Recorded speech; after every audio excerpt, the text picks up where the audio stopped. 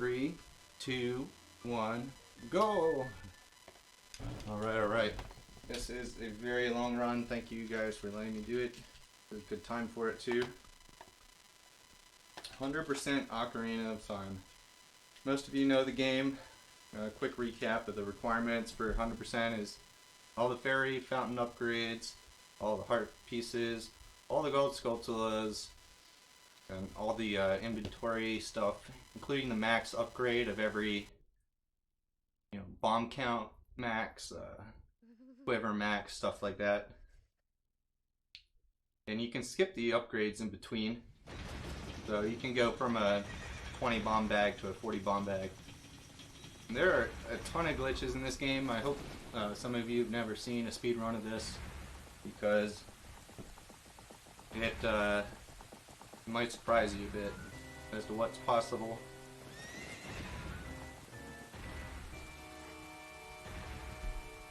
Yeah, this is gonna be a fun run. I'm gonna make it a little crazy. It's gonna be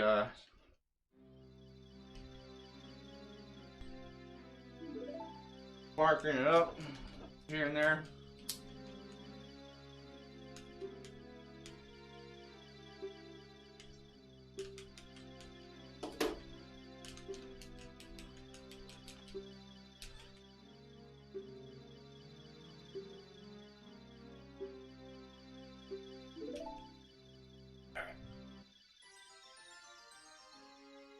I will narrate the whole thing when I'm playing for the most part, but whenever there are chances like this to just watch the game, let my voice rest, I will.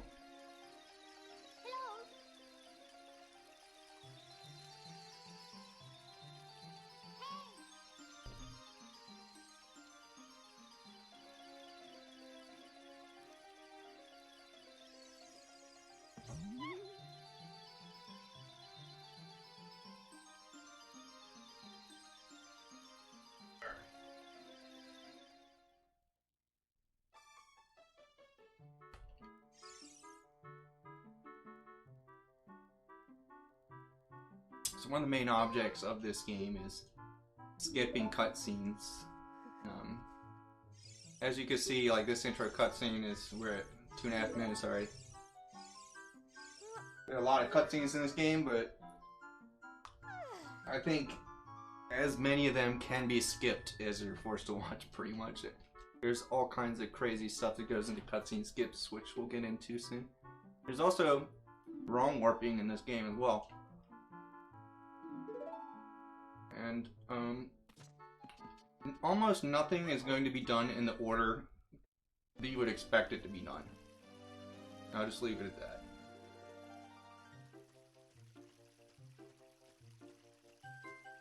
Titan.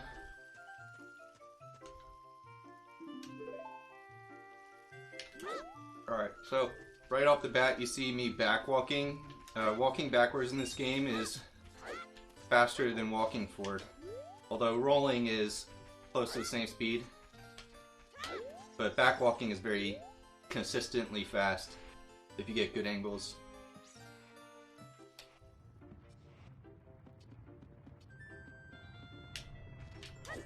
So what good would a Zelda game be without a sword? That's what we're gonna get. Hell yeah, one item gotten.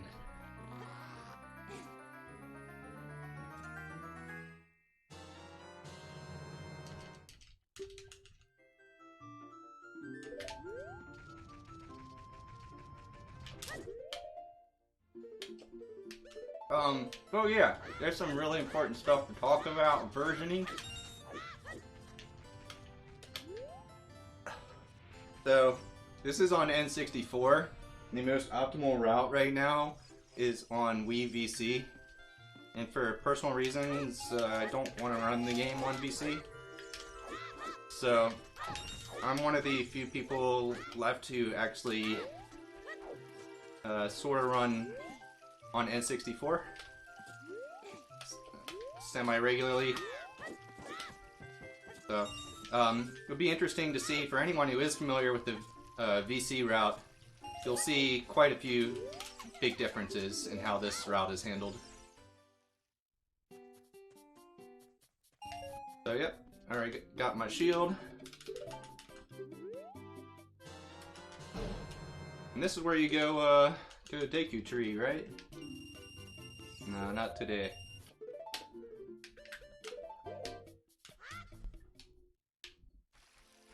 Alright, so first sequence break of the game already.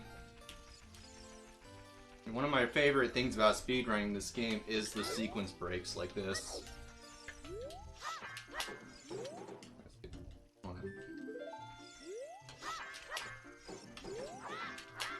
Come on.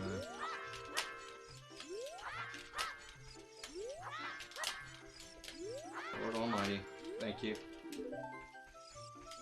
Hey, Dad. No. Alright, there we go. And so that lets you get out of the forest right away, which is great because before going to Deku Tree, there's one very important item I want to get first.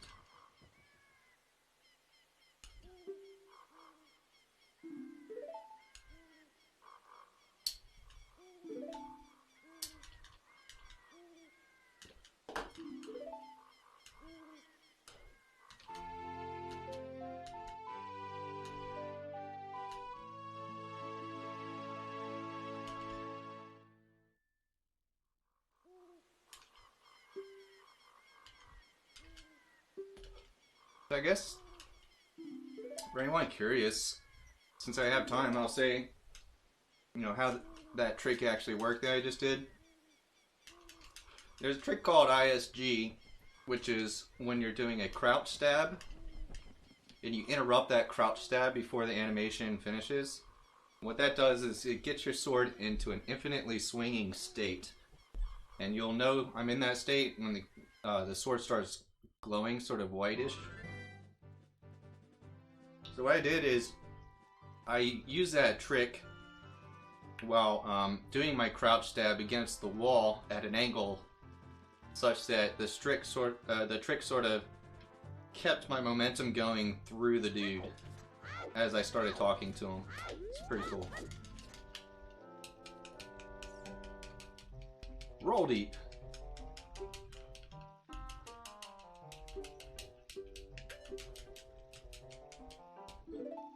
So yeah, like I said, I am only leaving the forest now really for one item, unless you count the Ocarina.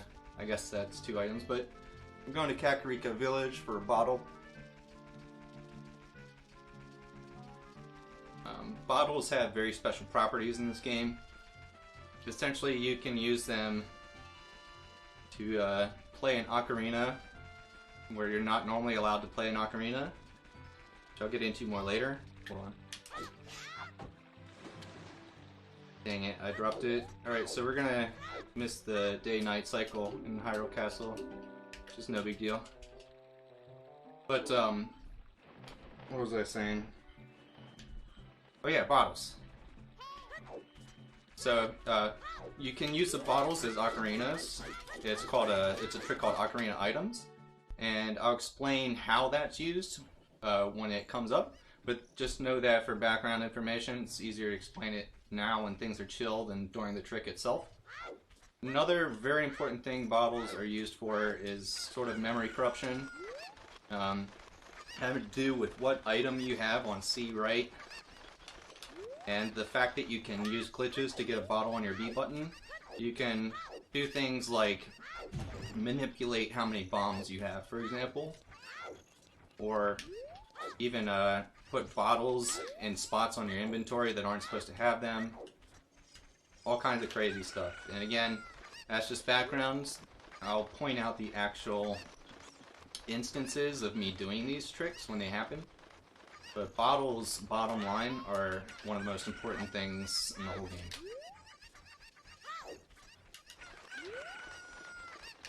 Hence, it's pretty much the first thing you do after you get a sword and shield.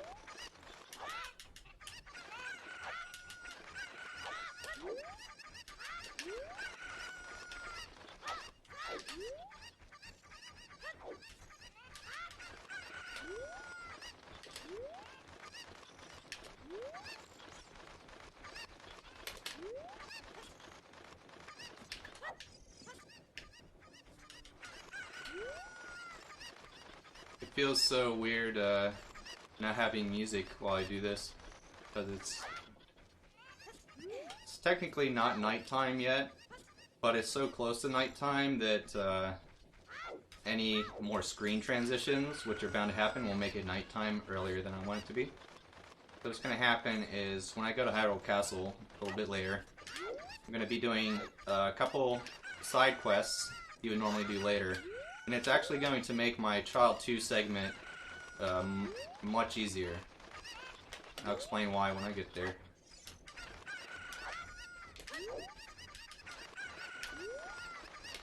Alright, there's the chickens.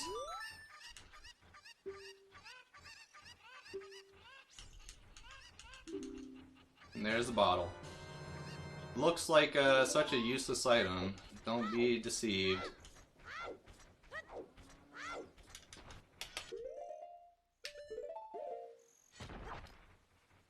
Hell man, even casually, I'll just say if you never played this game before, you need to straight up catch fairies in bottles to resurrect you. It's crucial. I used to be so like smug about it as a kid when I would like I would get 4 bottles and I would like have fairies in each bottles and I'd be like, ha ha ha, Ganon is nowhere near as powerful as I am now. And it's like, nowadays, it's just like, dude, everyone, like, kills Ganon without getting hit, so...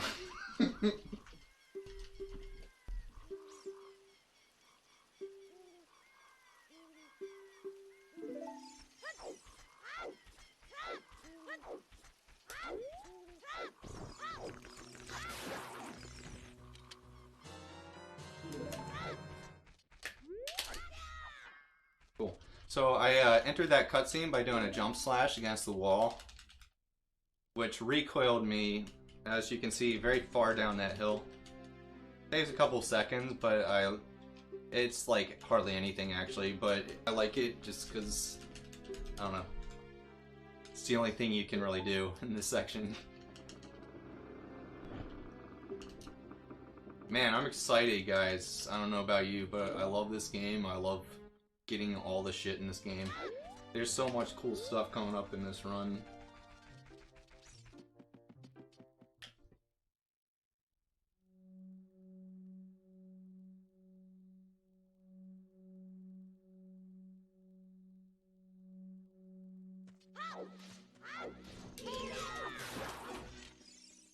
Get my nuts.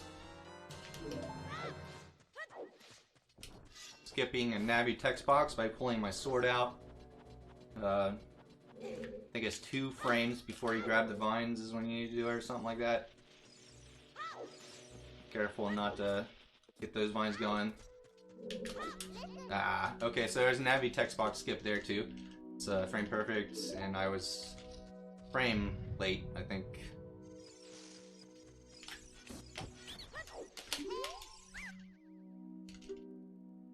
Audio is definitely good, right? I can make small adjustments because this game's got like little 10-second cutscenes all over the place.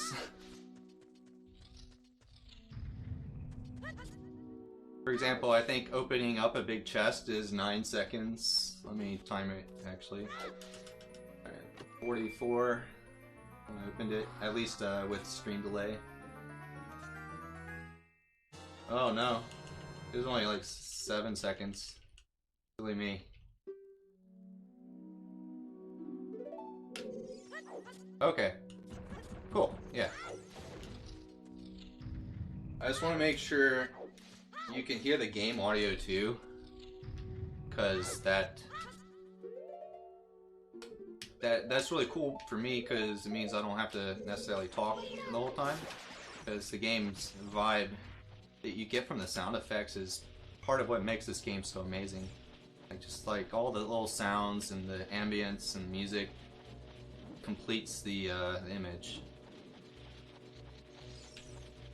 That was a little butt clench. Quite literally, if you ever had a spider that had like a skull for a body try to like get you in the ass? Cause that just happened to me, I can tell you. It was not pleasant.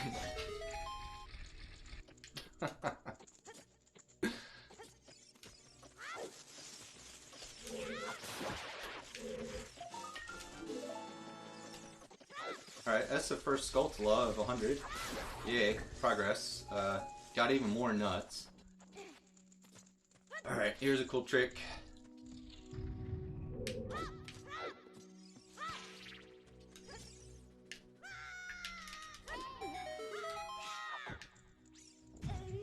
Alright, so that skips like the whole bottom half of the dungeon. Now I'm sliding backwards like a fool.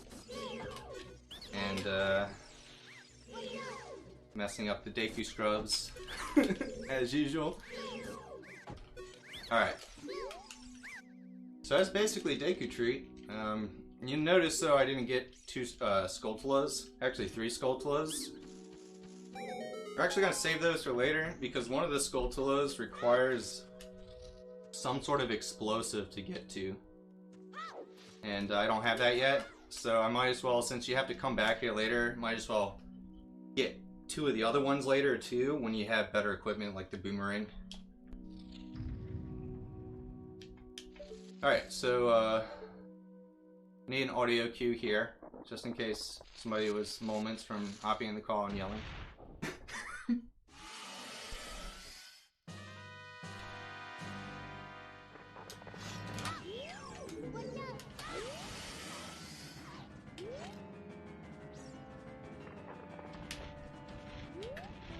Oh no. Alright, maybe... This looks good, I think. Let's see. No, fucked it up, I think. Let me make sure. Yeah, alright, that sucks. I was afraid of that. Alright, so now I have to kill the boss in a very particular way.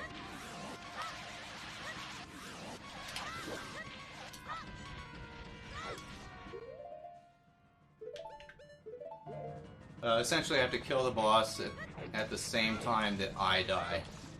For reasons that I'd rather try to explain after it happens. What? How did she hurt me, dude? Wow, dude. That's a bummer. She was stunned. I thought she couldn't hurt me yet. Oh well. Alright, so it takes like 2 seconds to get back to where I was.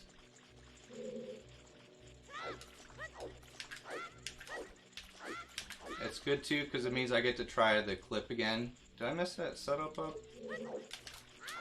Yeah, I did.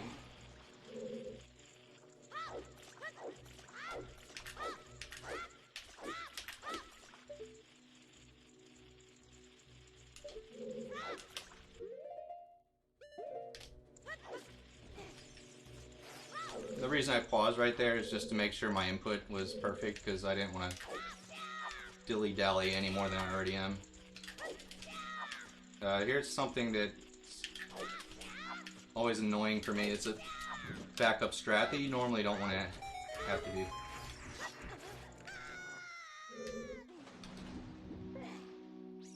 Alright, so good news is I get to try Goma clip again.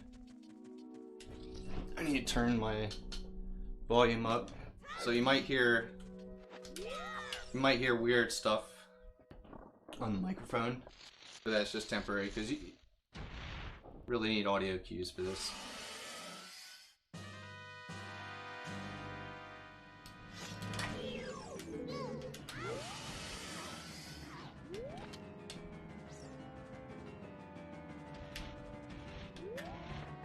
Alright, this will work. Pretty sure.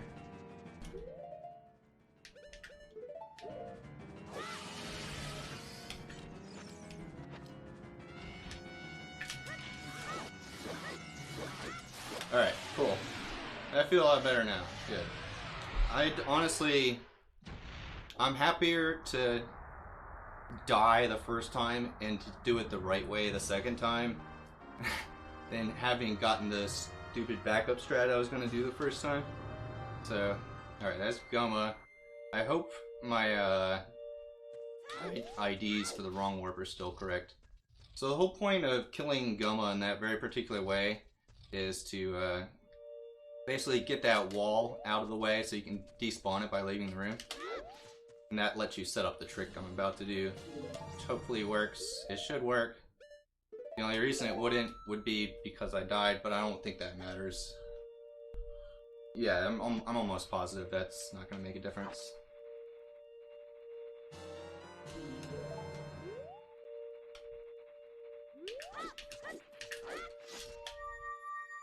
Alright, so this is Ocarina items, the bottle trick I mentioned earlier. And this is me leaving the room in a very particular way, which basically amounts to me opening that door frame perfectly, which takes you to Ganon Castle.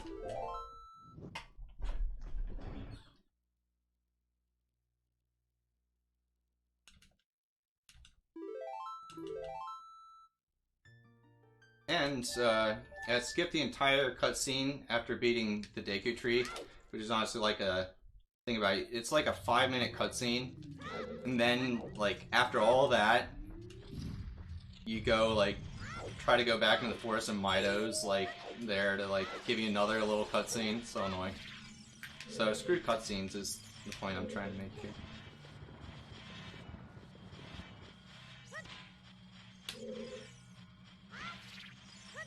Dude, this is so bad. Alright,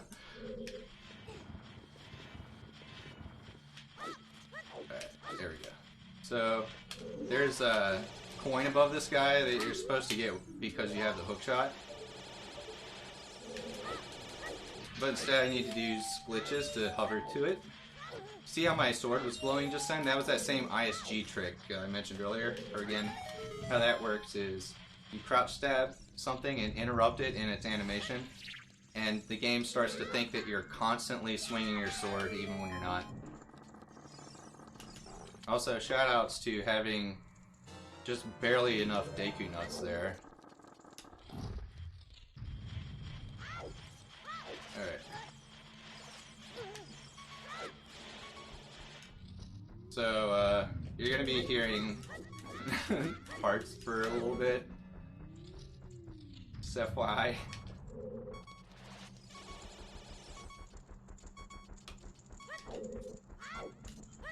So basically, you want to die on purpose pretty soon here. Alright. So I'm changing my route up because of time of day. It amounts to, it turns what would be like a 2-minute time loss if you just sat there and waited for it to become nighttime again, or daytime. But by going this way, you're knocking out some side quests that you normally have to do much later in the run, early. So it's not really as big a deal. In fact, it makes Child 2 much easier because you basically normally have to do this crazy ass. Hold on. Just making sure the spider doesn't straight up kill me. Essentially, the fact that I can do this whole egg thing with Malon right now instead of Child 2 means I no longer have to do some crazy inventory glitch shenanigans to do this side quest. Because normally I wouldn't get this egg until after I get Zelda's letter. And Zelda's letter is a higher item on the same list of items. So like getting the egg is like going backwards in your quest items. So you're just fucked. You can't ever go the other way, you know? With this, it's easy as pie. Alright, so I'm again getting ISG. See, glowing sword. It cut that sign down just by touching it. The sword's like a lightsaber now. It's pretty sick. And because I have that, I can very easily just climb out of bounds here. And it's probably going to be daytime almost exactly as I get to what's-his-face.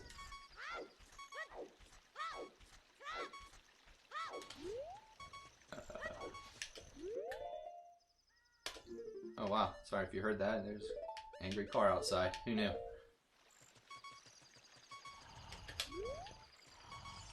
a little early. I wonder if that means I forgot something. I don't think so. I think it just meant I went faster than I normally would. But yeah, so I woke that guy up, which means the side quest involving him is now unlocked. Normally I'd have to unlock it by going backwards in the quest item, which requires having 2 Zelda's letters, is what it amounts to. Anyway, guards is fun.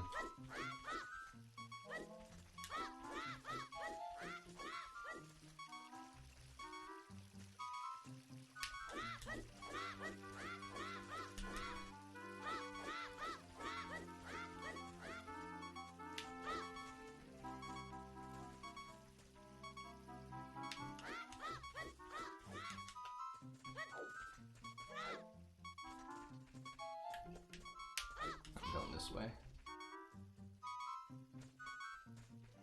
Alright, cool. That went really smoothly, which is good.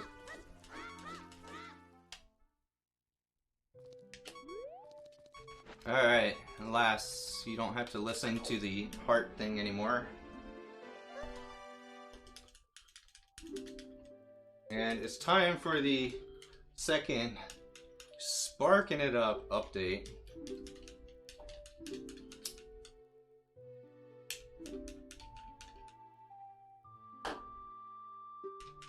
Howdy dude, anyone just joining us, welcome to the Rollin Deep Marathon.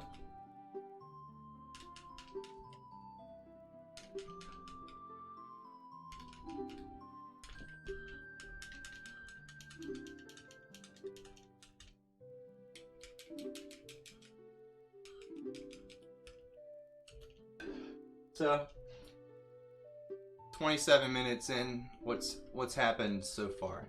So, Deku Tree, Kokiri Emerald, that's all done. Sword and Shield, Bottle, Bomb Chews, which is crazy to have at this point in the run. Ocarina. I have just 1 Gold Skulltula, I believe. No, 2 now, because I got that one in the tree. 1 heart container, no heart pieces yet. I think it's fun to, like, when I go through this game, I like to think about what I'm getting as I go, instead of just seeing the whole thing as a script that you have to do, as speedruns often can feel. With this, it's so satisfying to be, like, to see your, like, menu start, like, popping real fast. Like, it seems like nothing has really happened yet. But, like, the few items that you get early on are easy to underestimate. Yeah, the stick is required for the cutscene, in my opinion.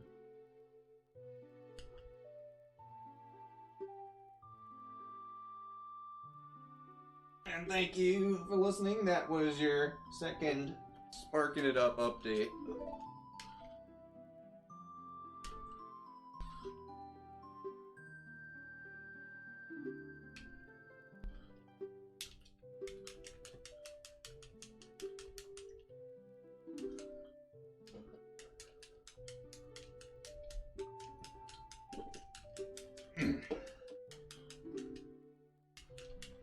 This is one of the longest cutscenes in the run.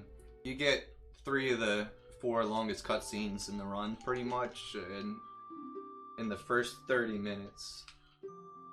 And I'm about, like, 5 minutes behind my typical run right now, so, like, yeah.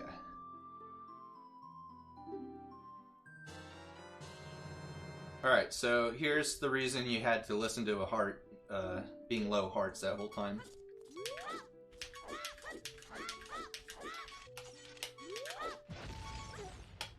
I wanted to die, and that requires half damage, which all explosives do. And I killed myself right as I got introduced to Impa, skipping her whole cutscene, which, thank God.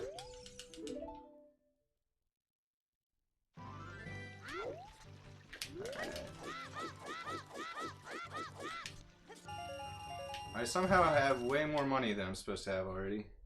I don't know what's up with that.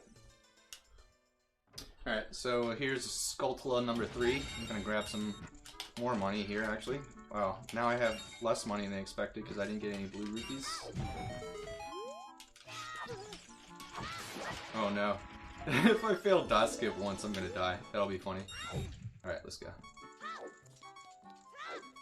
Alright, this is Skulltula number 3.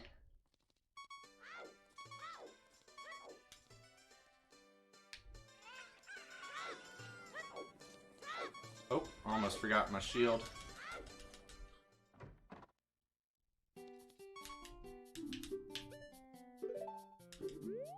So there's treasure chests that are really easy to get to that have that shield for free.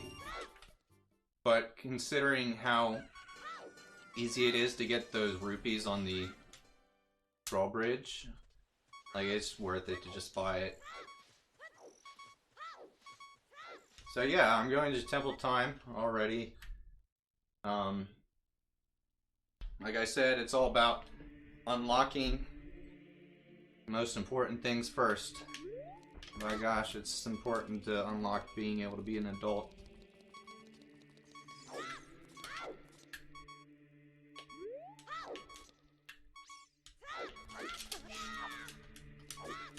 There we go.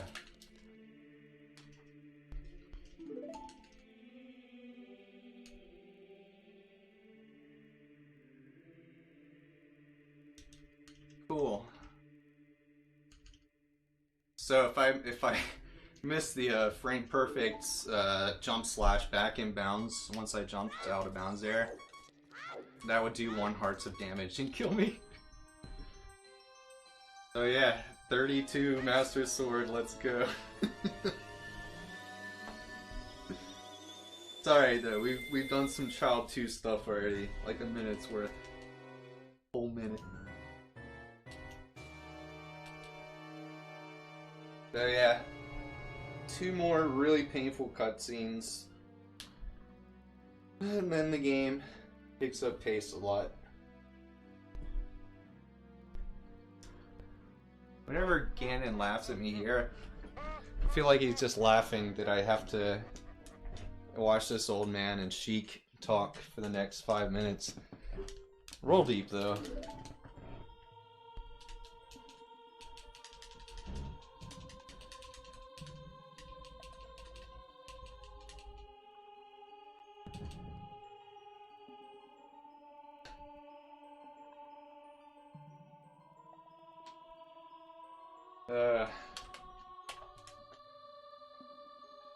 One thing I decided I'm gonna do too is during long cutscenes, I'm gonna just like wander around the room with the controller. Basically, because when you play this game for like 5 hours or more non-stop, that shit will fuck your like back and pelvis up so bad.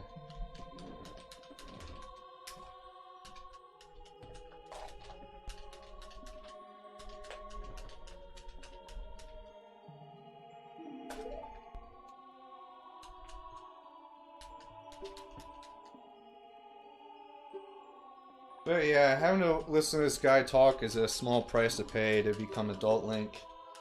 I enjoy the Adult Link parts of this game about 20,000 times more than the child portions. And that in a nutshell is why I very slightly prefer this game to Majora's Mask. Majora's Mask makes up for the no Adult Link in a lot of other cool ways. But Adult Link is the best. Like running around as Adult Link with bombs and hook shot, you can do some crazy shit. Yeah, the vast majority of crazy tricks that you can do in this game have like not even been shown yet. Even though we are like adult early with skipping cutscenes and shit. I wish we could skip this one though.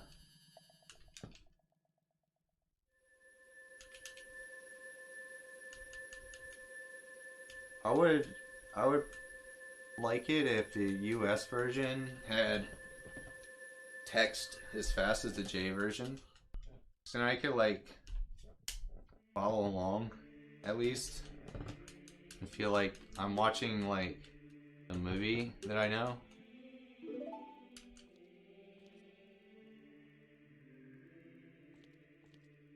But it's like, for the runner it's cool too, because it's like the ice, like icing the kicker. Get so hyped for the fun stuff that happens right away as an adult.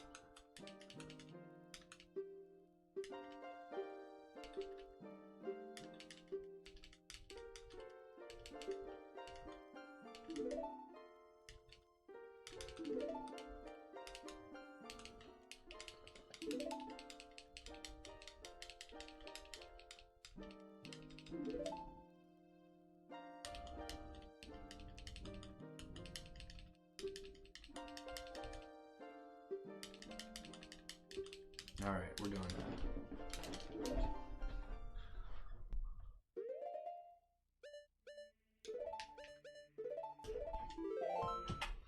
that. Alright, so the reason I saved and quit there, besides the fact that apparently I still had only one heart left, despite having 7 years to recover, Link still had the same number of hearts as I did at the end. But also the door of time is still closed. And I can't get through the door of time backwards as an adult. At least not equipped as I am. Unless I'm mistaken. But yeah, you don't want to be setting that up. It would be insanely hard, whatever it is.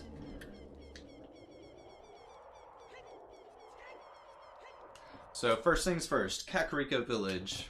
Why? Lots of things, but mainly hookshot. At least as far as my concerns. Also, oh yeah, hover boots. Those are slightly noteworthy.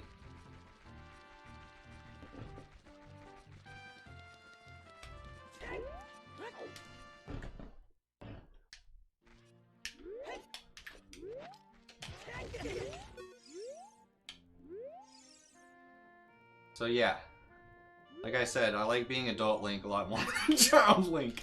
It's like as soon as you become adult, you get to do shit like that.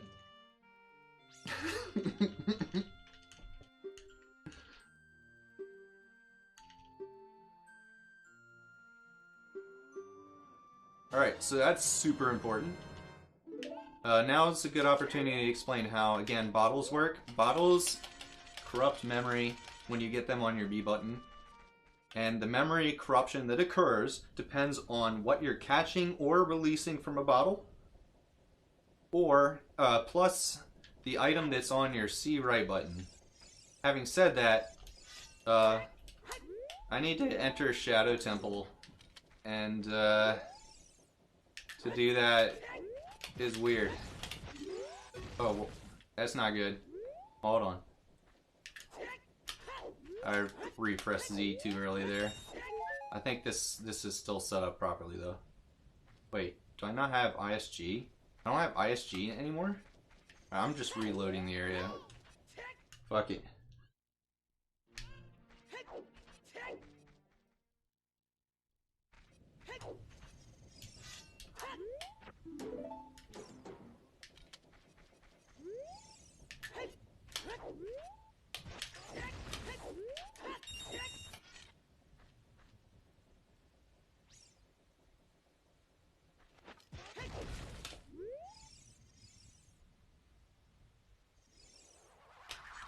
What? What? What happened? Did I release too early? I've never seen that before.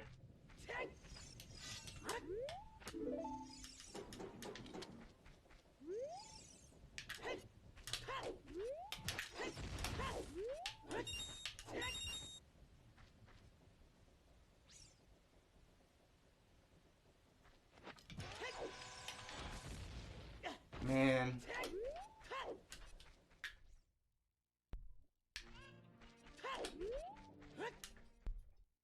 I miss the old version where you, well, I could actually, worst case, I could just go get the hook shot. But this trick normally isn't problem anymore.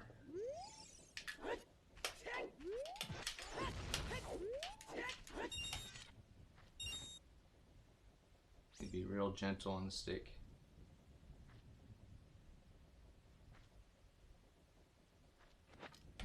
Damn it! Alright, sorry. The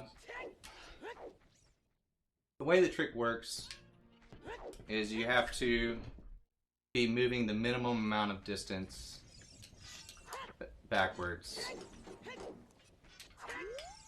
And my thumb is like cramping up on me.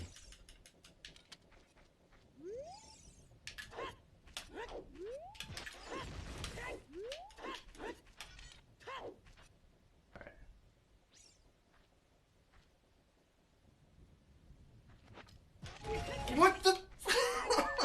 Alright, well, I need to change the route a little bit.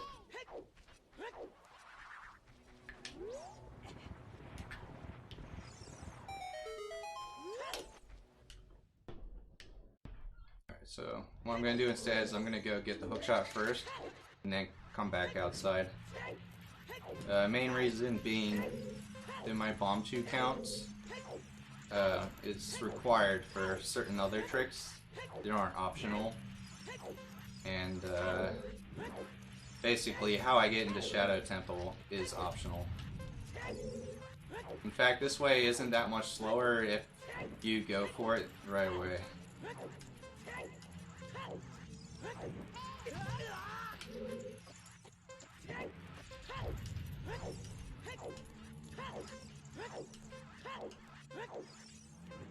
Oh my, this is quite the adventure, isn't it?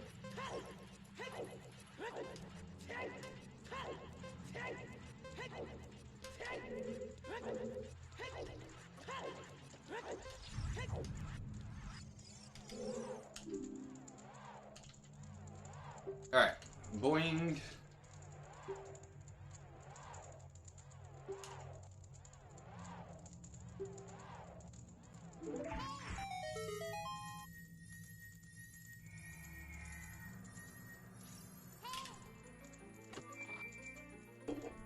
So yeah, hands down my favorite item in this game, dude. So good.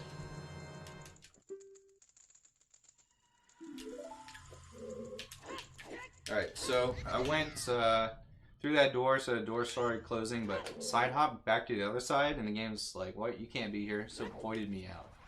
And I did that on purpose to get back here. I'm going to take the easy way into Shadow Temple. Although I haven't done it this way in a great many months. Should be pretty easy still.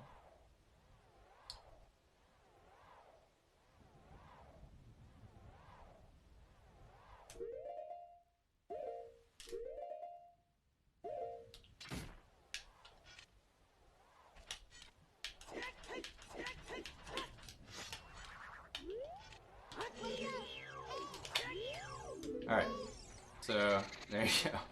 That's what was supposed to be done using the bomb chew in the bushes earlier. I'm really confused because, like, I'm pretty sure, like, I basically got the trick, like, on the second try. But something really weird happened, I don't know what. I'm gonna have to go look at the VOD later to understand really what that is. And you'll notice that it happens a lot in this game, like, something will go wrong that, like, you just never fucking knew could go wrong before. Shit happens all the time. Anyway, so I am sort of out of bounds right now, and I'm going to... Dude, just face the right direction, for the love of God. I don't know what is wrong with me right now. There we go. Basically, I jumped over the loading trigger that would have made everything in that room load. It's like a solid object besides walls and ground. Please. But yeah, getting the hookshot first and getting in that way conserves a shitload of bomb chews, because without the hookshot you would also have to actually use a bomb chew to get across that first gap in Shadow. You would essentially use the bomb chew to launch you backwards with the explosion and a backflip, called a mega flip. You'll see a bunch of those later, but I'm kind of happy I don't have to do one right now. Alright, so hitting that guy right before he goes underground, there's like a split second where he becomes vulnerable again. And voila! Hover boots. Also a very, very good item. The only adult Link can use.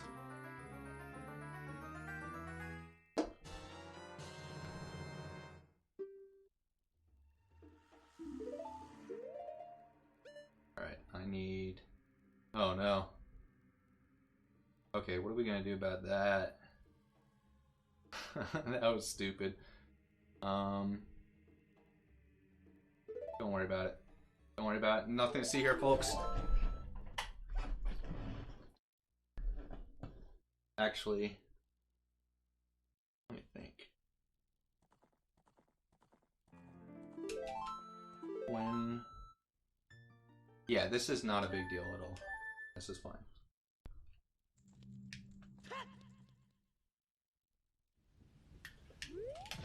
Alright, so that bomb chew is going to help with something really stupid.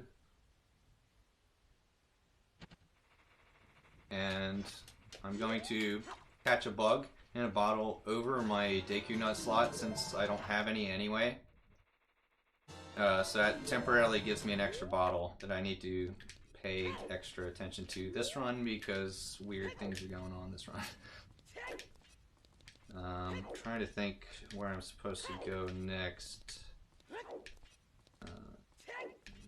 Go forward or backwards.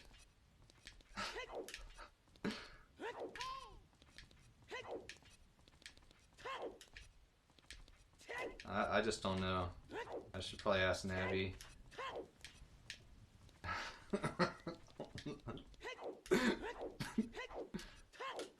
Alright. Haha, it was a trick. I was going backwards and forwards on purpose. All part of my master plan, all along. Just like having to chase this bat down. Alright.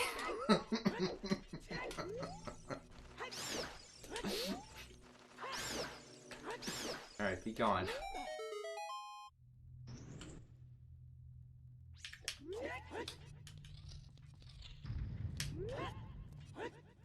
Man, we got, like, if I've learned anything this run, you gotta be, we gotta space out those, sparking it up updates a little more.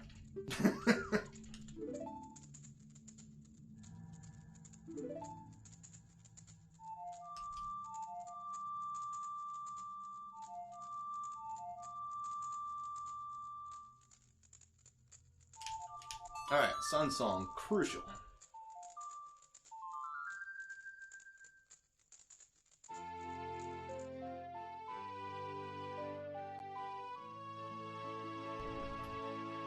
So, just curious if any marathon staff are around. When are the incentives closed? And where are we at now? Anything new?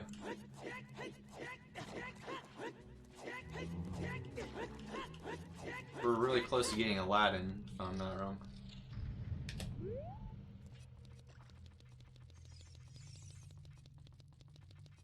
Whew.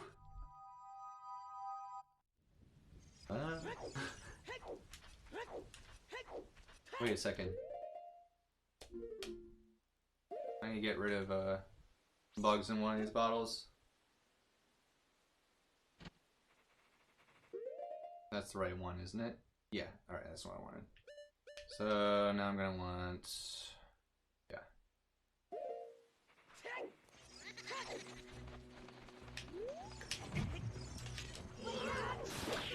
That's a little too far away to do the cool trick there.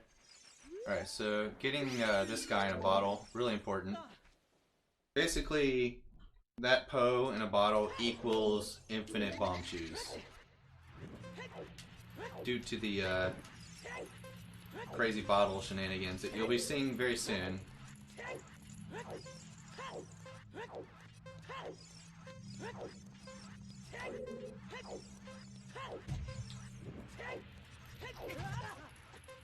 Come on. Getting trolled. So you do have to race this guy twice, once for the heart piece. In fact, I think this might be the first heart piece I get, which is kind of surprising.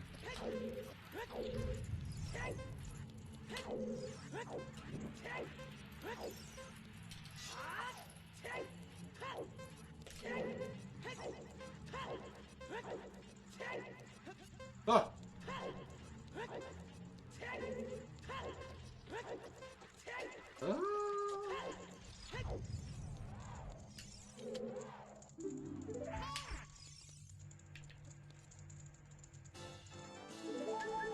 Yeah, I like to do Star Fox because that's... I don't know what the hell would happen if we did that. Oh no, dude, I didn't mean to do that. It's not a big deal, it's just a waste of time.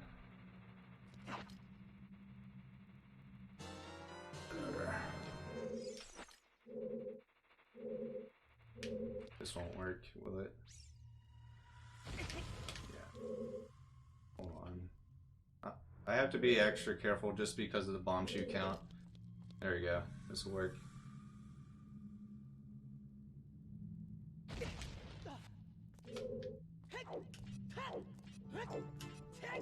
Alright, 4 bomb shoes equals mandatory safety here. Alright, so now starts the bottle shenanigans. See, I have that egg on C, right? Well, that egg has a special value in memory. Using that value in memory, I'm going to catch something on my B button. And that's going to have weird effects, which you'll soon see.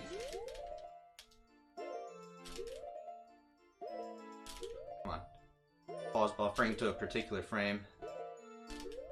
And I'm being overly cautious. There we go. Alright, so now I have a bug bottle on my B button. So what the game is saying right now is, oh, bug bottle on B button. What's on the C right button? Oh, egg. Okay, well, bug plus egg, well, that obviously means something very important.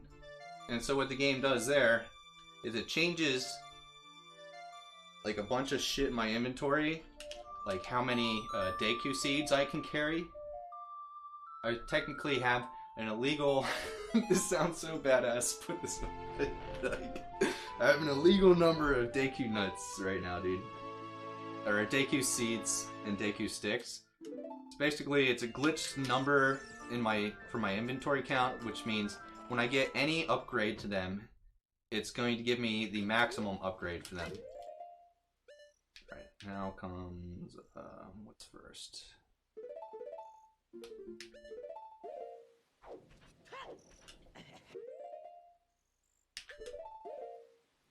As if you saw there on the menu, I had a silver quiver. That's one of the impacts of having doing that egg thing. So now I am telling the game bottle on C right. So that value. Dude, where's my fuck ass fairy?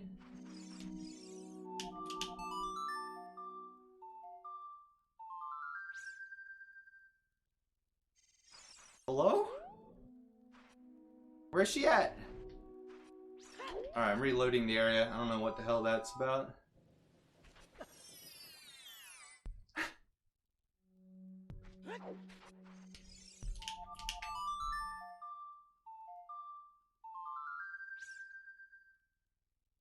There we go. I don't know what... Yeah, that was so weird. But anyway, now I'm saying to the game, bottle, empty bottle on C right, plus fairy equals, now I have another bottle in my inventory with a fairy in it. Now I'm saying hookshot plus catch fish equals have fish bottle in my ice arrow slot. And there's some rupees.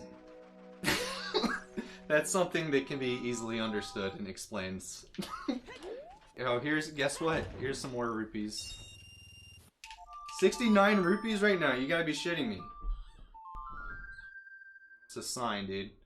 Alright, so now it's daytime, and I no longer have an egg in my inventory. I have Dr. Chicken. That's Dr. Chicken right there. And with Dr. Chicken plus drop fish equals have a bigger wallet, have the gold scale, and other things I can't remember right now.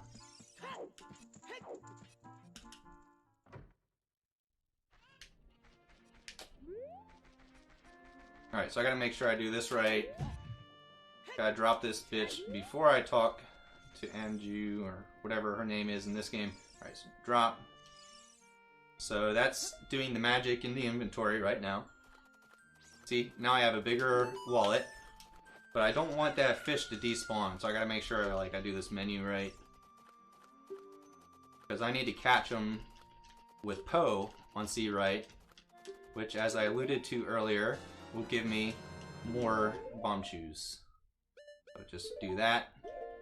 Press B. Now I have, I think, 29 bomb shoes. 25. Yeah, 25. Alright. So, that bottle there, I think that's going to work out quite well.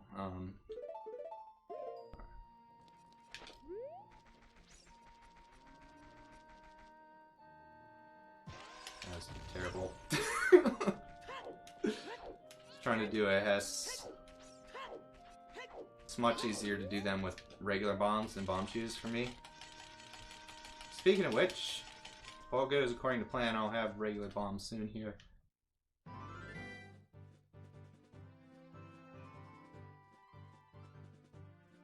Dude, the game's so confusing, but like that's the easiest way to explain it. Like that's essentially what's going on. Catch fish plus chicken on C right equals, add these two values together somewhere in the fucking game's memory.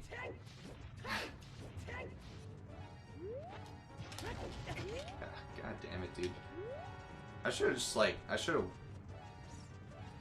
warmed up my thumbs.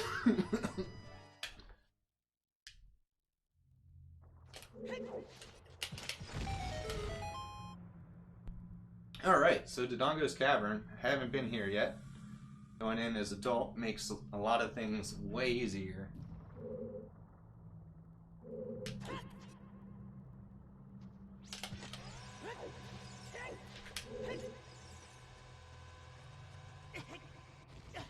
Alright, just blowing up that wall for later. More later than you might think. And for some reason I want to die again. God damn it.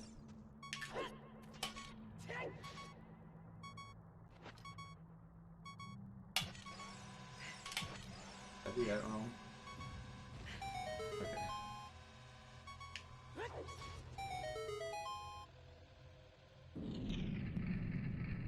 Alright, so now is a pretty big moment. Because I think if I don't get this trick, I might have to load a save pretty far back, so.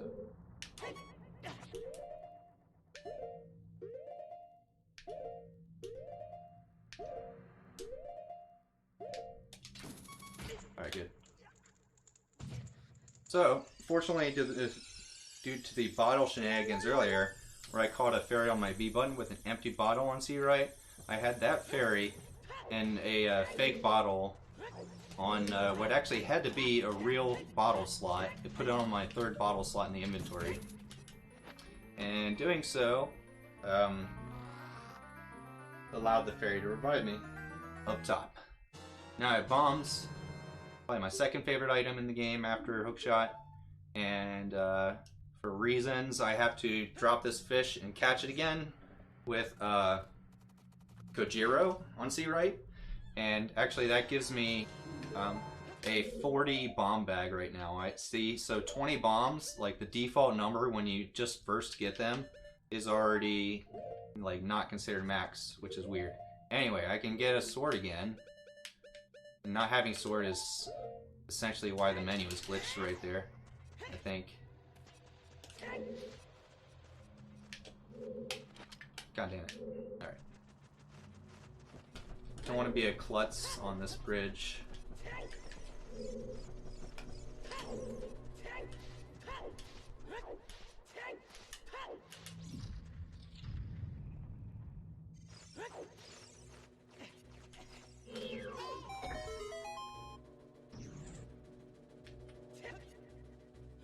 So essentially going through the dungeon backwards now, starting with the bombs, which is pretty cool. And as an adult, you can get some of these hook shots really, Skulltulas really easily. Especially since I can get to the top of the staircase now without having to blow it up, which means it's higher up than it normally would be, giving you access to that guy. Also, still 69 rupees hype.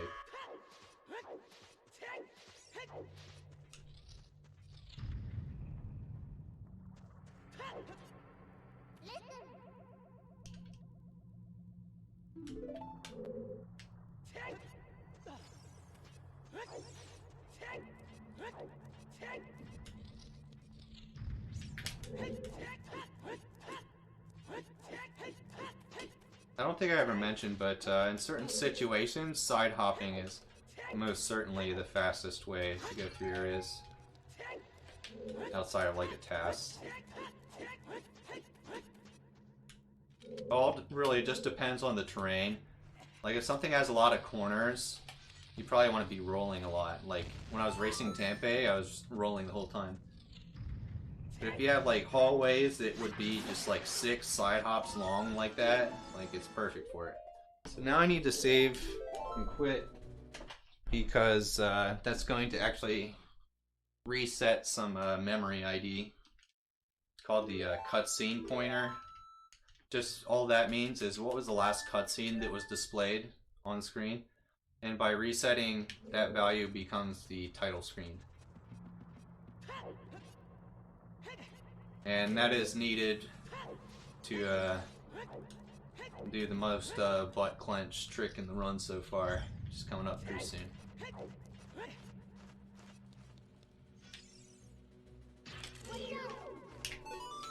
Alright, so talking to Navi on the same frame that you hit that switch makes the door stay open long. Saves quite a bit.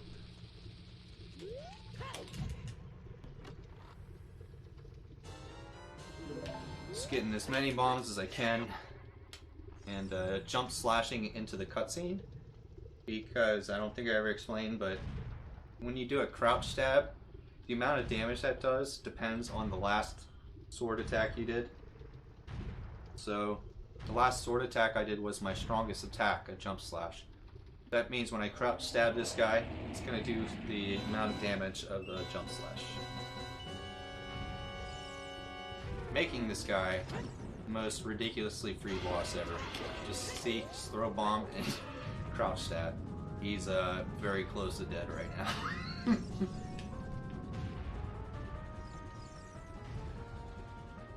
Hi. Bye.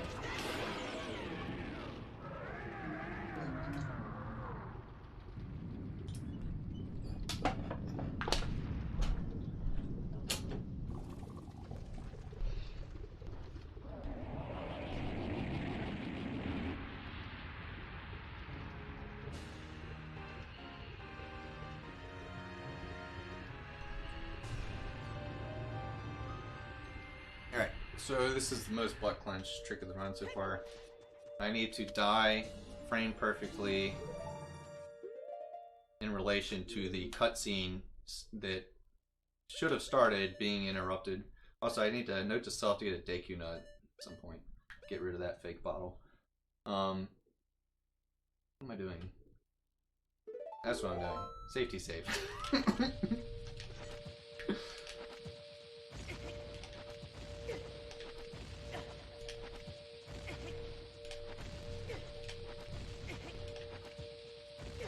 Alright, so just getting myself on the brink of extinction here.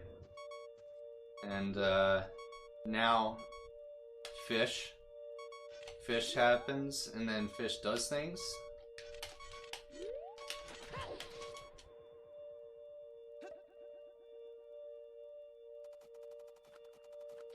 Hey, fish. Alright, watch the bomb. That's the second fast black flash. I need the third. That's the third red. That's the third black. So now I need to start buffering a Z input. Oh, that's the early one. Shit, I hope I get this. Ah, yes! Suck my dick, game. Suck my dick.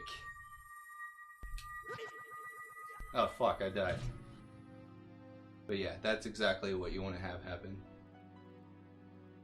So that was a frame perfect death. And that corrupts where the game sends me. So now I'm in Gerudo Training Ground, all the way out in the desert, opposite end of the entire game. It's pretty cool. I like that wrong warp so much because it's like, it's so unexpected. Like, I would think that that's about to happen.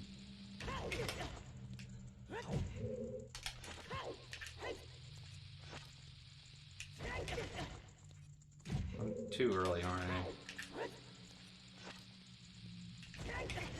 There we go. Alright, it's called Weird Shot. One of the reasons I like hook shot so much in this game. Dude, I wasn't supposed to... Not a huge deal. Alright, so now I have ice arrows though. That's pretty hype. Normally those are a pain in the ass to get. And now I'm going to equip that. And... Fuck. Think. There. Alright, looks good. Wait, doesn't look good. How did Poe get on? What? There we go.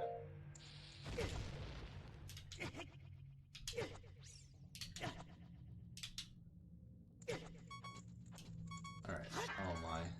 Please don't mess this up. There we go. Didn't want him wasting bomb shoes. So yeah, now I'm dead. So, as exciting as it was to magically get transported to Gerudo Training Ground, in this route, the fastest thing is to basically go back here now. And do note that in going to Gerudo Training Ground, I also skipped the entire cutscene. God damn it, dude. Why am I... Like, my thumbs are just, like, uptight tonight. I won't do the subtle stuff very well.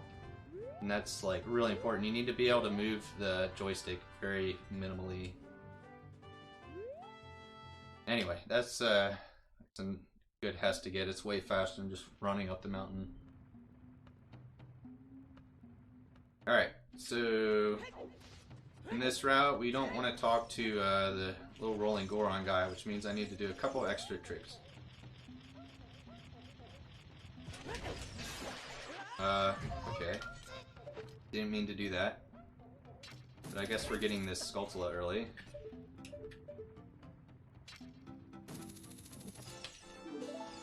Alright, so I need to get back up top.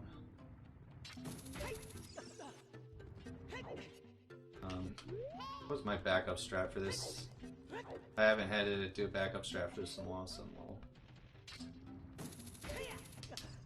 thought that would do it.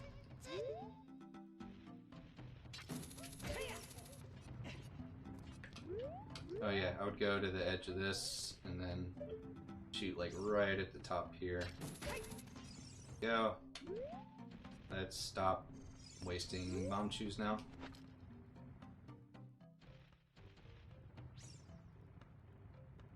Alright, good. So I'm doing what's called a mega flip. It's like an extra long back flip. What?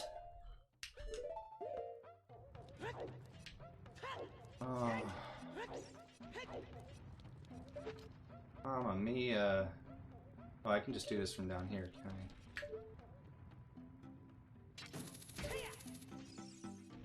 Dude, get your angle right. That's gotta be right.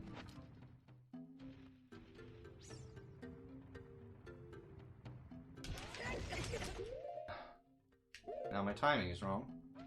And we're back to bottom. Oh my god, this is hilarious. By hilarious, I mean I'm dying inside.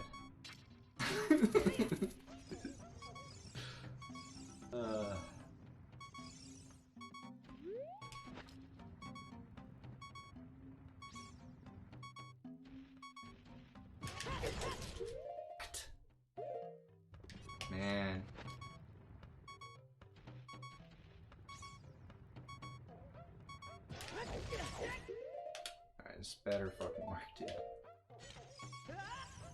What? Oh my.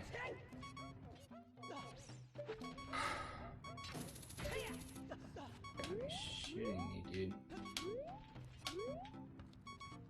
Oh man. I want to just like redo this whole run.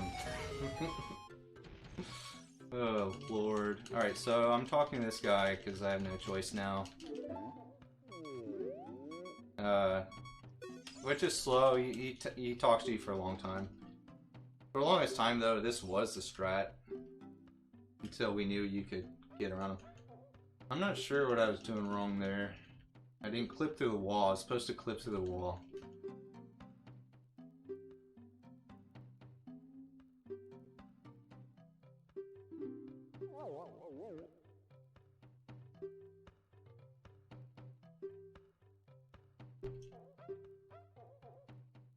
But this guy is cool. His name is Roll Deep too. Normally you wouldn't get to find that out. Some special lore for you. And it also means that I get to open Darunia's door legit, which is useful, to say the least.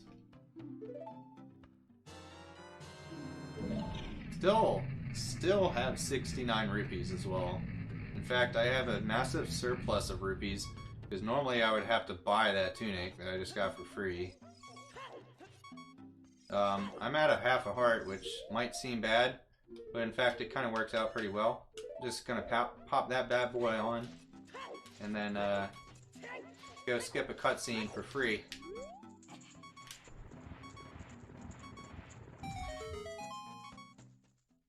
Wish my bomb chew count were a little better.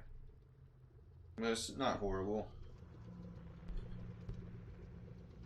Alright, so I want to learn the Bolero of Fire. Sheik wants to teach it to me, but here's my problem. Sheik talks too long. So I'm just going to blow myself up into the cutscene. And now I have the song. And safety safe, because I'm really done tonight. Alright, so now get magic and start visiting the fairy fountains. I could have gotten into the double defense fountain just now, but just FYI, you can't make use of that one until you visit the fairy on top of the mountain first.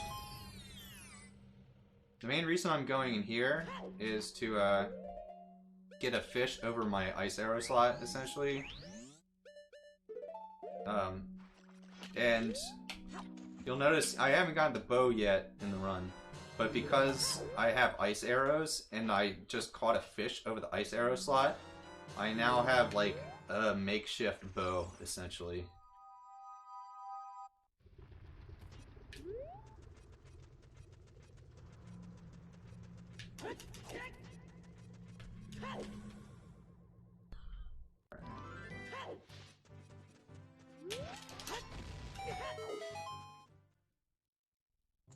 So yeah, first fairy. Get used to seeing these ladies.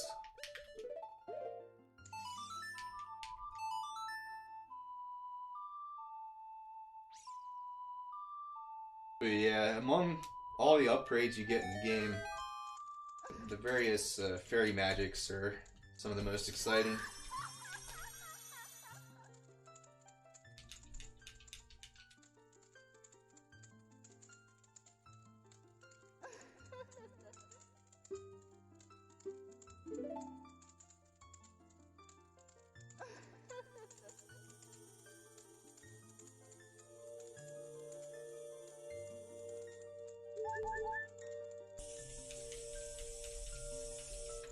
So this is an interesting point in the run. You just look at it on the surface, it's like starting to get towards a quarter of the way to the estimate, and it doesn't seem like that much has happened. I haven't gotten that many gold Skulltulas yet, I haven't gotten many heart pieces yet, but it's all about the preparation for all that stuff. We're getting all these various warp songs, magic, which unlocks all the other fairy upgrades, all the various types of explosives. I was supposed to actually play that to exit the fairy fountain, I think. Doesn't matter. But yeah, it looks close to night, but I'm pretty sure I would have gotten down here and it would have been night for a couple more seconds. Just need to grab this Skulltula. You can touch it through the rock if you backflip into it from the top like that. Just because hitboxes are weird.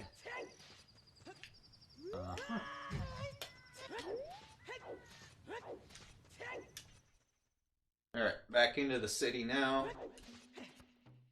And on to the woods.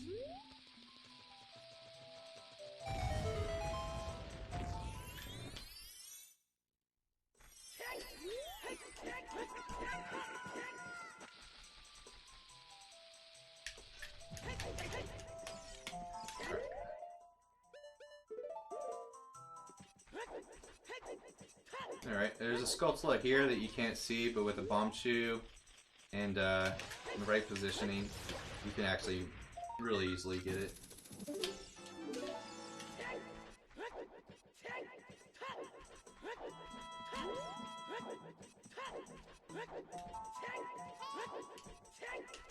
Alright, so one of the biggest differences between the VC version of this speedrun and the N64 version, which is what I'm doing, is in VC you can duplicate this upgrade and get the max upgrade for the nuts right here now.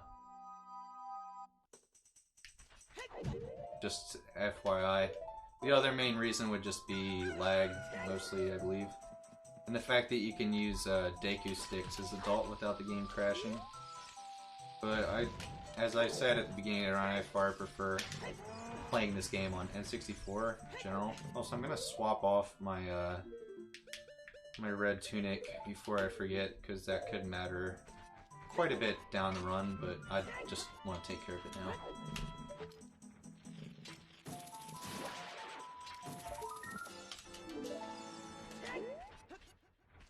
Just because, like, I might forget that I'm wearing the red tunic. Alright, so now I need to sort of do the same thing I did to learn the bolero. I want to learn the minuet, but, like, not watch the cutscene.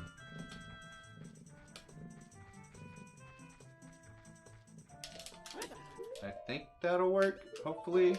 Fingers crossed. Please, please, please, please, please, please, please, please, please, please, please, please. Yes! Okay. So you saw the cutscene started right before I voided out. That means I have the song. I'm so excited I'm just gonna, like, shuffle forward, like, for no reason. Alright, now let's shuffle backwards. Come on. Just trying to get past Mido, because you can't get past him from the other side without some sort of speed. But yeah, after all that, again, it's just unlocking warp songs, man. Unlocking warp songs.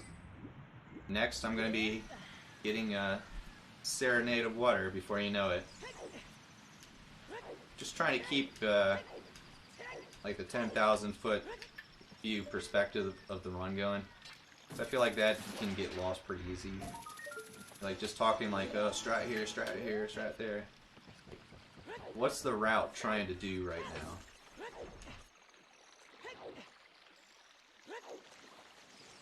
Yeah, thanks, Joe.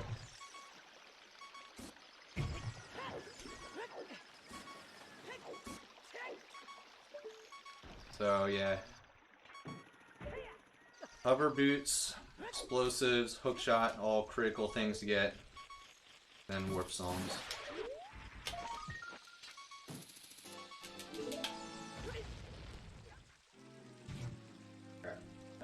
Death War Pipe.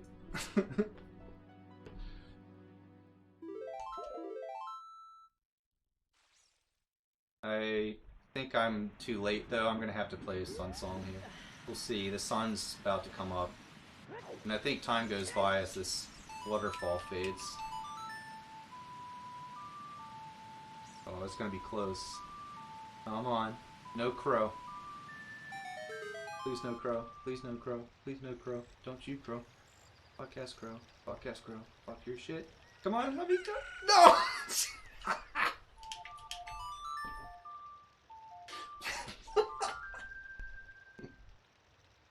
I hate that crow, dude. Yeah, man, wolf it up, son. Alright, let's go. Zora's Domain. First time seeing this place, and it's already frozen. Not much to do here. Where... that's what I get for reading chat. Actually, take this opportunity to... Where is it? There it is. Get my nuts back, dude. I had a bottle in my nut slot still, and you can't finish the game like that. Alright, so I'm gonna pull my chicken out and look at the guy when he's frozen, and what that means is he's not gonna be frozen later, because pulling out the chicken was just that hot.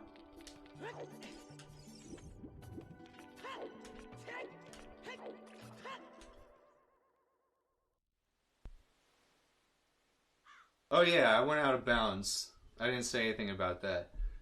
It's really easy. That's probably the easiest out of bounds in the whole game. Anybody could do it. Let me know if anyone wants me to explain it. God damn it, why am I going forward? Right. No!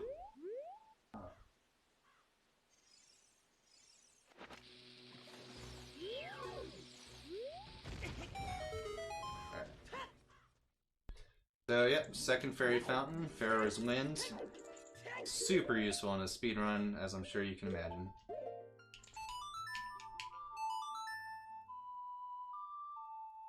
I think it's time for another Sparking It Up update.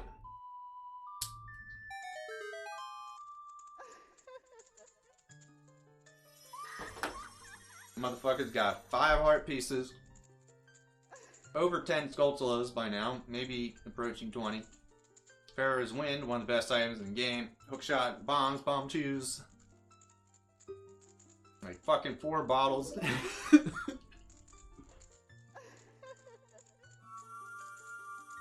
But as far as dungeons and medallions and stuff, all I have is the Deku shit and the Goron thing. Those are the technical names.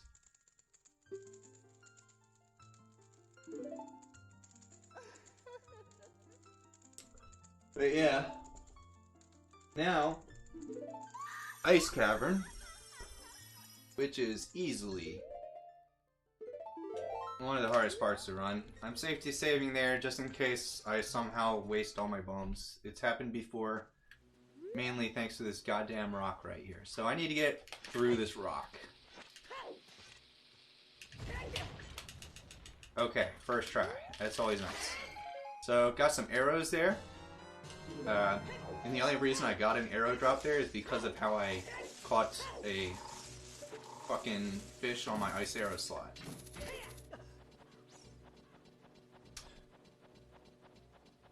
So that trick where I went through the rock is called a ground clip.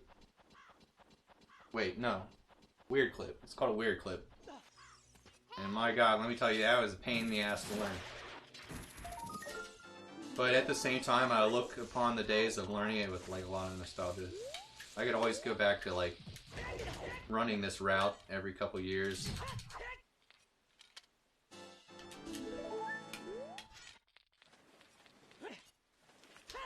Go, go, go, go. What? That was some trash.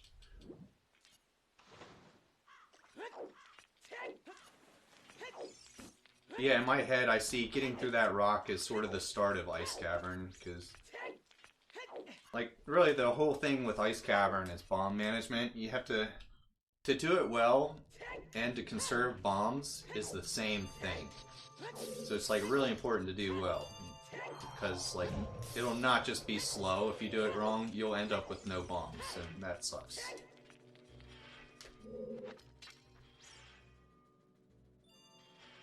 Speaking of which, I hope you guys are hyped for some Zelda 1 tomorrow, because I tell you, some people are going to be running out of a bomb or two there. Just once or twice, maybe. Just once or twice, maybe a key here and there. Maybe a random ass rock that you blow up that you would never suspect here and there, you know. Alright, so this part's cool. I clipped through that ice because I was moving at very high speeds backwards, and it had to be a certain angle too.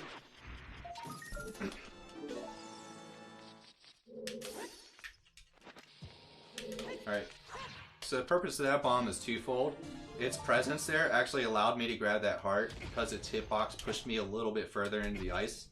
Also, I want to damage myself down because, yet again, I need to die and do something else at the same time. Also, this is one of the most exciting tricks in the game. If I get it, I'm gonna shit my pants. No, I lost it. It's fine. It's better to lose it than to fail it in such a way that I void out. Alright, so now I need to get through that ice. The easiest way to get through that is to just come over here, break those two stalactites, come over here, poke the wall, and as soon as you start going backwards, put your hover boots on, and hold the opposite direction of the direction that you want to get thrusted towards. So down right in that situation made the hover boot send me up left. Alright, so normally not supposed to have hover boots to do this room. So the strats that you see here are quite different than what you would see in Glitchless tomorrow if that incentive gets met. I'm fucked. Yep, I know I was gonna target him. Stupid bat. Oh, good thing I didn't touch him, like, so I don't want those hearts. It would be bad if I touched those. Kinda like that. Kinda like that.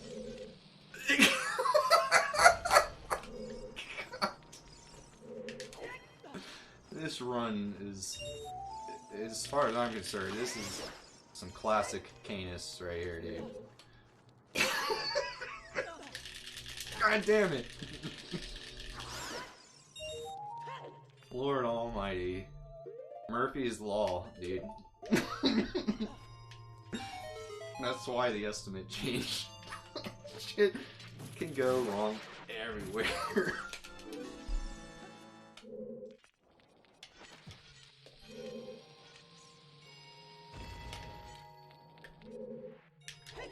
Alright, so that right there is called a ground jump. You can sort of just do like a straight up into the air jump.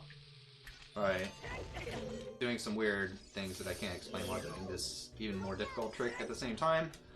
So this boss though, you'll like this. He's hard. Oh no, he almost got me.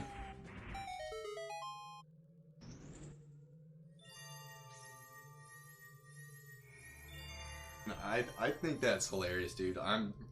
I'm happy deep down that that I fucking ate my own words with the stupid hard drop. Alright, please don't fuck this up.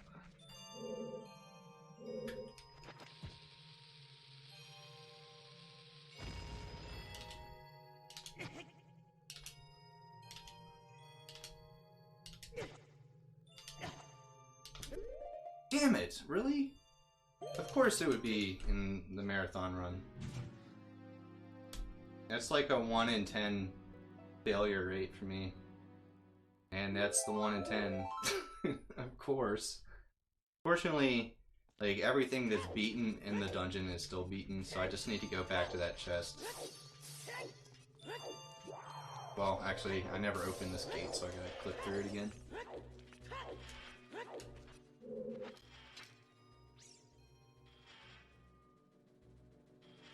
Hope this works.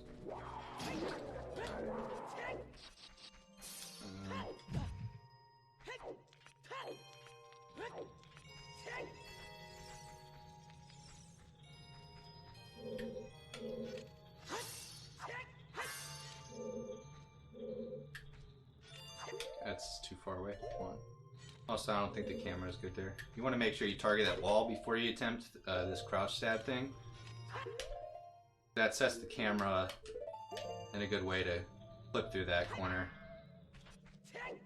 So from here, I think I can put that back on. I'm actually gonna, since I failed the trick, I don't want it to happen again. I'm gonna bust out Thur's Wind. so if I fail it again, I'll just be immediately back in the room. That'll save bombs every time, too. Getting close to part of the run where I don't have to worry about bombs quite as much, which will be good, but I gotta be careful nonetheless. Come on. Alright, good. Alright, so by doing this, it's really important that I die when I open this treasure chest, because the time lost from having to like do all that shit is like still less time loss than having to watch the cutscene after this.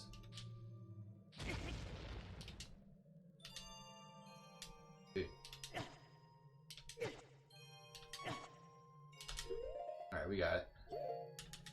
Alright, so yeah, it's frame perfect. It's not that hard though, because you can hit one of two buttons on the frame, so you can just like kind of hit both buttons very slightly staggered, and that tends to get it. But yeah, that's good. Alright, so I'm gonna take that off before I forget, and safety save here. Because those 8 bombs, I'm basically in a situation where if I fail the next trick involving bombs enough times, it's worth it to reset to get bombs again.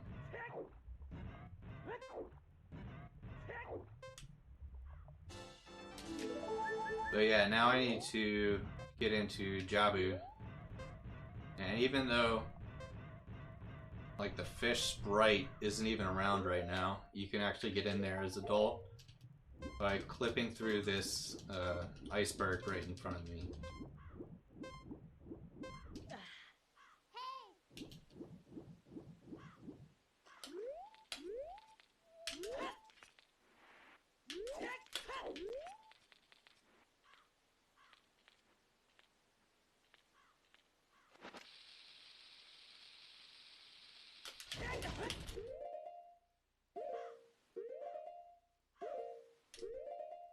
That's not it, is it?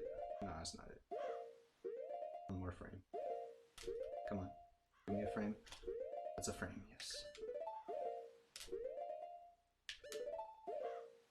Alright, first try. Good.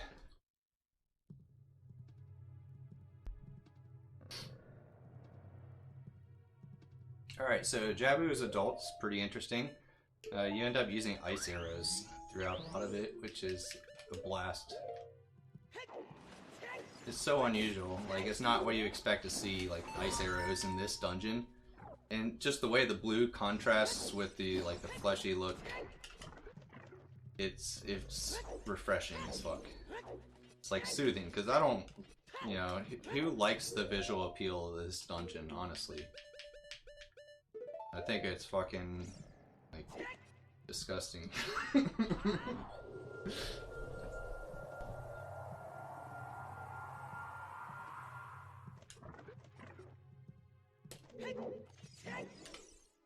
Alright, meet Fish Lady. She, like me, has the ability to grow up 7 years in the space of 30 minutes. We'll be meeting her again as an adult very soon.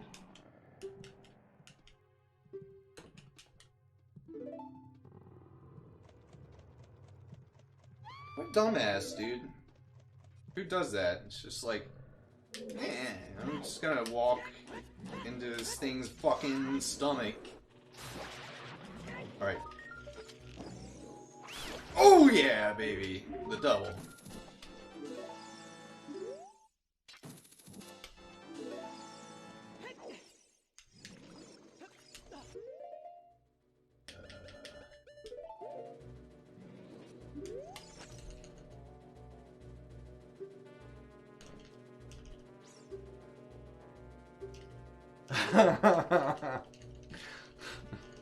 That's a good one.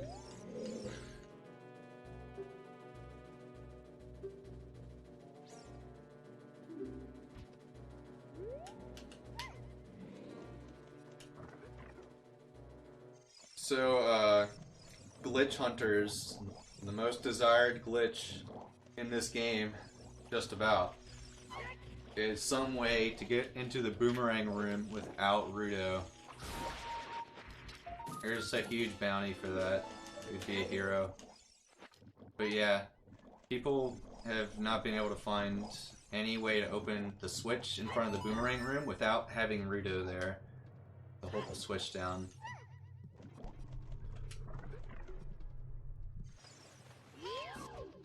Alright, so unfortunately I have to get rid of the rest of my ice magic, because that allows the ice arrow slot to now function as a regular ass bow, which again I don't have yet, except really I do now. And that's going to let me do Water Temple before Forest Temple.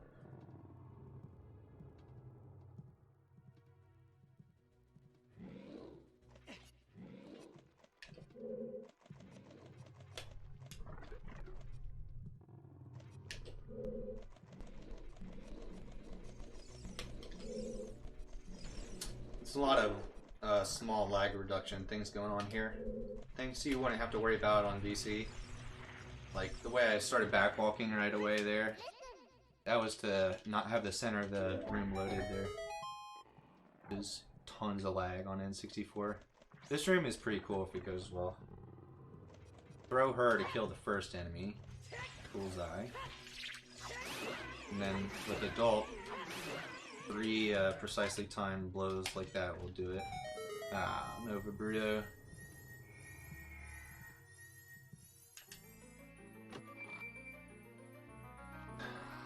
So one really weird thing that happens a lot in this speedrun route in particular is there's a lot of dungeons that you start and you do like almost all of it only to bail out like out of nowhere. So that's gonna happen right now. I am going to Lake Hylia because screw this place. And hopefully I will be able to clip into Water Temple in a really cool way that I recently learned. If not, it's no big deal. Because yeah, I can just enter with the hook shot still.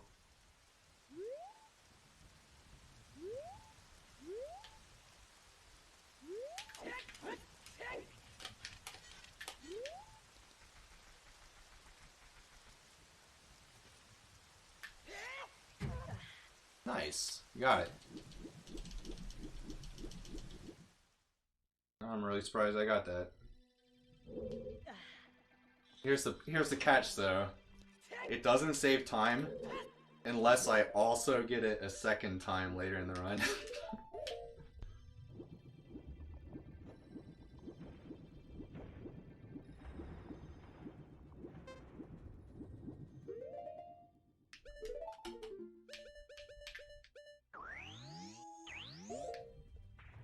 God damn it, it's too soon to do that. Too soon, bro. Right. So yeah, Rudo's an adult now.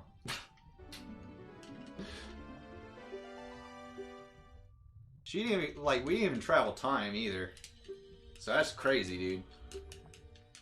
Those fish. Fish people grow up so fast these days, I swear.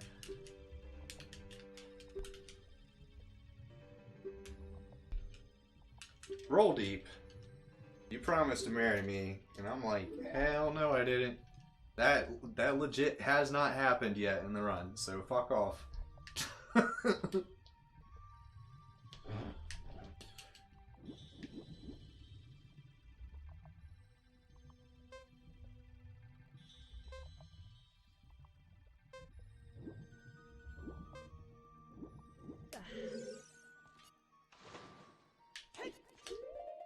Just in case.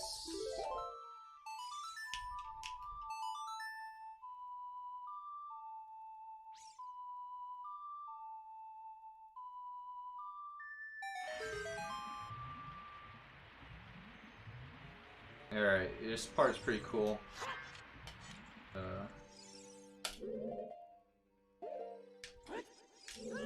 That pause allowed me to do a side hop without having to press the Z button. And the reason why that's important is that means I could then press Z button in the middle of a side hop that's already going to get more effects of a Z button press, such as shifting your momentum slightly towards the wall that you're targeting. Just enough to get to that ledge. So I always thought that was like one of the cooler tricks.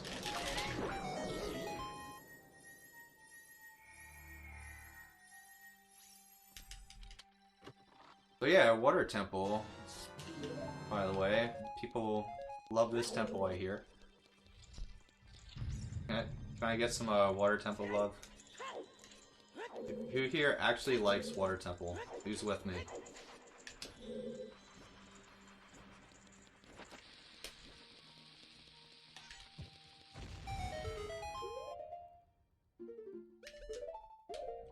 I have a feeling I might be alone on that one. Alright, oh, I should have gotten hookshot out there. Oh, yeah, let's get the fish. That's a good call. Alright, oh, I just realized something. That time earlier, when I got a nut in Zora's Fountain, I didn't have to do that. So I had just gotten the 30-day nut upgrade in the forest.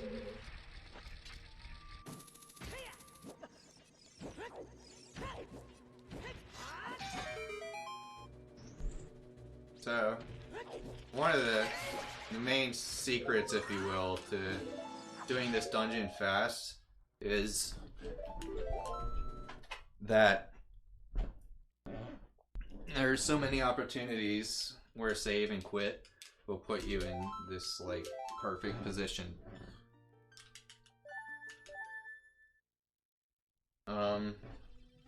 This is one of the hardest parts in the run, I want to say. Hopefully I get this first try.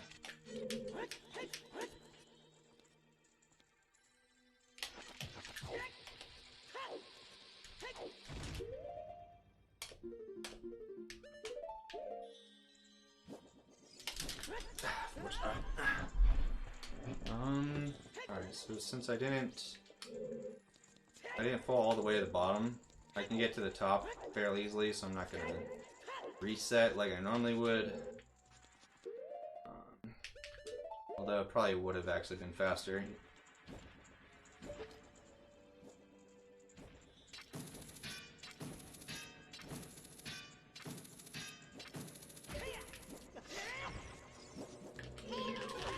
Dude, go away, guys. So, bottom line, what I'm trying to do is I want to get into this door that you're supposed to have the water raised to get to. Not about doing that.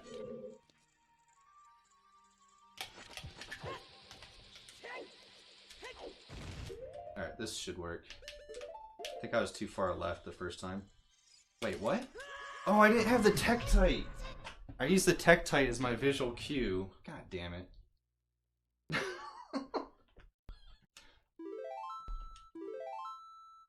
Yeah, there's... The schedule at this point all depends on the viewers and what they want to see tomorrow in the combo race. So far we got Super Mario World, Zelda 1, Diddy Kong Racing.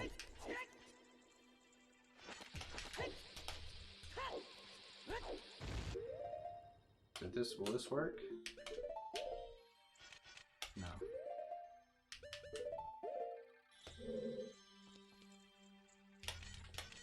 Oh.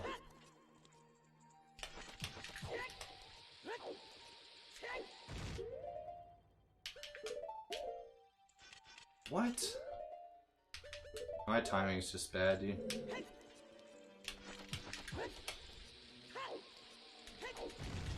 That's definitely gonna work. Okay. Alright, there we go. Oh my god. That's a stressful trick. I'm glad it's over. So that skips a whole, like, having to raise the water cycle. And having to do that actually would require more keys than is necessary in this route. So it's really important you get that trick. There's actually a much easier way to do that. It was used in old routes, but it requires the Megaton Hammer. And Fire Temple. Oh, I thought I was gonna grab it. Fire Temple went from one of the first dungeons in the route to now the last.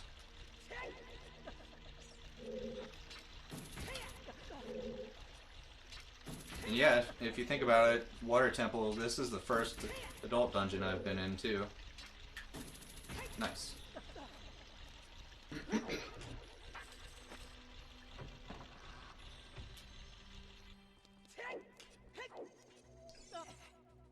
Yeah, being able to get to that door early without having to raise the water, it's hard as shit to do, but it's so worth it.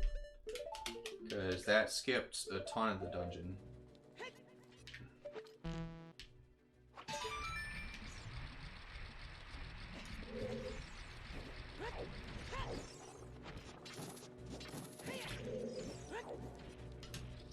Alright, Dark Link, he's pretty interesting, if you will. It's a game of just basically sit there and watch him die.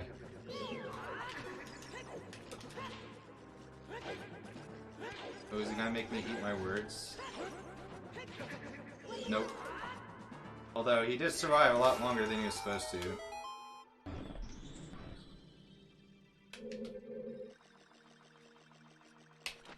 God damn, I keep doing my inputs for that too fast.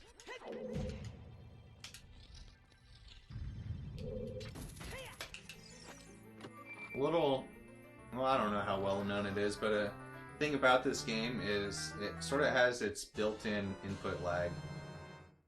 Every input you do in this game takes about 2 frames at 20 frames per second to begin to have its impact. So you always got to be doing timings of things a little earlier than you would think. Right now what I'm trying to do is be sliding backwards because of the recoil as I open this door. God damn it. And the way to do that is on this frame put the hover boots on, which slows down your backwards. And this loads both of the rooms at the same time, except not completely. Certain critical objects are not loaded in either room now. Most prominently, the Song of Time block that should be right here. Because I can't get through that. I don't have the Song of Time.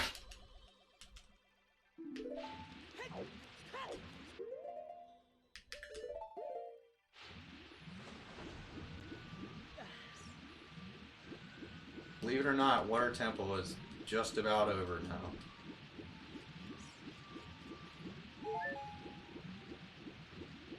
Come on.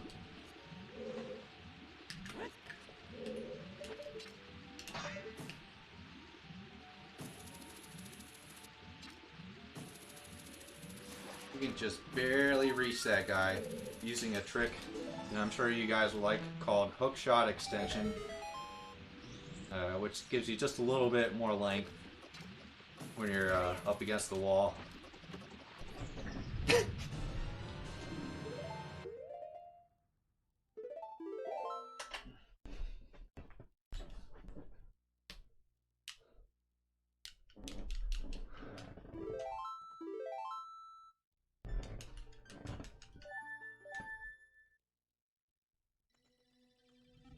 Alright, so back to the top. All that's left besides the boss in this dungeon now is 2 gold Skulltulas that are really close to the main room. And then, like I mentioned before, this route's weird. I'm gonna do pretty much the whole dungeon and then just be like, see ya. Go somewhere else for a while.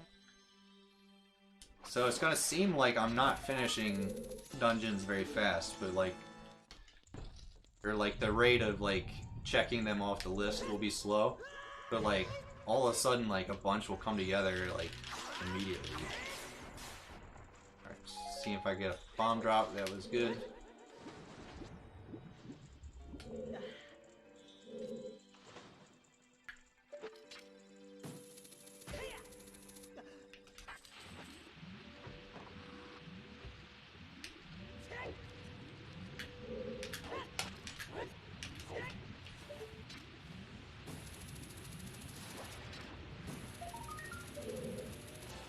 that's the last Skulltula and Water Temple.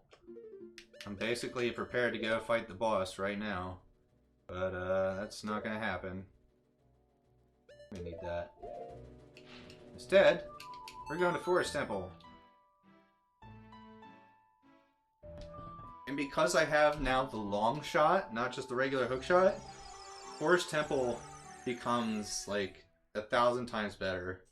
Plus, I'm entering the dungeon already having a bow. So this dungeon is just completely broken right now. Which makes this honestly one of my favorite parts of the whole run. This and Spirit Temple are probably my two favorite dungeons in the speedrun. So like right from the entrance, boom, I'm at the top.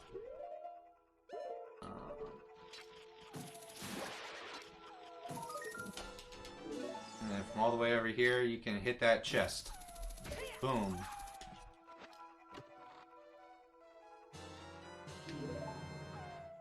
Alright, so now it's sort of a one-time only trick. Like, you gotta get this like on your first try. So I'm gonna safety save.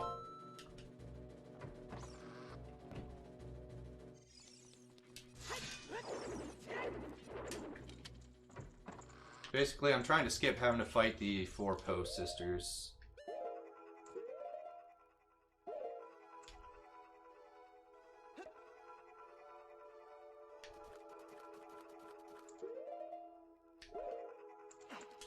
Right, so I caught that fish on the same frame that the cutscene wanted to start.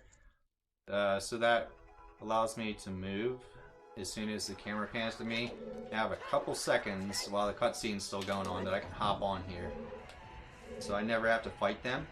And the whole reason you have to do that is just to get 1 gold Skulltula. Because, believe it or not, we're not going to be using the traditional method of getting into the boss ring.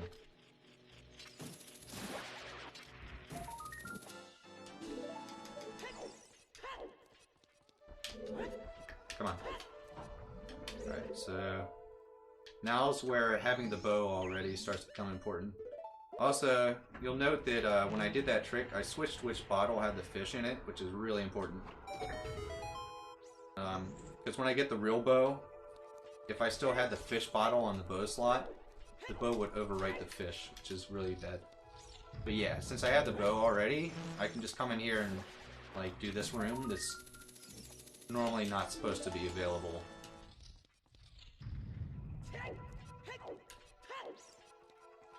Get to fight some Stalfos. That's always fun.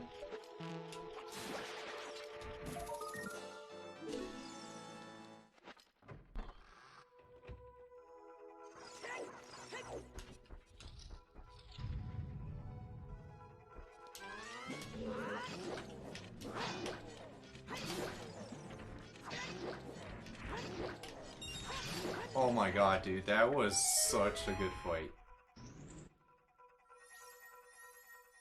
That might be my best ever.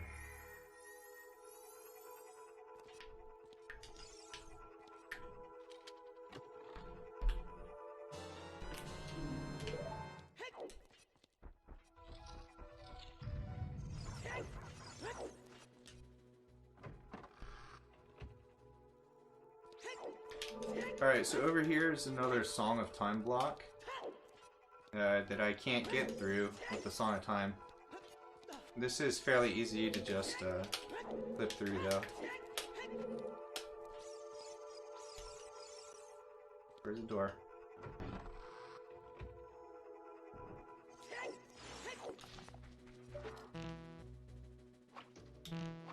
Normally you can't reach that guy without the long shot either. So that saves a shitload of time. And now I need to skip a few rooms of the dungeon. I think it's called a bomb jump. Fairly self-explanatory. Oh, that's a frame late. That won't work. Yeah, all you do is you let the bomb boost you off the edge. And on the first frame that you're completely off the edge, if you equip hover boots, you have like a shitload of momentum to the left for some reason. Alright, so one more frame. See how I'm not on the ledge? I'm going to pause buffer to one more frame. There you go. That's the first frame off the ledge. Equip hover boots, hold left, I get boosted all the way over here. So, entering the room here, where you're normally supposed to, like, exit this room.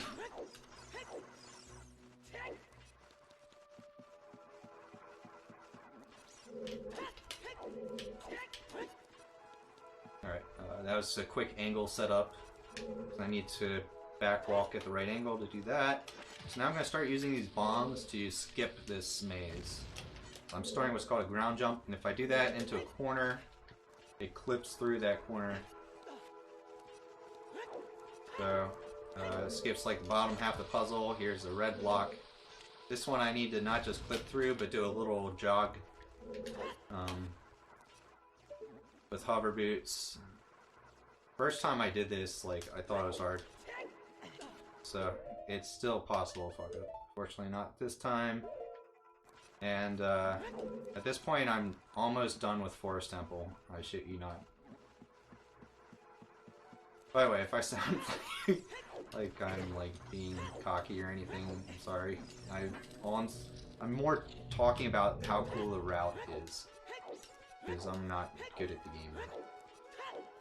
I just think it's sick, like, what you can do to break this game.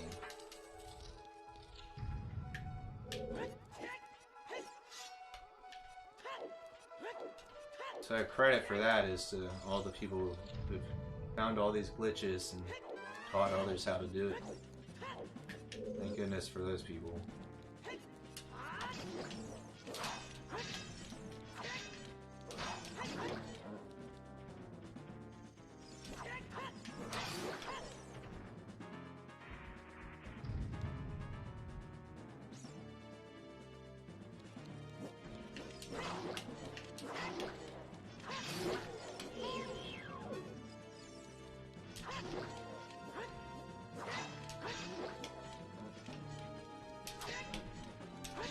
Come on.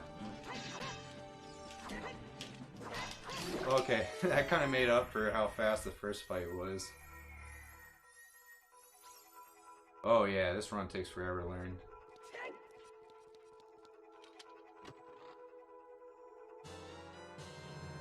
Alright, so finally a legitimate bow. Which we're, like, pretty much gonna just stop using now. Used the bow already in most of the spots where bows are needed. Kind of funny that it works out that way.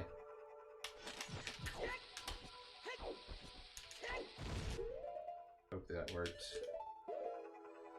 Damn it, dude. Why is my timing on these super slides so bad these days?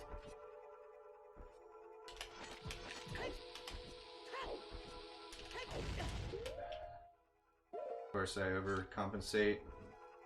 See. Alright, that'll work. Uh-oh. I gotta be careful here. Okay, cool. So, nothing outside that room was loaded, but if you could see where I was actually in rooms of the dungeon as I was flying out of bounds, sorta. Like I was hovering over the bottom room where the door is. So what happened when I went out of bounds is it still put me right over the coordinates of the door that loads the boss door. Unfortunately, the way this game works for some reason is like how far above or below you are to the door's like loading trigger doesn't really matter. You just kind of have to pass like sort of over it. I don't think you can go under it. Actually, to a degree. Anyway, enjoy this guy. Ah ha ha ha ha! I remembered! I've been forgetting to store jump slash damage there. But just as a reminder, crouch stab damage does the amount of damage of your last attack. So now every time I touch him with an attack, that's the real one, isn't it? So that plus infinite sword glitch, now every frame I'll be delivering full jump slash damage.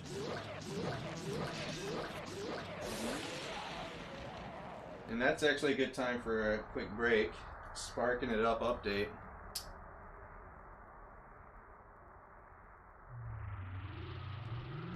So I need to skip about a 4 minute cutscene.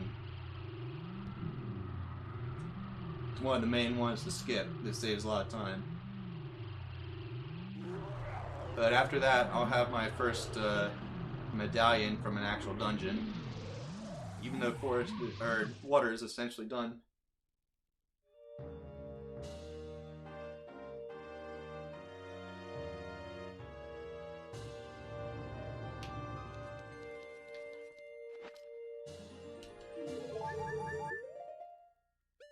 Alright, so now I need to do some more bottle on V shenanigans.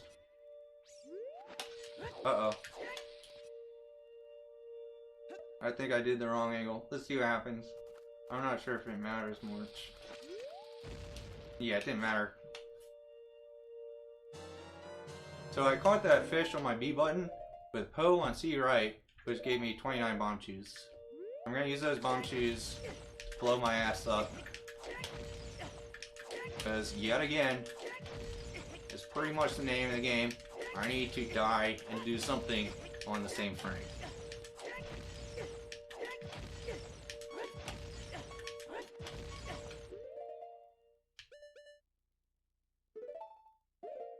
Alright, so I need to drop here. What this is going to do is this gives me a bomb bag such that the next bomb bag upgrade I get as child will give me the maximum bomb bag upgrade. So that will count as getting the item from its natural source. And then catching the fish with Pharaoh's Wind puts a fish bottle over that's the Lens of Truth slot. And now I need to do Scary Trick.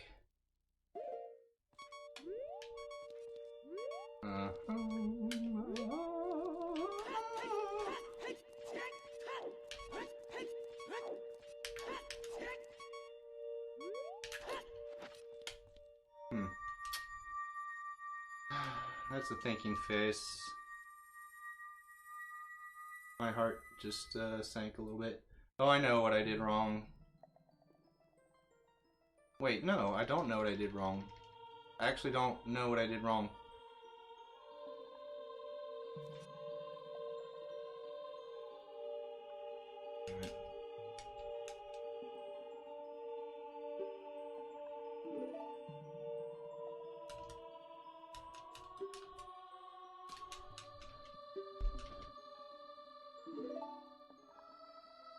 Sure wish I knew what I did wrong.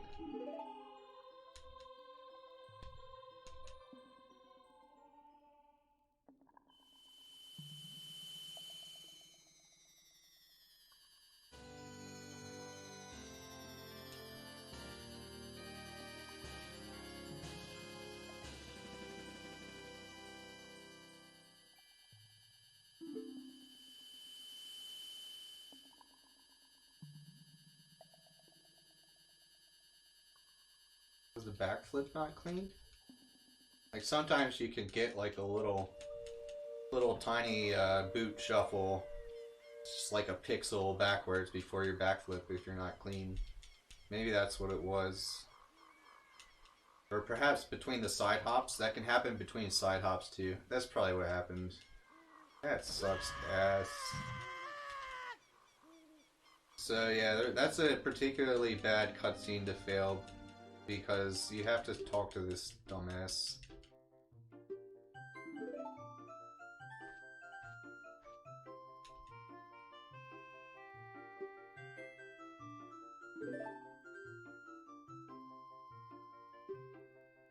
But fortunately, it doesn't really change the route.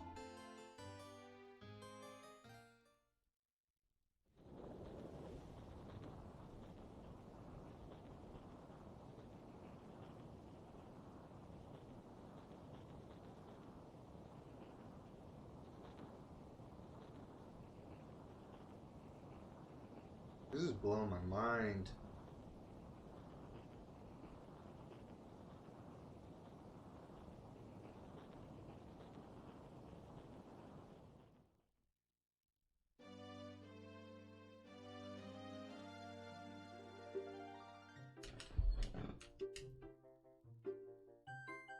Roll deep.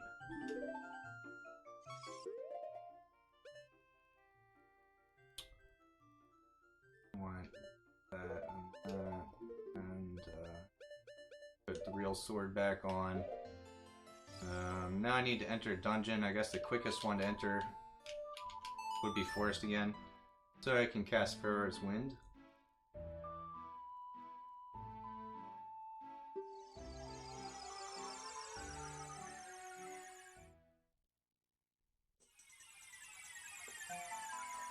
I changed time of day too. I don't think it matters though. Alright, so one kind of, I guess, cool, if you will, side effect of what just happened is now I get to finish Jabu under the pressure of knowing that anything that touches me will kill me. Fortunately, I'm pretty sure I can do it. So I'm gonna do something weird here. I'm gonna actually try to equip the boomerang as adult. There we go. And that is the only way to be able to actually complete this dungeon as adult, because only this can harm the boss.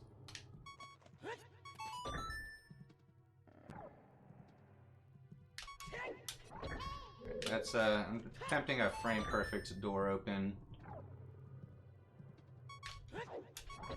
and I'm doing it a frame early every time.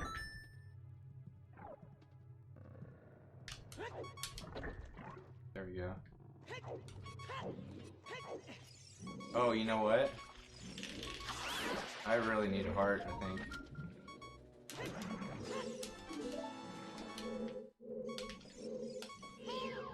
Yeah, I might need a heart in order to flip into that door. Well, I'm probably gonna get dropped. Probably get dropped from like one of the next ones I kill here. If not, I'll just do the boomerang strat. Okay, yeah, so I was unlucky. What I want to do now is... Oh, wait a second. What's the backup strat here?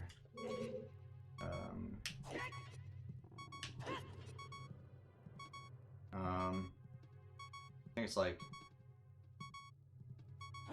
Hold on.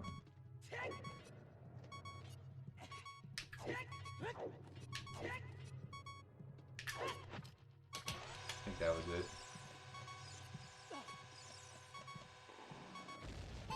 Cool.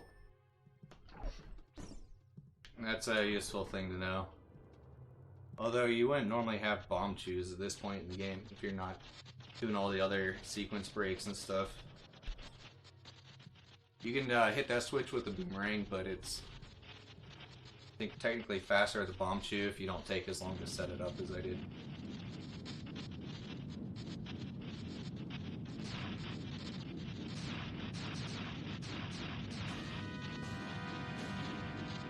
So yeah, I'm still in the situation where a hit from this boss will kill me. There is a distinct possibility of that actually happening. Hopefully not. Alright.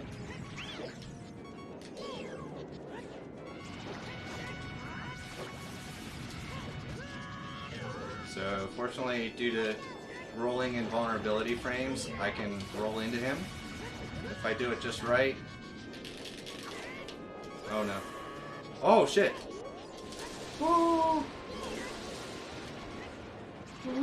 Oh, that was scary, dude. I didn't think I could survive a hit. So then it's like, oh man, now I really can't skip. My god. That was butt clench as hell, man. Alright, okay, so yeah, she's a child again, by the way. Speaking of which, Link is about to be a child again for a little while. Not very long. Although, overall, there is a ton more child content left. Unfortunately, because, like I said, I like the adult parts more. So does she.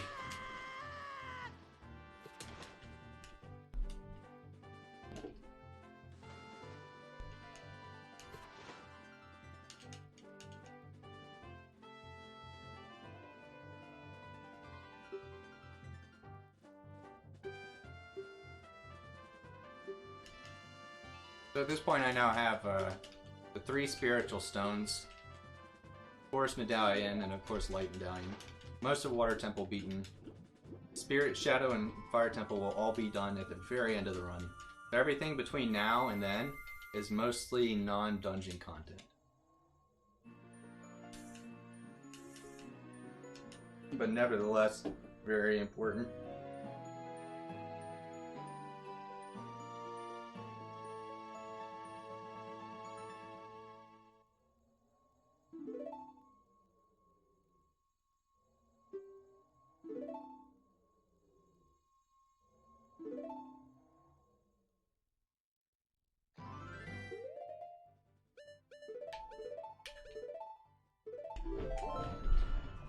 Alright, save warping here just to go back to the Temple of Time.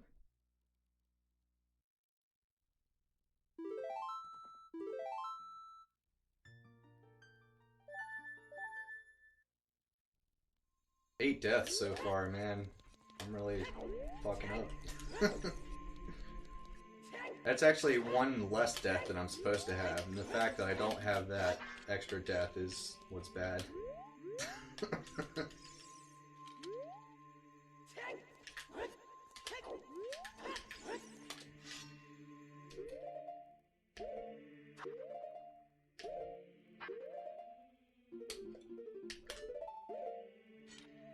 Alright, so just using recoil plus hover boots at a very particular angle to boost myself out of bounds.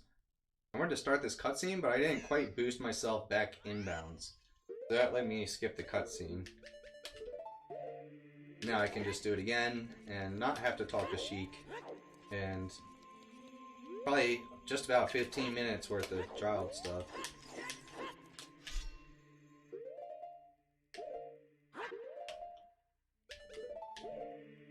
That was a clean one.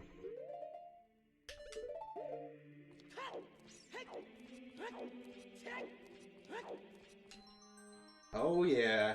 You know what? I'm about to get Din's Fire. You know what that means? We're gonna have us another Sparking It Up update here pretty damn soon.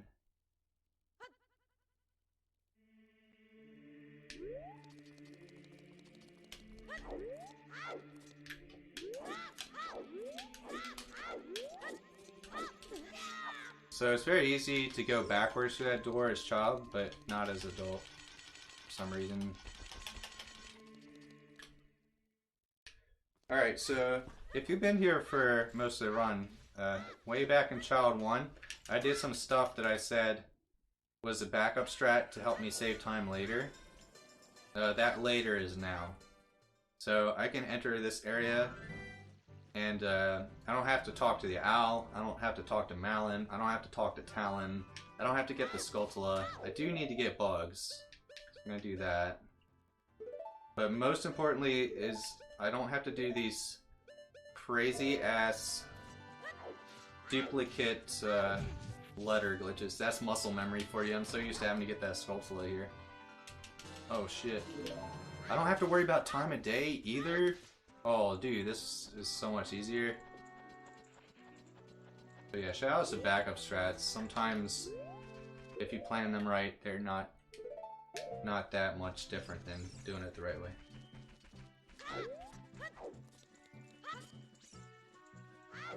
I don't like having 3 bombs. Shouldn't be a problem though.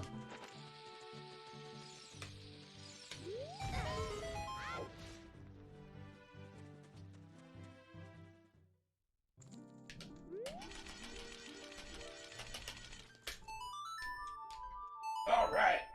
The fire. Sparking It Up update number 4.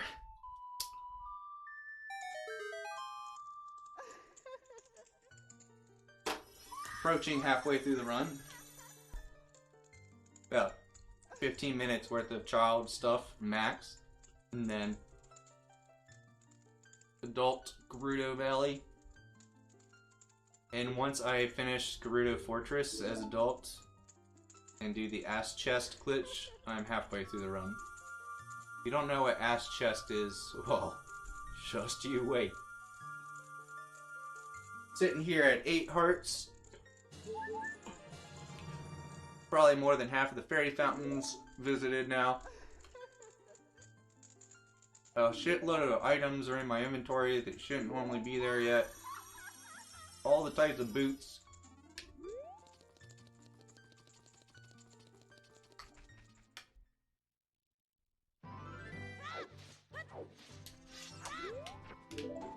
Alright, so there is one more thing I need to do here that requires a revisit to this area no matter what. And that's this this grotto over here with the gold skull on it. The only way to get in the grotto is with Song of Storms. So logically you can't get that until you become adult. Thus, yeah. And that, folks, is your 4th Sparking It Up update. Get hype.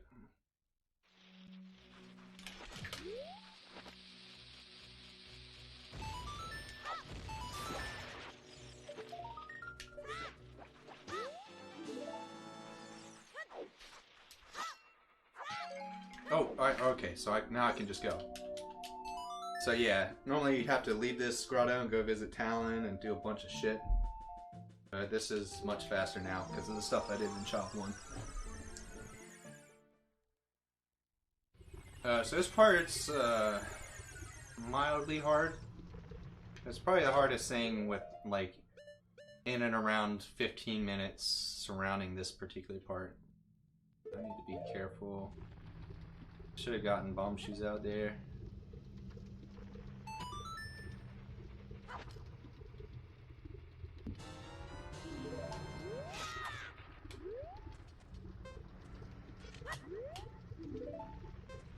Getting infinite sword glitch, which is going to allow me to hover. The way hovering works is when you have infinite sword glitch going, anything you shield this damage while you're in the air, that'll cause you to hover. I need to do safety save. So I can't run out of these 5 bombs. Alright, that looks good.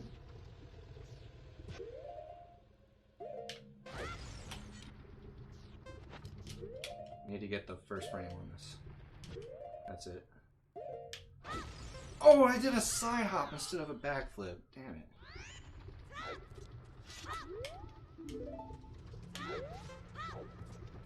Every time you fail this trick, you have a little bit less time on the timer. Your hearts go down. It's pretty exciting, actually. What you gotta do, though, is do it right, and then it's a jolly good time. Alright, this is fucking shizzle. Absolutely gonna work. Alright, so we're across the gap. Now, while still under the timer, I need to get through those rocks into the fairy fountain. And it used to be a little hard. Now it's the easiest thing in the world. Like, I could teach you how to do this in probably 3 seconds if you're just like looking at the joystick. So ridiculously easy.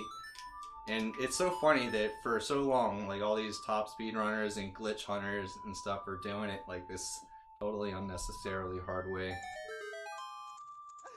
Not to mention a slower way. Actually, Task could probably do the old ways faster.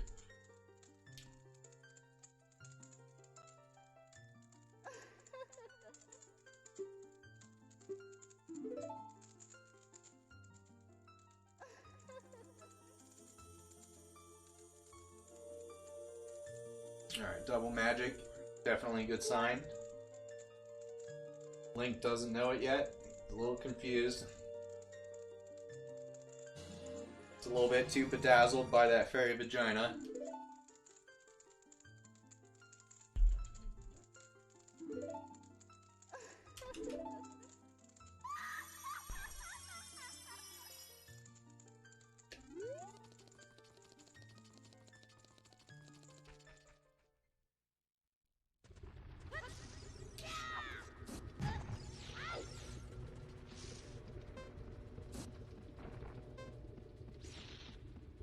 So just a couple things up here that only should be gotten as child. Like this crate won't even be here as adult.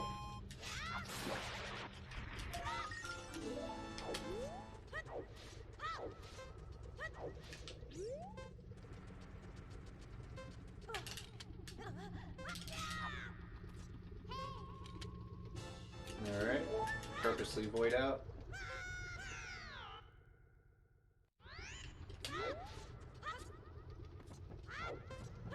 And that's the last time you ever have to be here as child. Fortunately, because it's hard as shit to get around in there without hookshot and stuff. Alright, what am I doing here?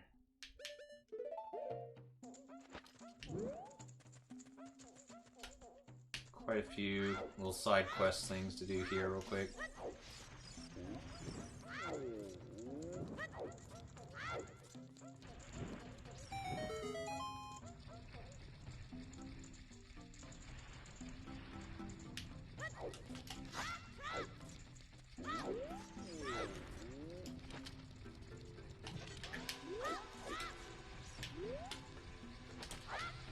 Oh, I missed.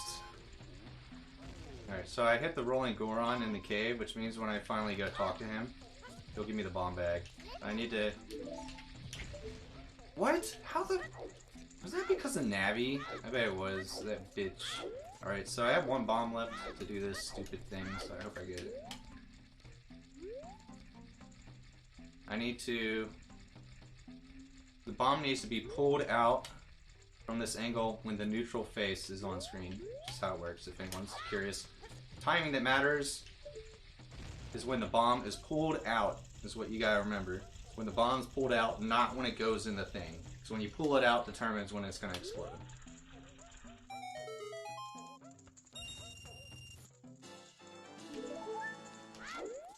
Alright, so that works out pretty well. I just ran out of bombs, but it's not really a huge deal, because I'm about to get 40 bombs. Which is the biggest bomb bag upgrade. So I think that's, yeah, that's the first sort of thing in your inventory that's how many of something you can hold that's maxed out in the run. It's 40 bomb bag.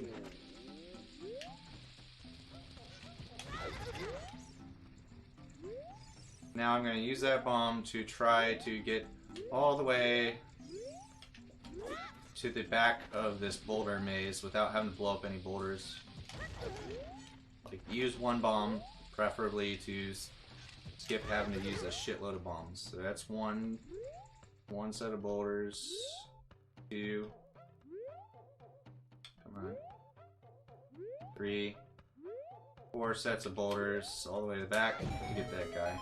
A lot of work to kill that damn Skulltula. Normally you would have to get chests here. I don't think I have to, but just in case I'm being foolish, let me get them.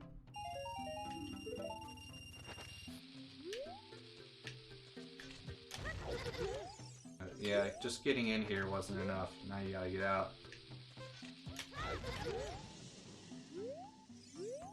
Come on.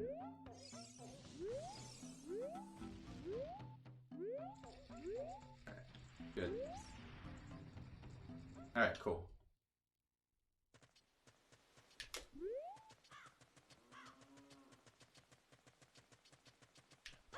Time of day is better than it usually is here, due to the route change.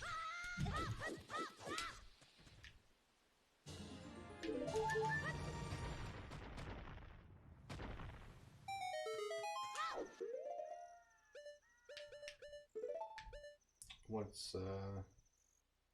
am I thinking? What am I trying to think of? Okay, right. Jesus.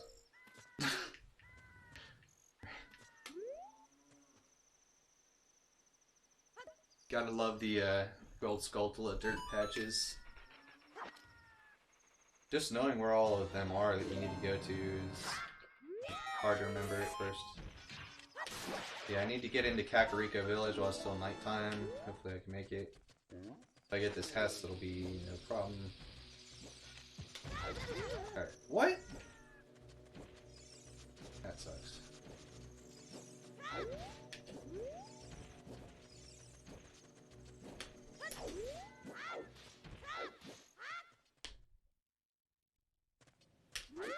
Alright, so this is sort of the main objective of Child 2, actually. Is to both to turn in this letter to start the Happy Mask trading quest, and to have, normally in this sequence, to have unlocked Lon Lon Ranch by showing the chicken to what's-his-face. So pretty soon, it's back to Adult Link, which is awesome. I'm going to do some inventory hacking right now to set up some really important things for later.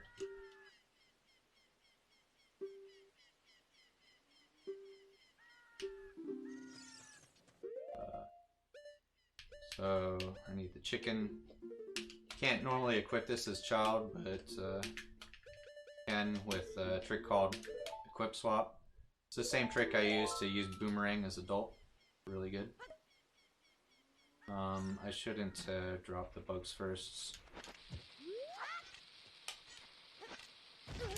Yeah, I'm not used to doing that trick that way. It's actually faster to drop the bugs first, but it's much easier if you do the bomb part first.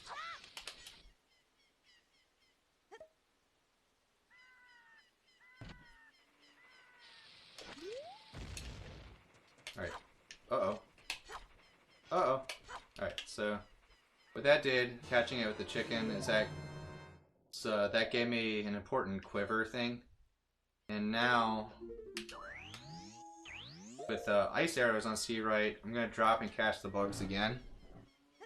And what that's going to do is that's going to give me the Water Temple boss key. The one thing I haven't done in Water Temple is fight the boss. And having this is pretty nice. Alright, so with that, it's basically back to normal stuff, I think. I gotta be careful because I've been known to forget, like, a random Skulltula here and there at this point in the run for some reason. The Bomb Chew count looks low, but believe me, that's about to skyrocket. It's really useful for the Skulltula on that ladder there.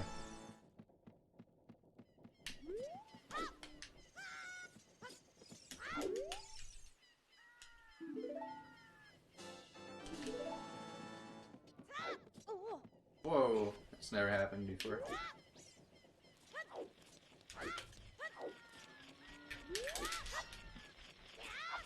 Come on.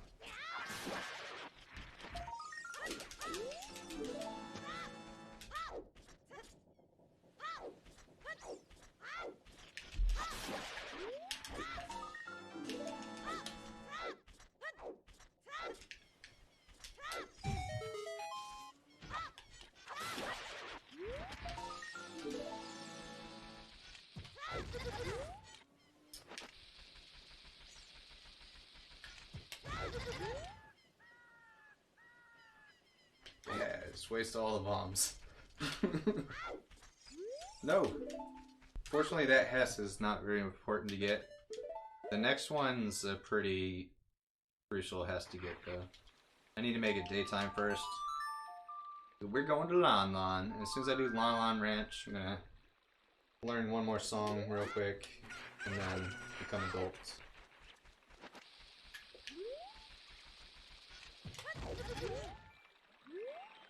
Oh no. I gotta be real careful to steer very clear from Hyrule Castle. Because right now it's set up so that if I go over there, I'll do the cutscene with Zelda escaping on horseback. And I need that cutscene to remain active for one of the most important glitches in the run later.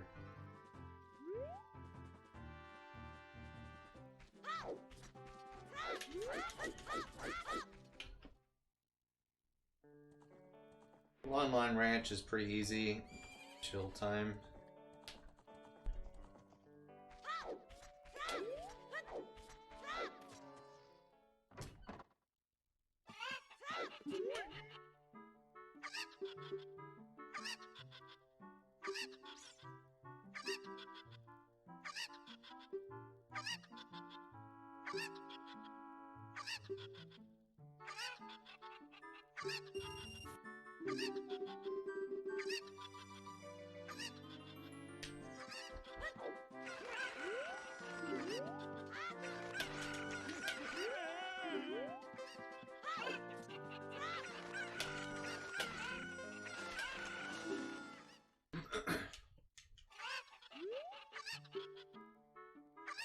I should note that although it will appear I have 2 bottles in my real bottle slots right now, this is actually only the 2nd legitimate bottle in the game.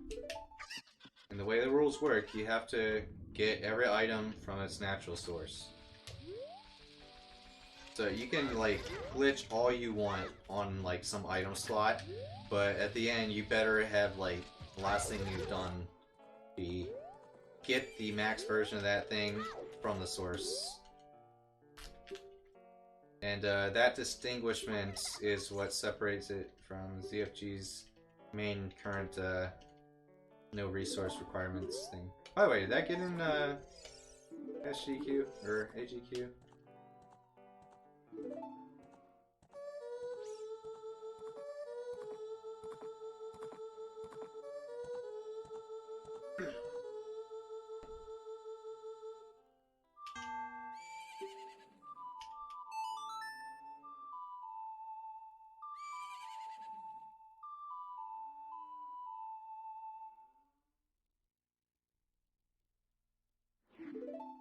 He's still running it, I think, so probably.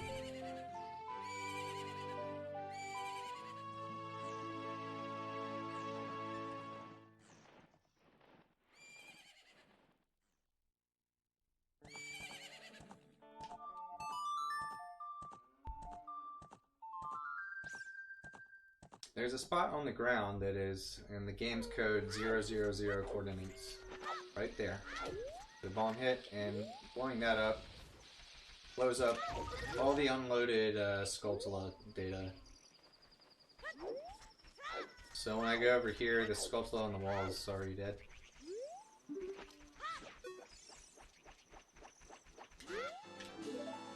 The one in this tree doesn't count for some reason. I guess because he's stored in the tree.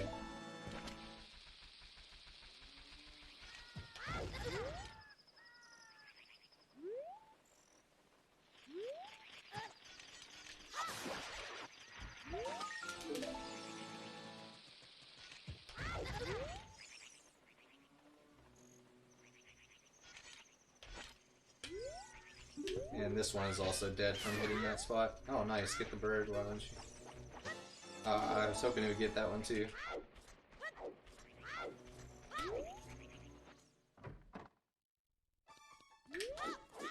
I got the wrong angle. There we go. Here's a cool setup you can do there where you like backflip onto some barrels in the background and use those to jump over the right camera angle. Alright, so now I just go talk to Daria. Learn some stuff. And it's adult time again.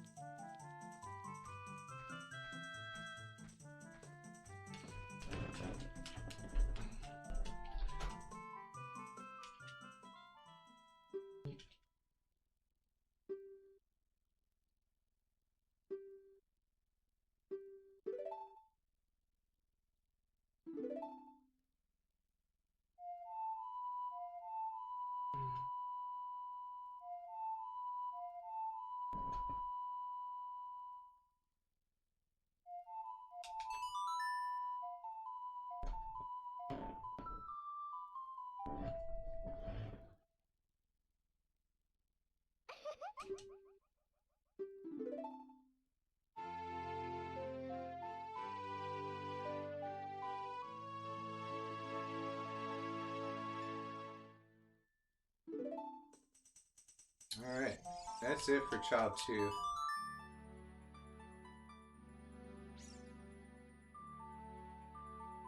At this point, most of the songs are known. Some of the noteworthy ones missing still are Song of Time, Nocturne of Shadow, Requiem of Spirit. I think that's it.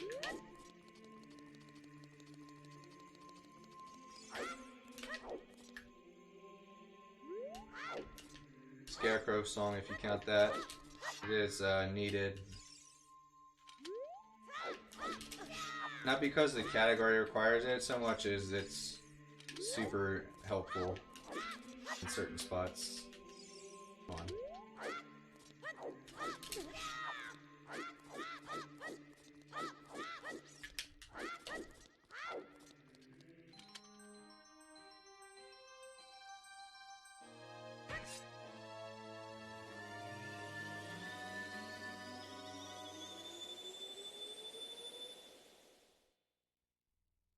So again, I have to actually save and quit.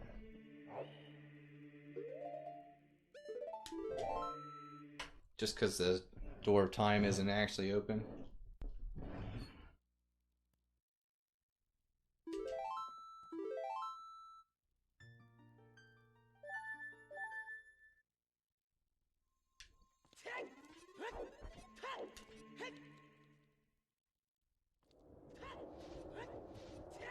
So yeah, this is basically halfway. As soon as I finish Gerudo Fortress, which takes about 5 minutes or so. Oh yeah, I have to get Epona real quick too, but that's super quick, ideally, normally.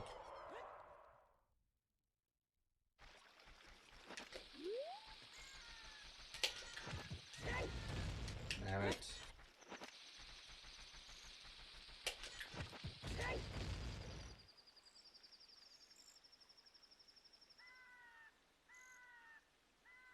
Really? After all that setup.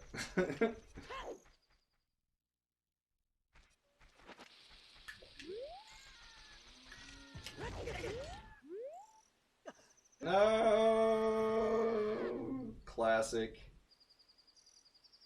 It's been a while since I've done that. You can clip into that edge pretty easily when you are hessing.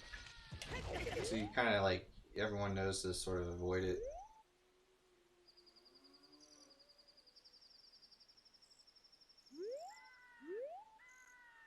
Alright, so to get Epona, all I have to do is get over this fence. That's the only way the game thinks you can get over the fence, is having just completed that mission. Oh, how did I mess that up?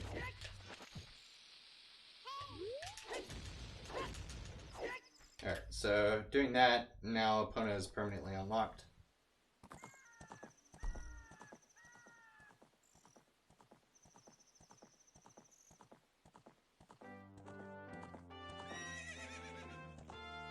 And that is a big jump, dude. Like, when Epona lands, how does that not, like, shatter her legs?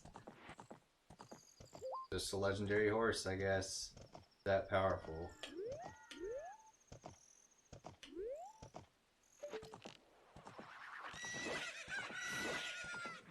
Alright, so ideally, that should be the only Poe I ever have to get here. Let me make sure I have a bottle ready for it. Yeah.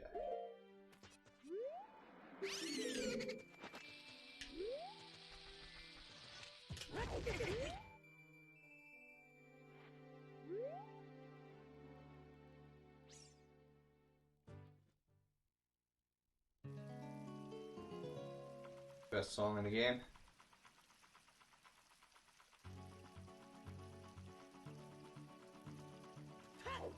So good, I'm just gonna bonk my head into the wall so you can listen to it longer.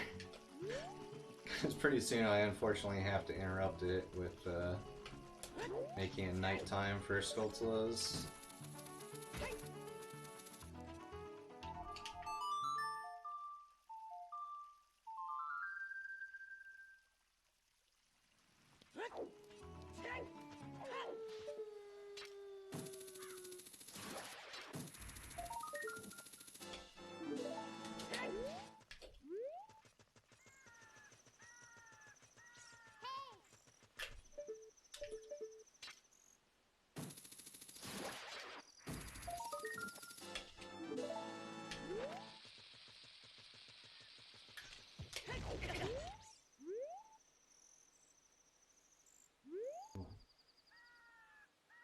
Alright, on to the fortress.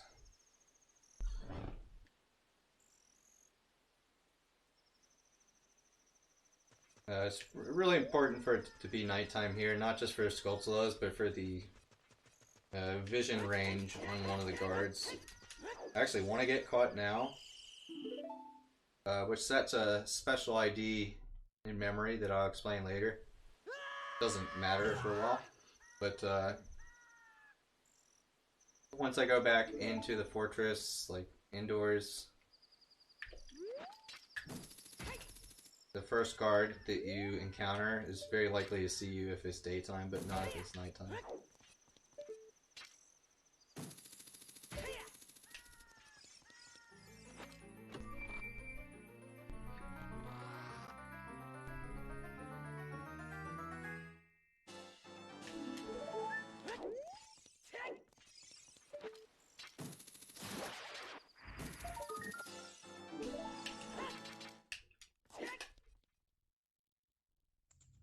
Alright, so this guard right here would have just caught me right now if it were daytime.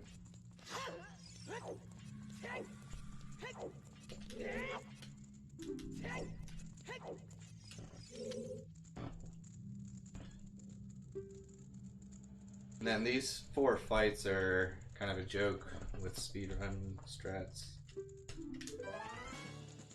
Just go in the corner and you use your hook shot to, for whatever reason, make her jump at you. And now she's stuck in the torch.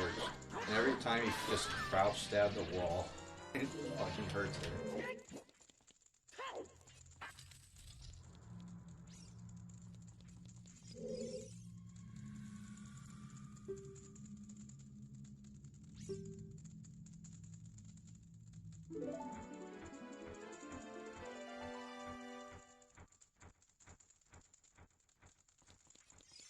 Oh my god.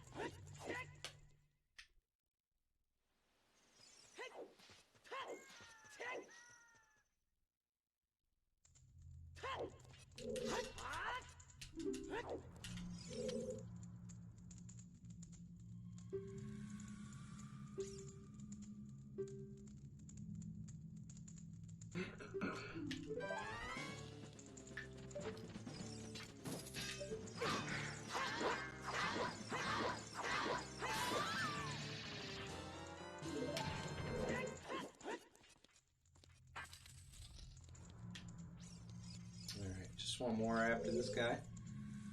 Stuff goes by pretty fast.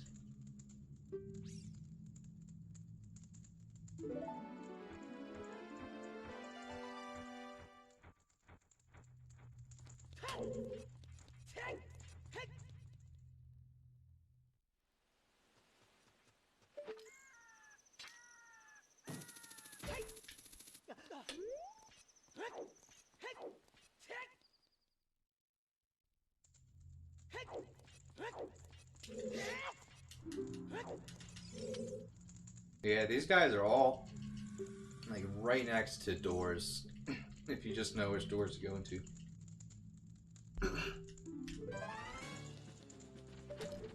Dude, doing that.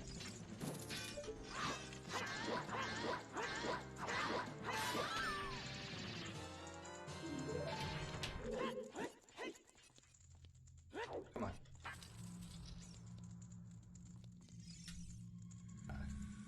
He's gonna have to walk further around me because of where I'm standing.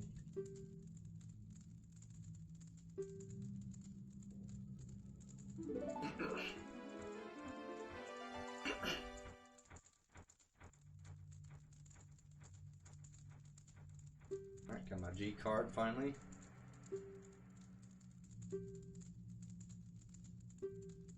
Now it's time to get some ass.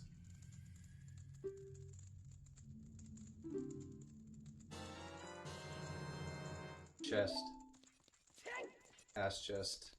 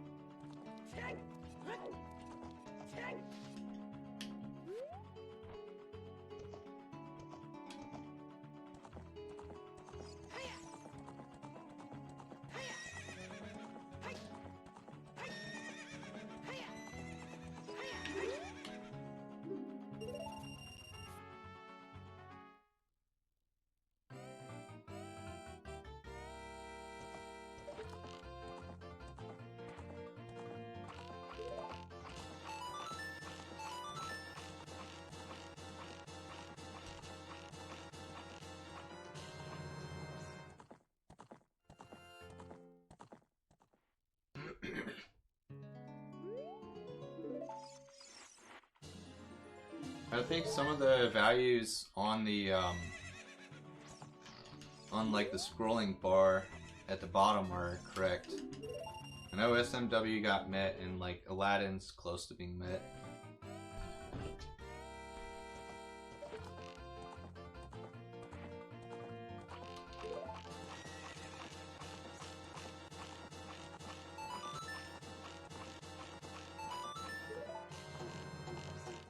Alright, so this is why I keep saying ass chest.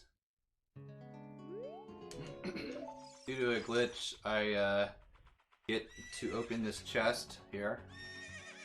Obviously a chest. And get the spooky mask. Which means I've done half the child mask trade sequence already. Hold on, that's not a good angle.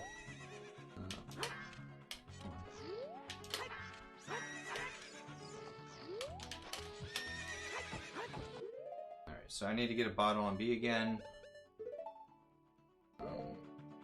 And that's basically to get me out of a glitch state where she still hasn't given me my like regular quiver reward yet. Alright, I messed up the timing a little bit on that.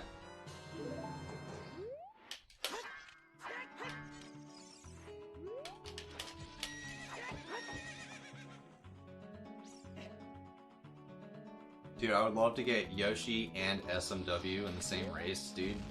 That'd be so sick. Dude. There we go. Okay, so I caught the fish with the Kojiro on C right. Now I get the regular quiver. So I got 2 rewards from her. And now I am going to give myself 20 bombs by dropping the fish, milk on C right. And if I catch it with Poe on C right, I now have 29 or 25 bomb shoes as well, which should last the rest of the run. Don't forget to equip sword again, and we are in good shape now. Most of like the hard stuff, except for the like the 2 hardest things, are behind me now. Like, how should I say this? Alright, so the density of hard things in the run, now that I'm basically just entering the second half of the run, the density of hard things is less. There's many less hard things. But some of the things that are hard for the rest of the run are like crazy fucking hard. This kind of equals out. I would say the first half of the run has way more things that can just lose you a shitload of time. Case in point, that Forest Temple cutscene skip, which I think I mess up every time I play this category in a marathon. For some reason, Forest Temple just has my number.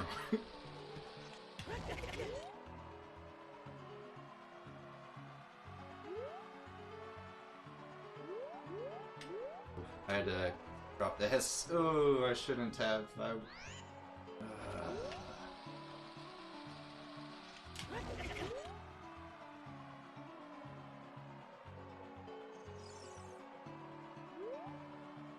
looks pretty good.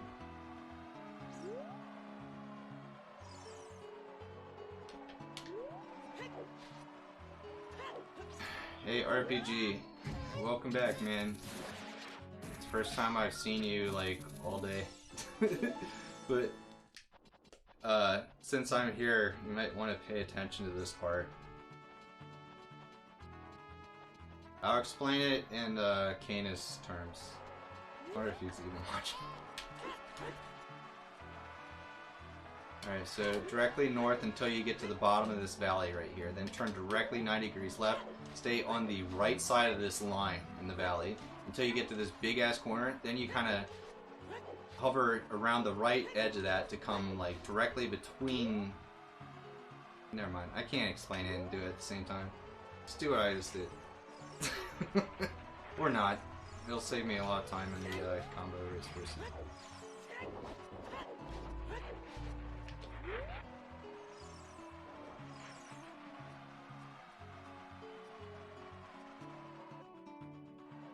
I mean, honestly, I might be willing to do more shit like more Donkey Kong stuff or Ninja Gaiden.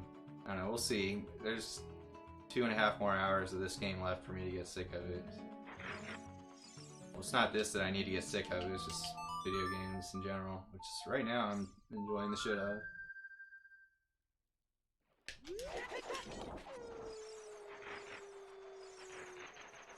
Dude, we should just like start the combo race in the middle of the night.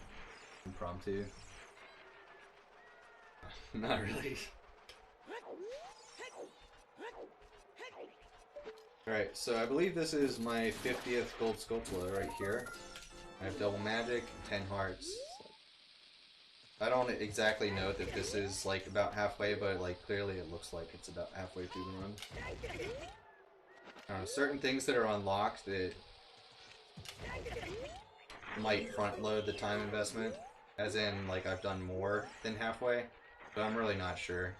I prefer to underestimate and just say I'm halfway now. Alright, it's time for, what are we at, number 5? This is your 5th Sparking It Up update of the run.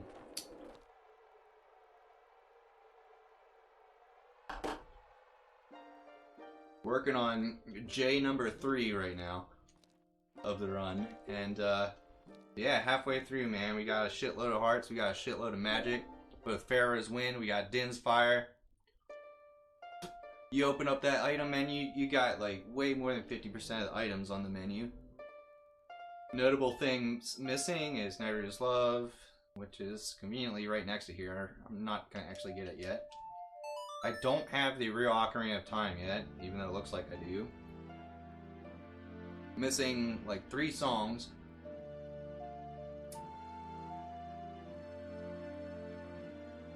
Is it really like gonna start at 9? I'm gonna be, or like whenever it says, because like for me it's uncomfortably early. I'm not gonna lie, it's definitely earlier than I want to be starting. But so because of that, I just want to make sure you're like actually gonna start then, and I don't wake up for no reason.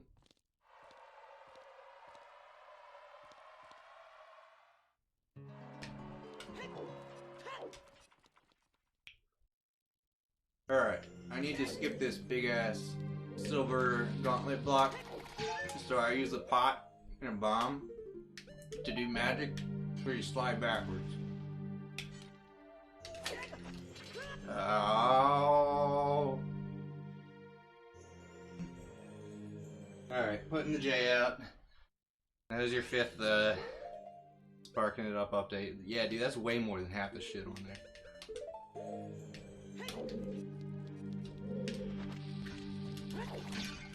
I'm surprised I got that. It didn't look like I was going to.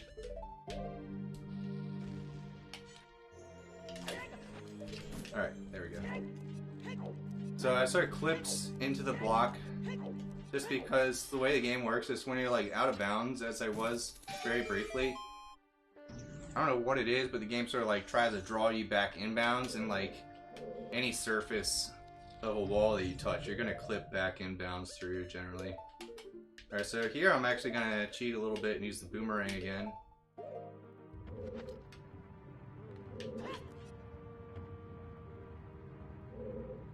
Unfortunately, Spirit Temple is my favorite temple. Wait, is it 4? I think it's 4. Yeah, you want the 4th red flash there. But yeah, with the boomerang I can get this without having the Song of Time, which I still don't have. Oops, it went the wrong way.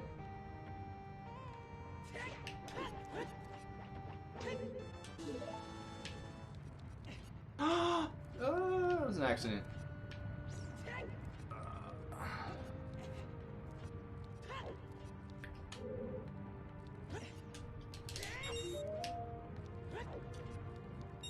Dude, we gotta get Yoshi's Island net somehow.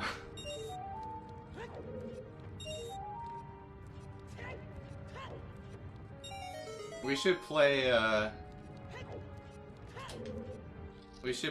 like, admin rule wildcard, where, like, the admins of the marathon get to choose, like, any bonus game to add to the, the list of the combo. What am I doing? Alright, so yeah, I'm gonna leave Spirit Temple. I have that key for later, which is gonna help. And I got one of the most out-of-the-way gold skulltulas of the dungeon.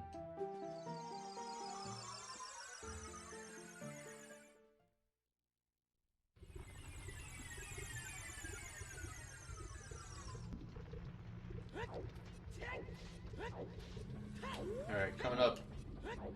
It's one of the most interesting parts of the run.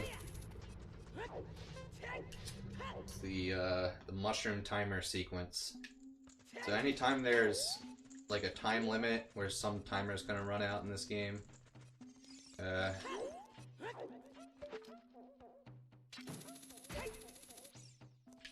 well, you can actually freeze that timer by voiding right as the timer's running out. And once the timer's frozen, you can unlock the timer at any point to make it go tick basically from 0 to, or 1 to 0. So you have like a free, like, make a timer go out card that you can, it's like a spell you can cast whenever you want. And with this spell, what you want to do essentially later is start a cutscene and then unleash the spell. And then it'll change which cutscene you get.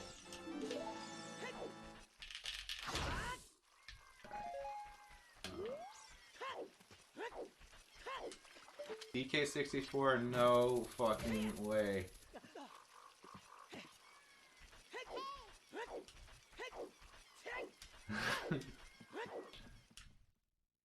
Alright, so here's the unfortunate part of this whole mushroom timer thing I was explaining. This is a one chance only trick. You have to do this right.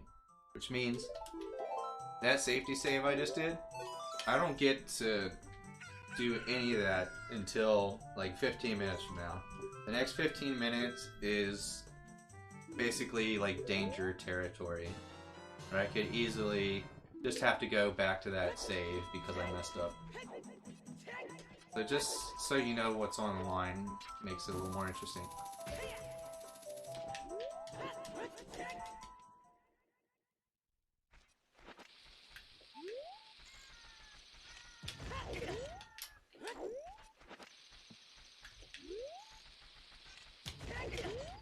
What the fuck?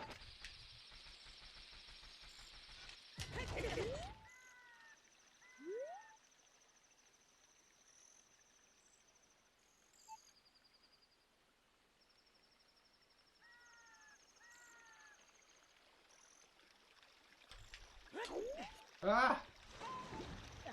Going for a swim. So while this timer is ticking down, it's kind of a good opportunity to do some side quests. Because you need the timer to go down anyway, and this is sort of in your way. I hope I do this right. That there, that there. Do that. So I only have one big Poe, but with this glitch, now I have two big Poes somehow.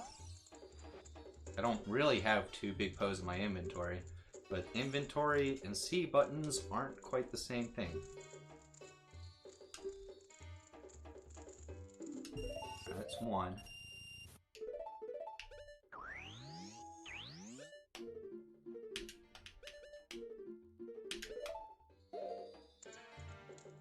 Two.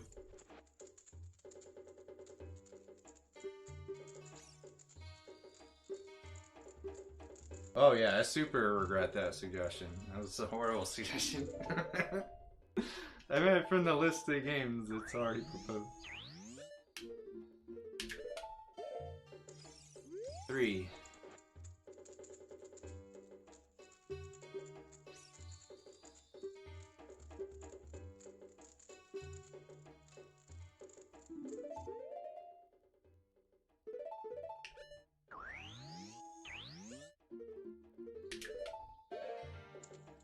Four.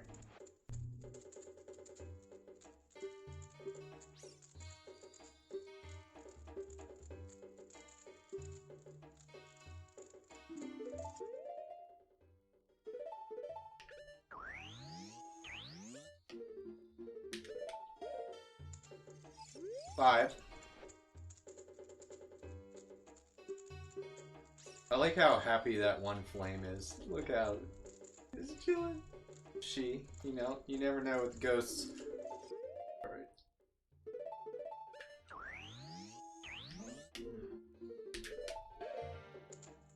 6.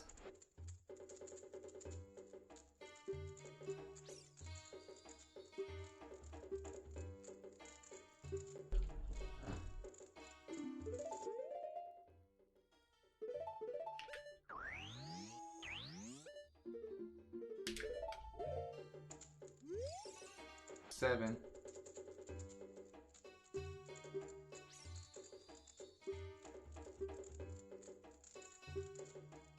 As far as I know, RPG, Colin and Art and I are for sure in it.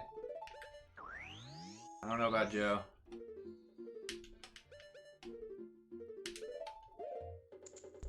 Ah. 8. Sometimes you try to show the bottle too fast and like just doesn't register for some reason. Alright.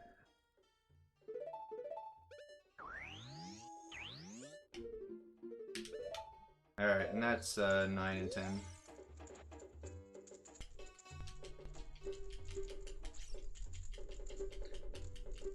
So this will be the third legitimate bottle gotten.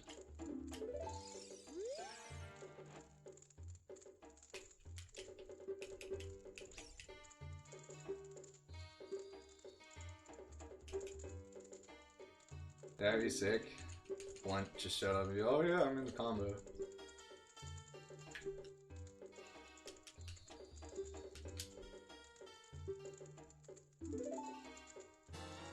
Alright, so still on that timer. So the fact that I had to do all that Poe duping, it's called, is, what was I saying? I don't even know what I'm talking about. But yeah. Like I'm in that situation with the safety save where I always have to go back to that spot if I mess anything big up. So if I mess anything big up, we're gonna have to watch that again. That's the most painful part. I'm definitely rooting for not messing up. Believe it or not. My timer is kind of bad.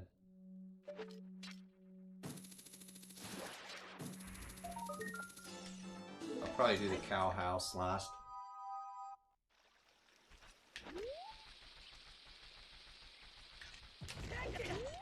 Yeah, this is not good. No.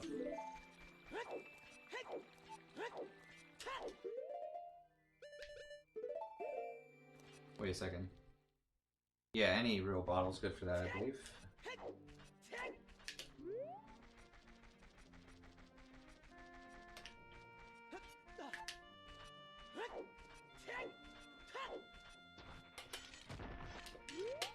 Alright, so I put the bug over the mushroom.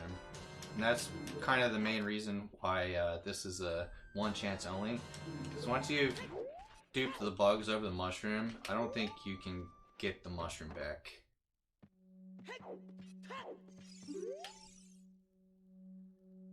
Alright, so I have more than 50 Sculptula, so I can finally come in here and get all the rewards.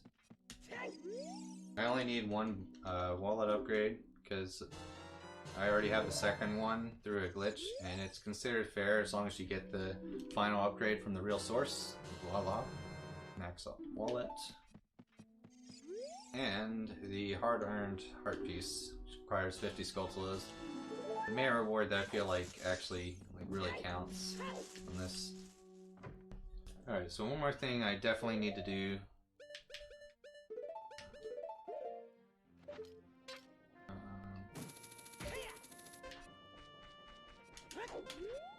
Hey.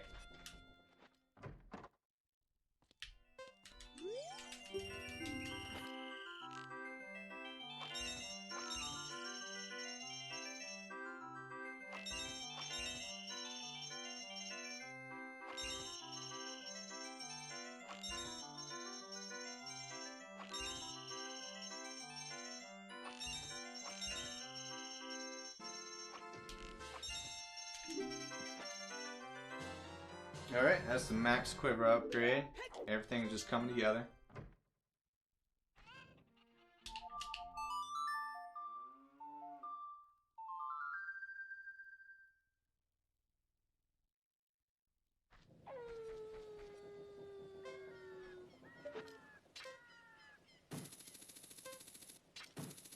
Uh-oh. Should I get the cow now or not? I don't know, it costs like virtually no time. Dude, I hope I'm not too slow for this. I should be good. I'll do a timer freeze real quick, just to buy another second.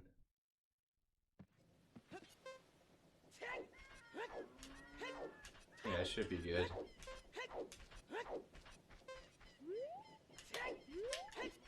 Oh yeah, I have like 10 seconds to spare still.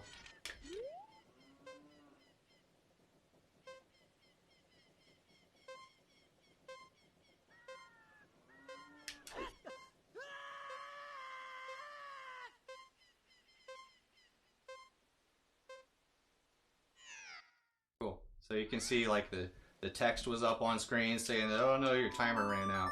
But that text wasn't done being displayed, and then I voided out, which froze the timer.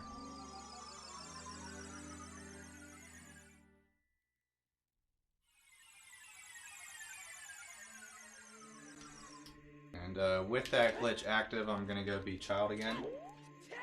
Child is going to unfreeze the timer.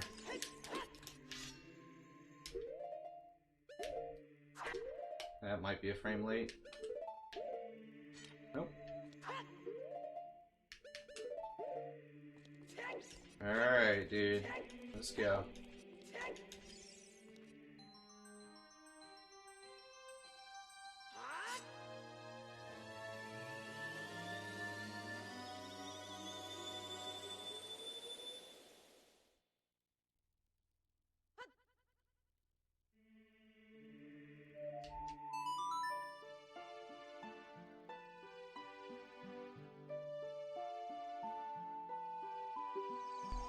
Alright, so to set up the timer unfreeze, like some certain conditions have to be met. Basically, I'm heading for the front of Hyrule Castle to unfreeze the timer. But before I do that, the last location... Hold on, I need audio.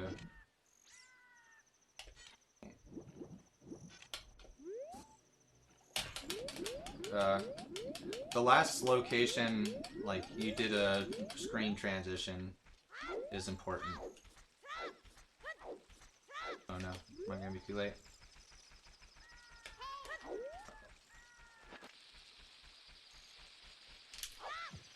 Oh! Clutched it out.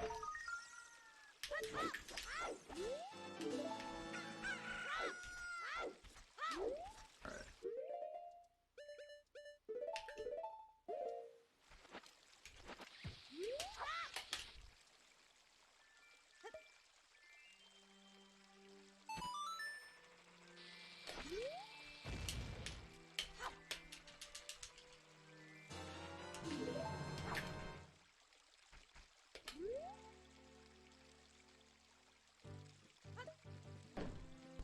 Is on purpose.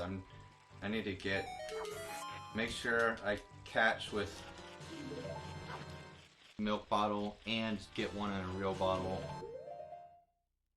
And I need to also make sure I remember to put my sword back on.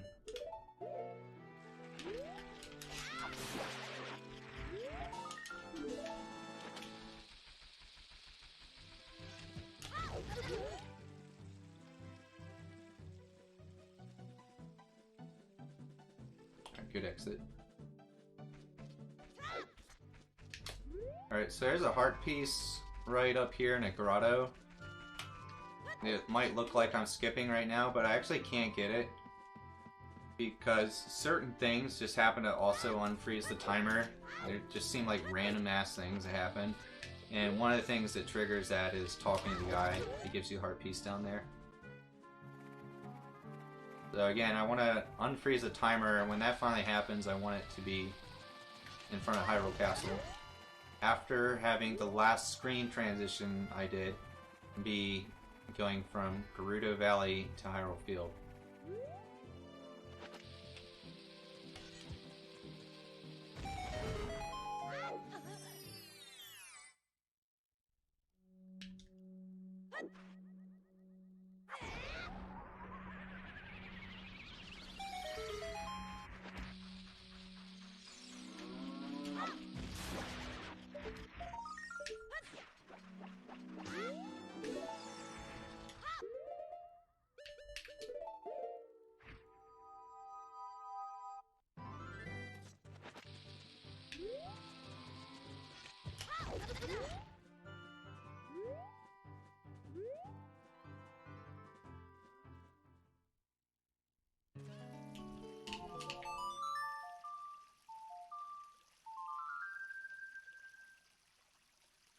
As much as I want to hear that song, again, I need it to be nighttime right now.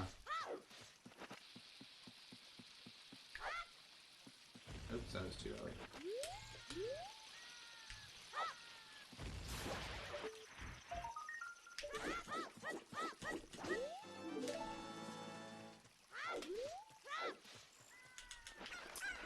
Alright, so just a few quick things over here, and then I go do the trick that I've been hyping up this whole time.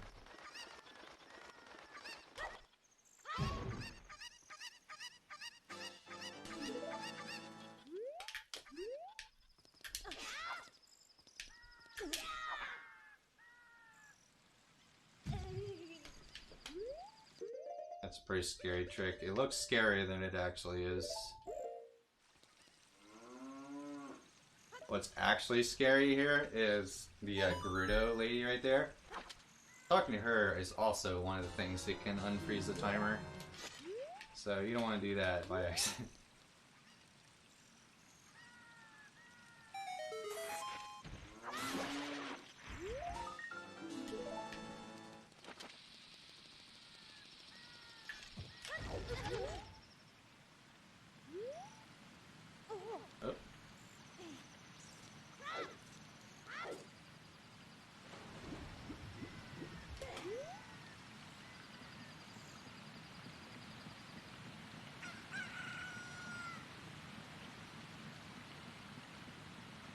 Ugh, 6 AM streams, that's crazy early.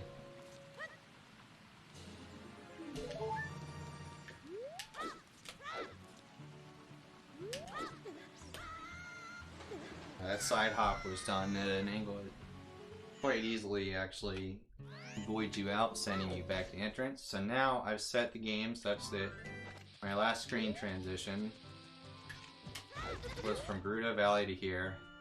And by God, I really hope that that screen transition does not happen again tonight. That will mean I have messed up the trick.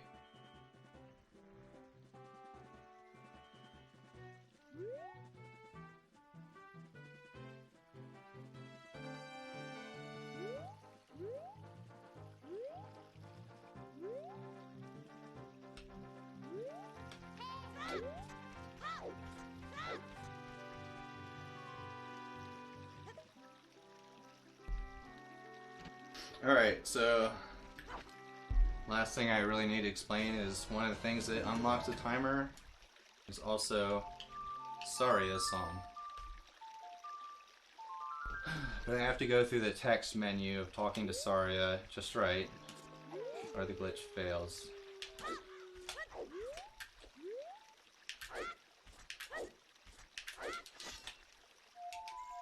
Alright, here it goes.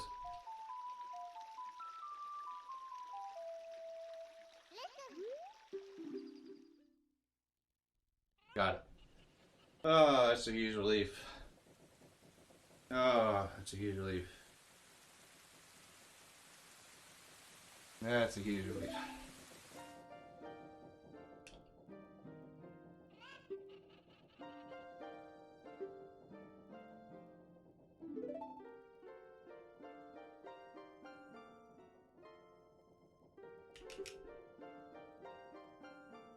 So yeah, now the fact that I don't have that mushroom anymore is irrelevant.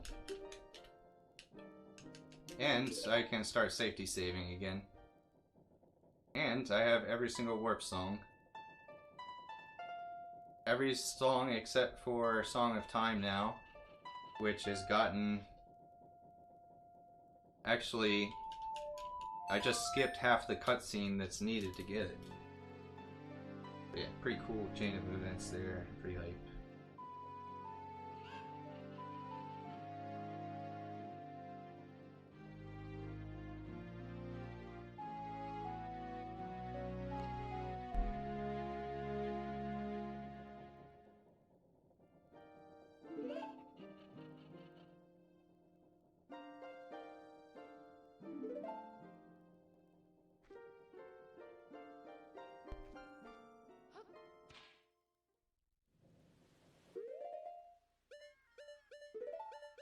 I'm wasting no time on that.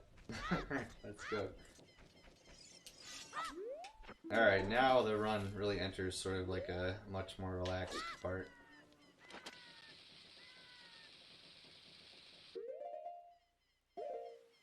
Oh wait, I need the Ocarina out. Hey, Ocarina. Hey. No, I waited too long. God damn it.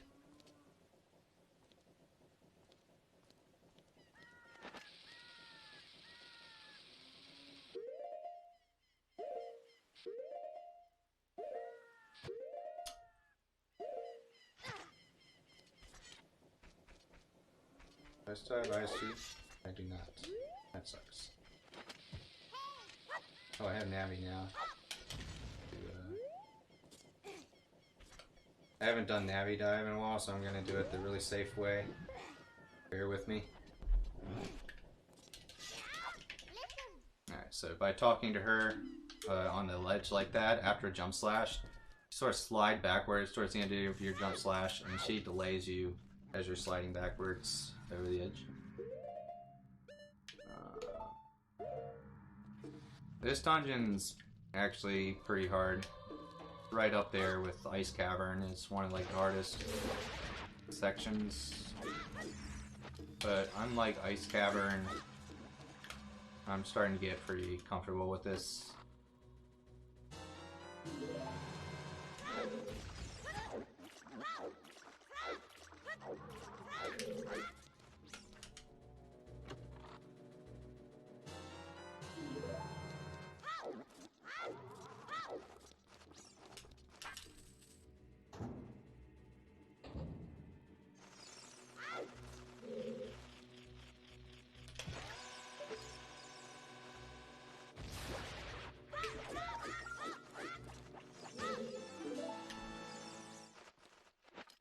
Oi!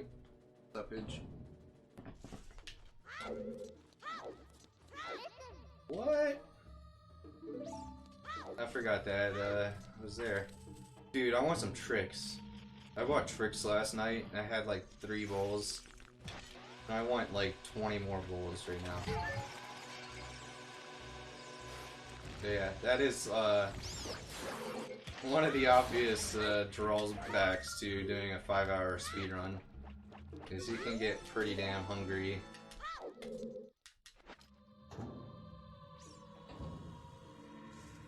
I have a bag of Doritos, but Doritos will definitely affect my joystick control.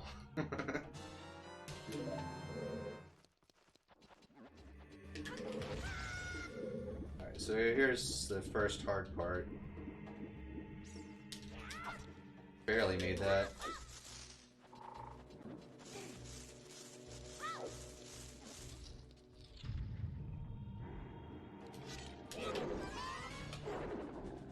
Oh shit, I let it grab me a second time. Where you at? Wait.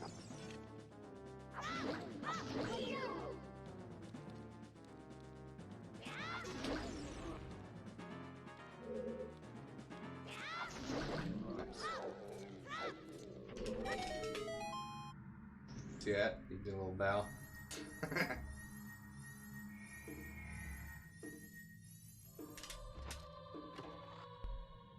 Alright, so that chest didn't open like normal because I had a bottle on that slot.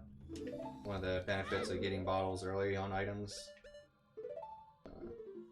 Equipping Highland Shield here because I'm planning on getting eaten by a like right before a chest that has a Highland Shield in front of it. It's just convenient to do that. Nice. That's the second hard thing to do.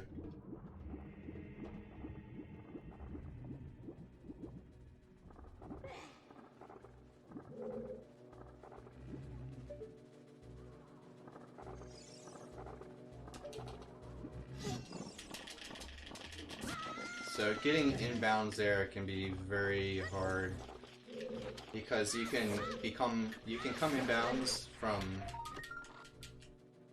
the side of the damn like fence where you have to like do the whole dungeon again, basically. But yeah, I just grabbed that chest and we're like still fine. Bolt Link will still have it equipped. But yeah, those are some of the most interesting Skulltulas to get in the game. That's really the only reason to go in bottom of the well. Well, obviously, the ones are true too.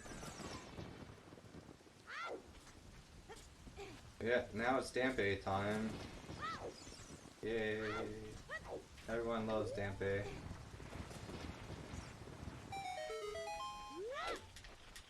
Ah.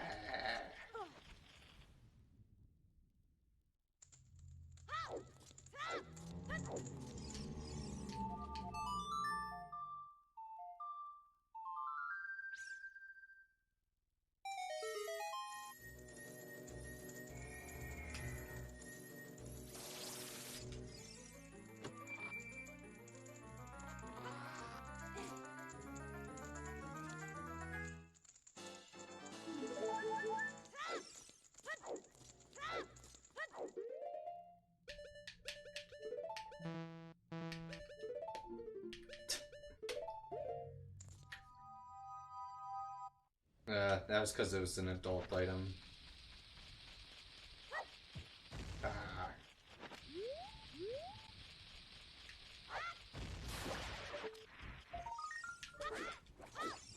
Dude, I can't wait to eat some tricks, man. Oh, it's gonna be awesome. Alright, that's gonna really motivate me to go fast here. Tricks are not for kids. Just like video games.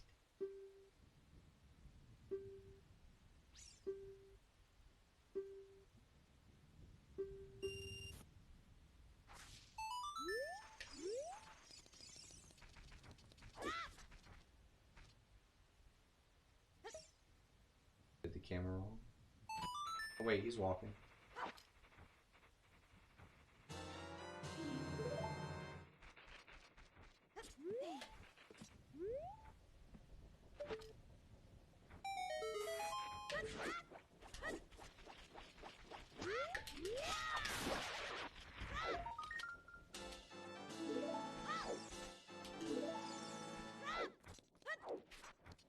Alright, so I can actually guarantee get the heart piece from Dampe within 15 tries. Because I have enough money to just keep going around the graveyard without re-entering the area. And the way it works is you, as long as you don't reload the area, you can't actually get more than 15 tries on him. So I've done 2.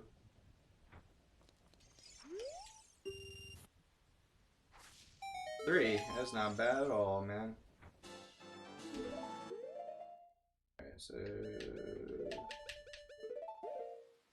Alright, so now the game like really goes into chill mode. This is probably the easiest section of the whole run. Actually, there's no probably about it. It's for sure the easiest section.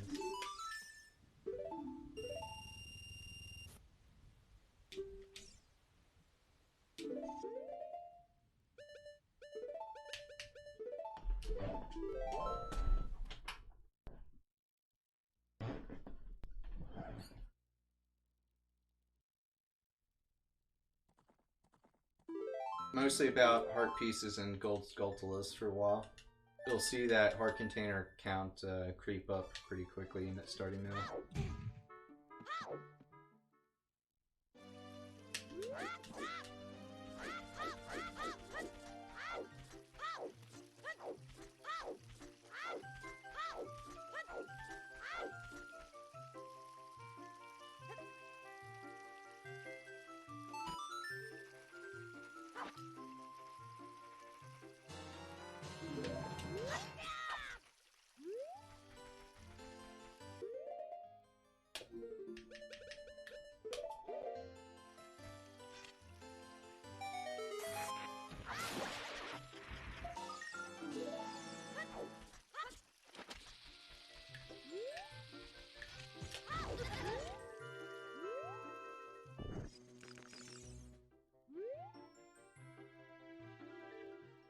Alright, so back here now to finally get that one gold sculptula that requires explosives to get.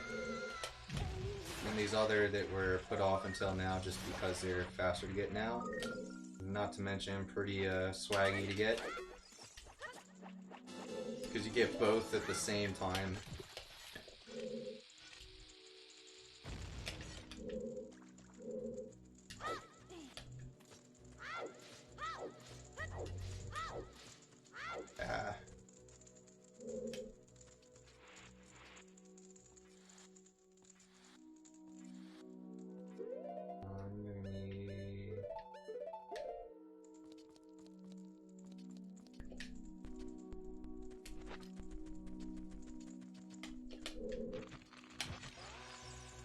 That's not gonna work.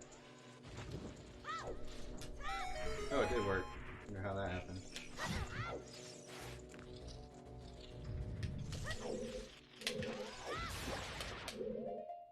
Alright, so we're gonna want that.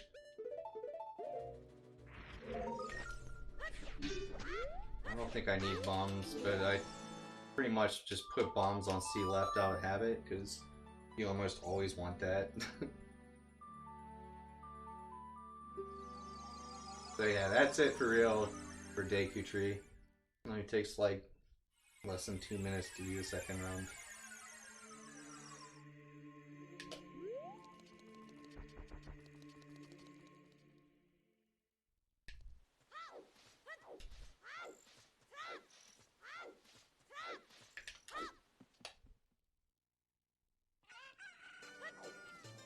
Alright, so heads up, I'm about to go into a cutscene where there's 45 seconds of no required user input,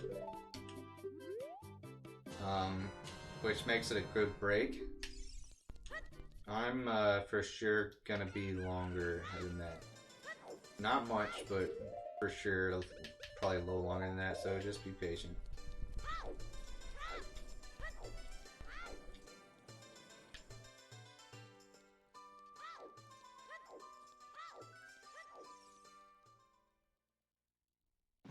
Also, shoutouts to Bunny Hood. Alright. So yeah, BRB in a second.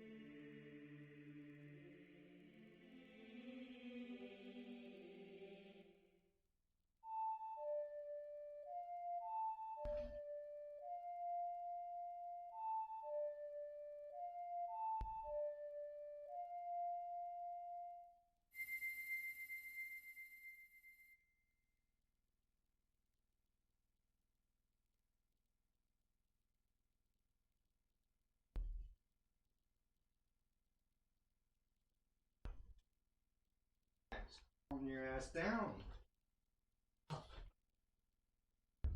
Get off! My cat is attacking me for no reason. Probably just because he's bored, to be honest. Okay. Got me an energy drink and some carbohydrates.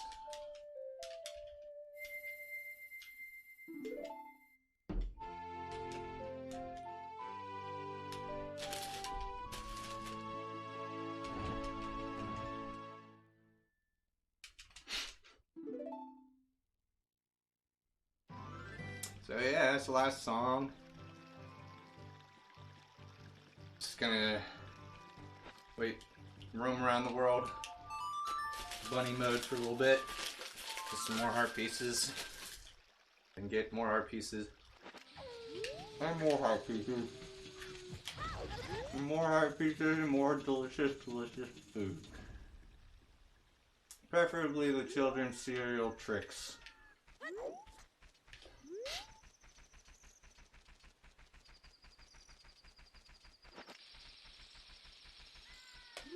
Really? Still that far away? Man, I messed that up. I should have started another S. Navi would have told me something better to do. I am literally eating French bread. Nothing else. Just because it was something that wouldn't waste any time to prepare in the speedrun, really.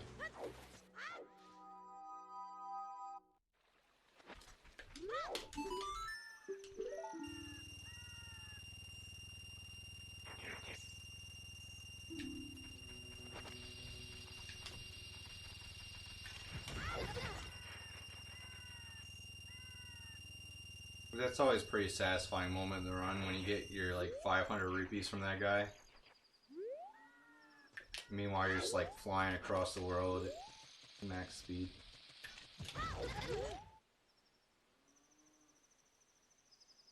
Still just like dropping so many S's though. Yeah, see? I can't change directions tonight. I'm telling you, like, something's going on with my thumb, my left thumb. It's just making it like kind of too tight all night.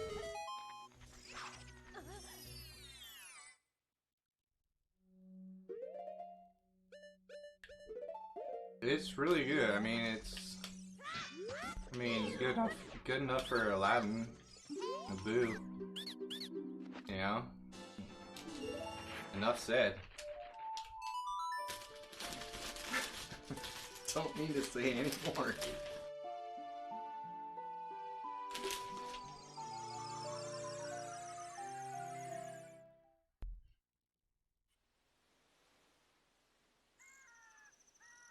Alright, so back to the lake. I was here earlier. I basically did the whole west side of the map. West side, motherfucker, west side. East side, motherfucker, east side. Now we're going on the east side, motherfucker. Yeah, and Lake Hylia just kind of works out that way for reasons.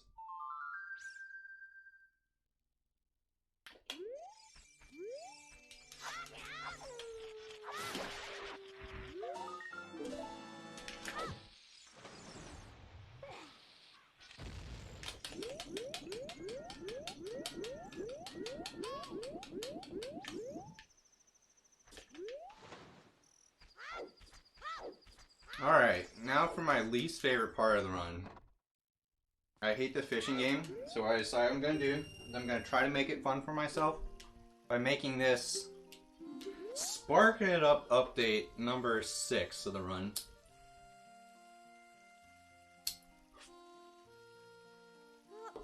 Alright, we got it sparked up. I think it's about to get nice and relaxing in here. I feel like I'm literally fishing IRL right now.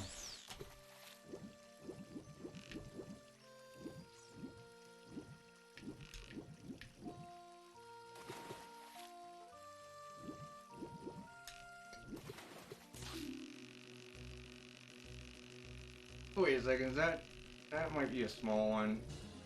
Yeah, that's a small one. I had a good one on my hook the first time. Alright, fortunately there's still one more I can get right here.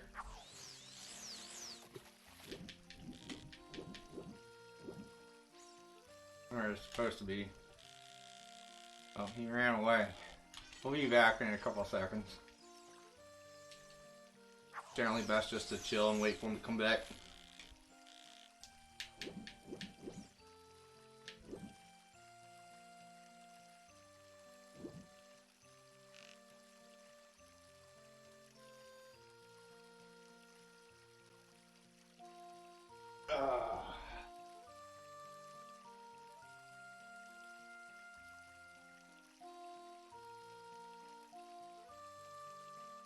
Come on, you.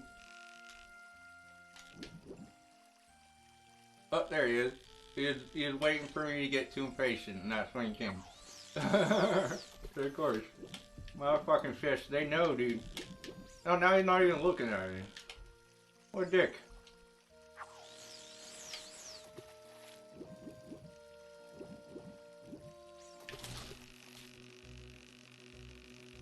Come on. Don't you fucking dare. There we go. So I need to catch 2 fish. So with that one, I'm gonna do a glitch to get the gold scale. I already have it in my inventory, but that's a counterfeit, man. That's the real shit. Even though you're not supposed to get it as a child. All you gotta do is jump in the water and hold Z. My God, I sound like a real fisherman right now. I'm gonna keep talking like this until I'm done fishing, alright? This is where I grew up in Kentucky. I grew up in Kentucky, everywhere I taught RD. For real. I lived in Kentucky for the first 10 years of my life. So some good old days. Except for all them wasps. Goddamn bees everywhere. And tornadoes. And chickens.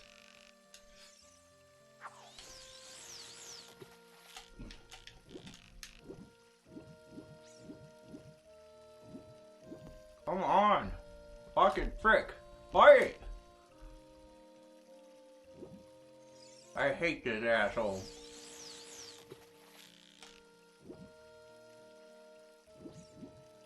Uh-oh. Uh-oh. I don't know which fish is which. Okay, I can kind of tell. Dude, every fucking fish in the pond! I don't think that's the right one. We'll find out. Yeah.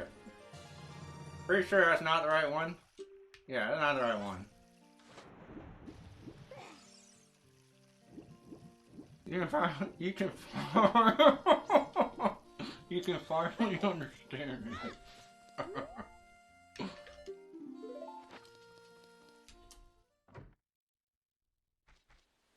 Alright, so so that particular fish, like the second fish you have to get, he works differently than the first fish. Once you scare him away, he's not coming back until you you re-enter the area. But yeah, man, I miss Kentucky.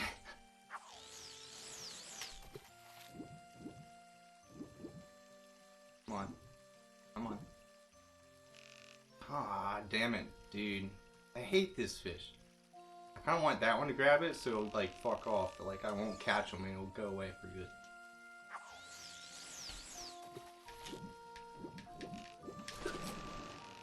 What? What was that?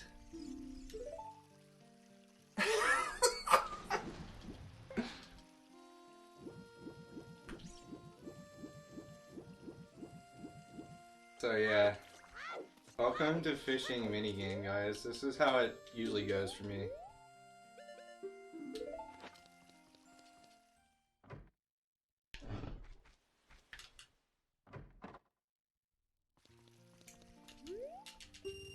Yeah, I had them too. I think I just started pressing A too early.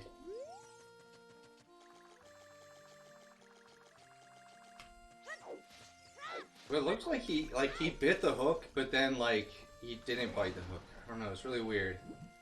Game got confused, which is not unusual for this game. In fact, it's gotten confused about 10,000 times in this run so far.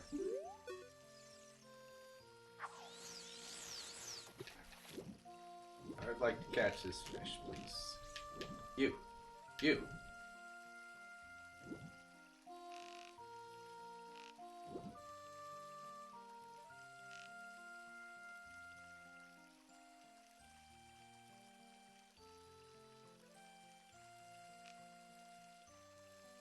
Come on, dude.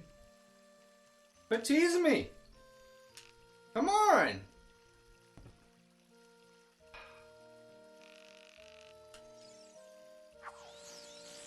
Fucking fish, I tell you, dude. No, that's the wrong one. No! Why do I get the big ass crowd of fish again? Let go. Did he run off? He ran off again, didn't he? Wow, this is, this might be the worst fishing of all time.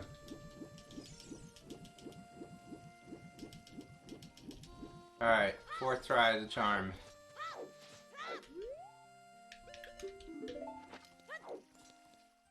It's just because the fish know me, man. The fish know me better than I know them. They know what to do to, like, make sure I don't catch them.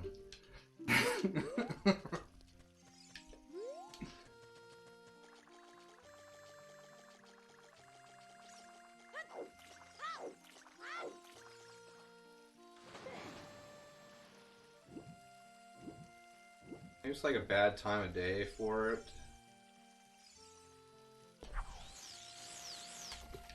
I don't know if it's proven, but I feel like their hunger kind of changes. Come on. It looks like he wants it so bad. Come on! Damn it.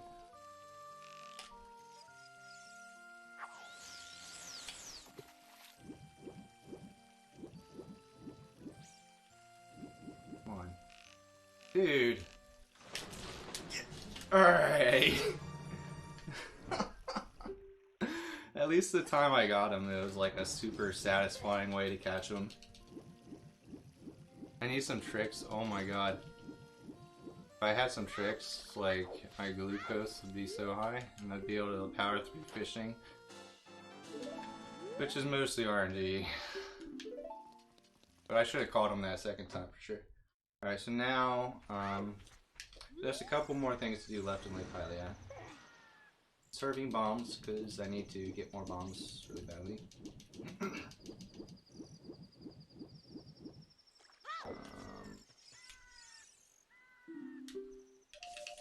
So starting Scarecrow song for anyone who's been a while since they've used this. Not many people have. Play that song, and then you have to play that same song for him as Adult Link. And doing so makes you able to summon his brother, who helps you hook shot to special places as Adult.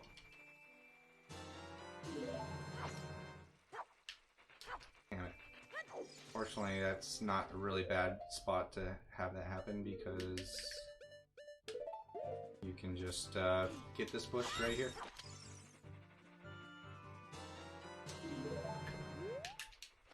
No, I was gonna try to do Ocarina items there. Once that and that.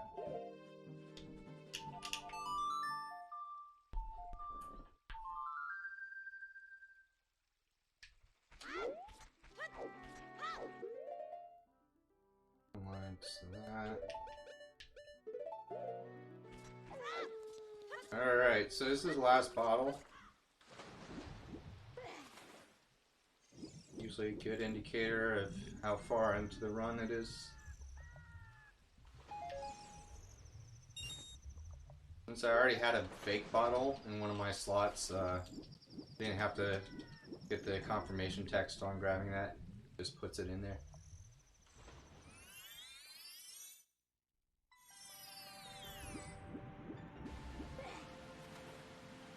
Alright, can't forget to get a fish right here.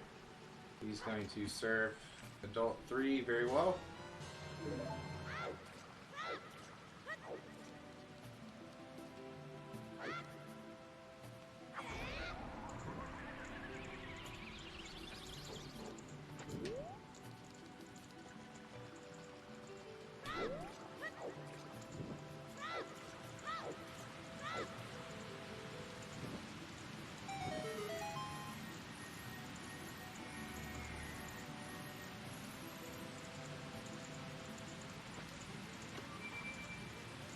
We've got a Rollin deep raid. Shout out to that old school gangster not doing any of that bullshit, new ass fucking hosting garbage, keeping it real, going old school on the streets, Rollin deep with the raid for the Rollin Deep Marathon.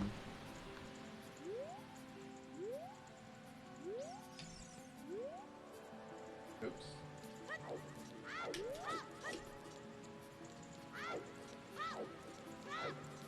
Yeah, what's up, Colin? Welcome back.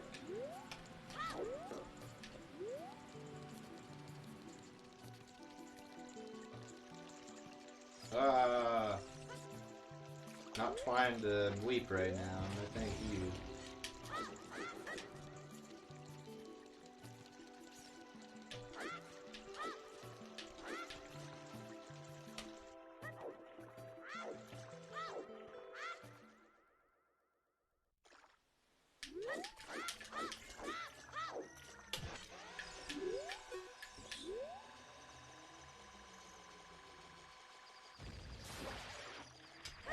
Oops, too early. It's actually kind of a hard to time side hop for some reason. You don't really get much visual cue.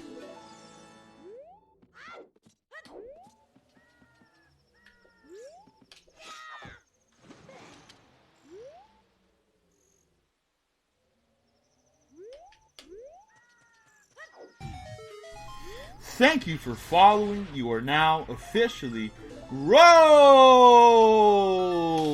deep, my son, with the RP motherfucking G.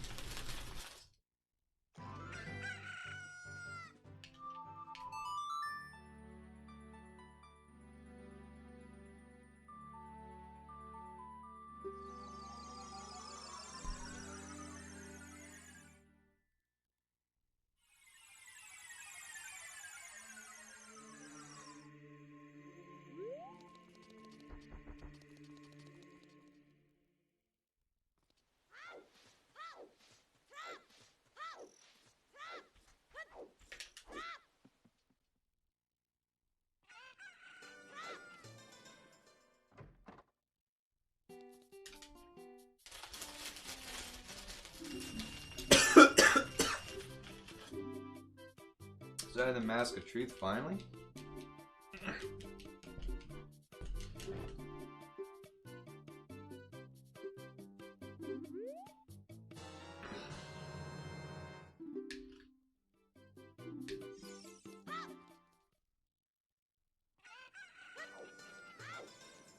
I need to get my slingshot max upgrade.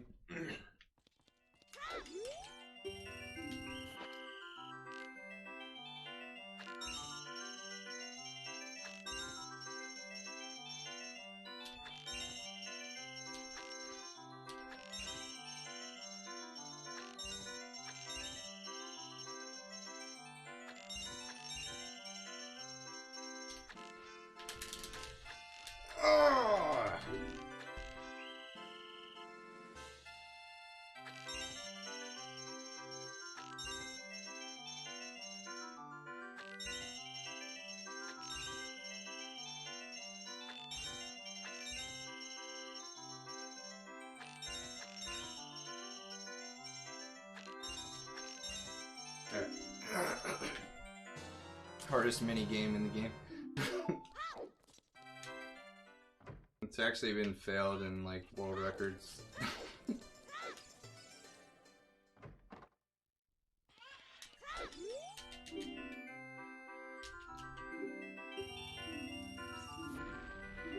Nice, that's perfect RNG for that. Has a 1 in 5 chance, I think. Yeah.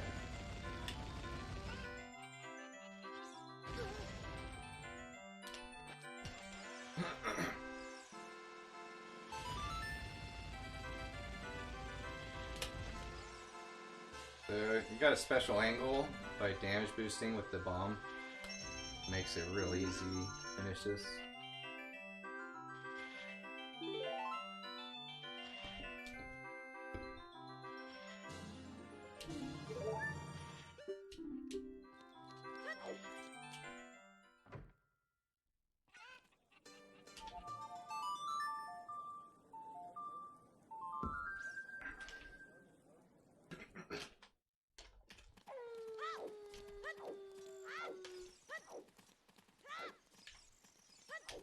Hey, back here.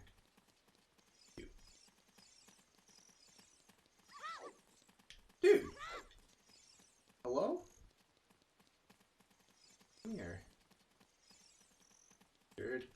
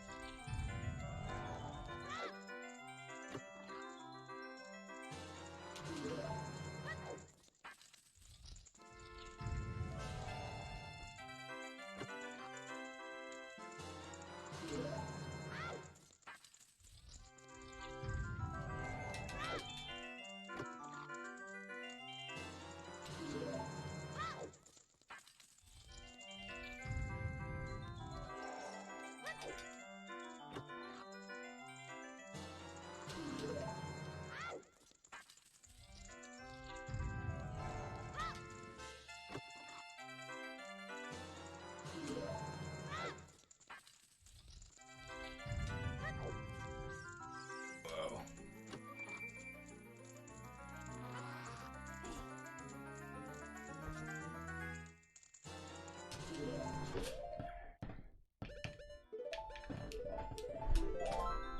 Alright, last save and quit for a while. And approaching the end of the final child section. As a runner of the game, this section that I'm about to do is by far the most painful.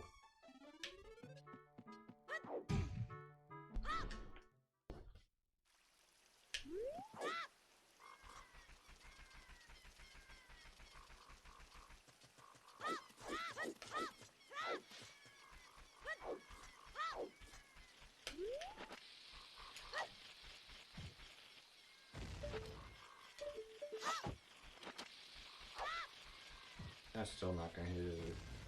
God damn it.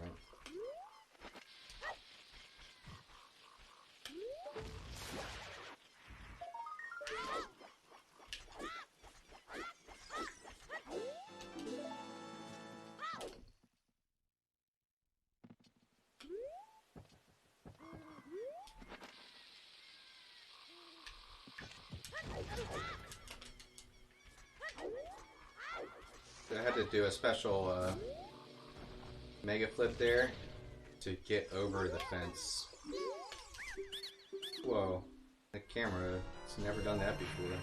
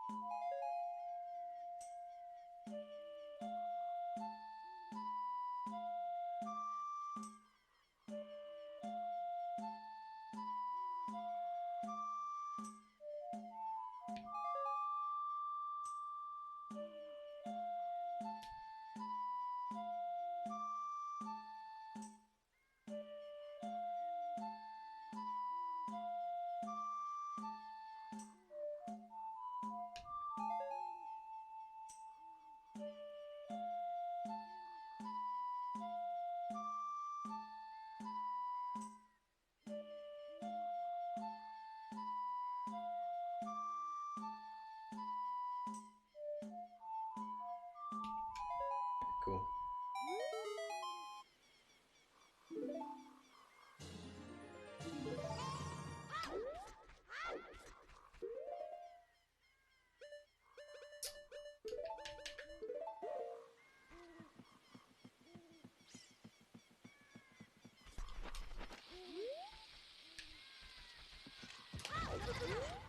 Ah.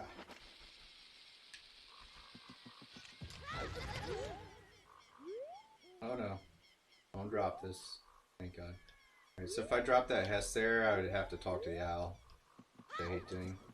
Alright, since I dropped the Hess, I'm gonna go ahead and get this now, just because I like getting it out of the way. Don't dig too fast. Alright.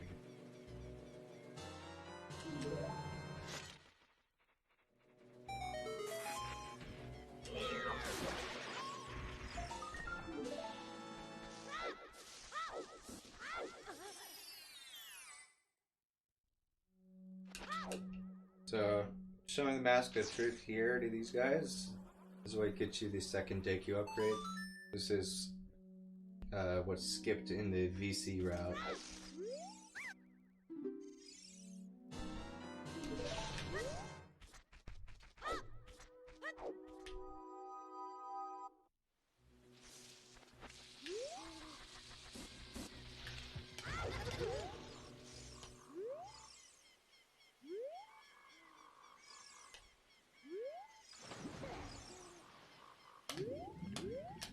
Dude, come on, camera. Whoa, this is weird. I knew that was gonna happen.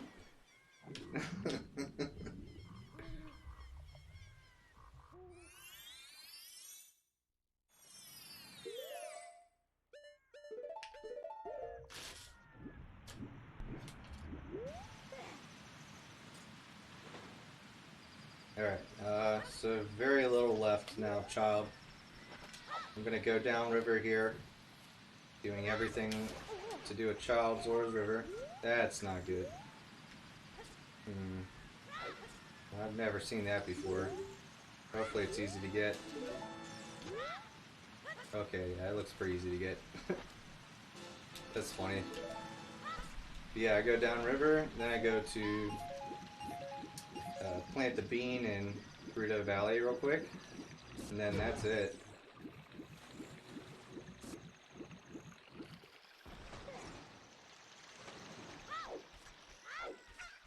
I got the Skulltula token, right? Yeah, I think I remember getting it.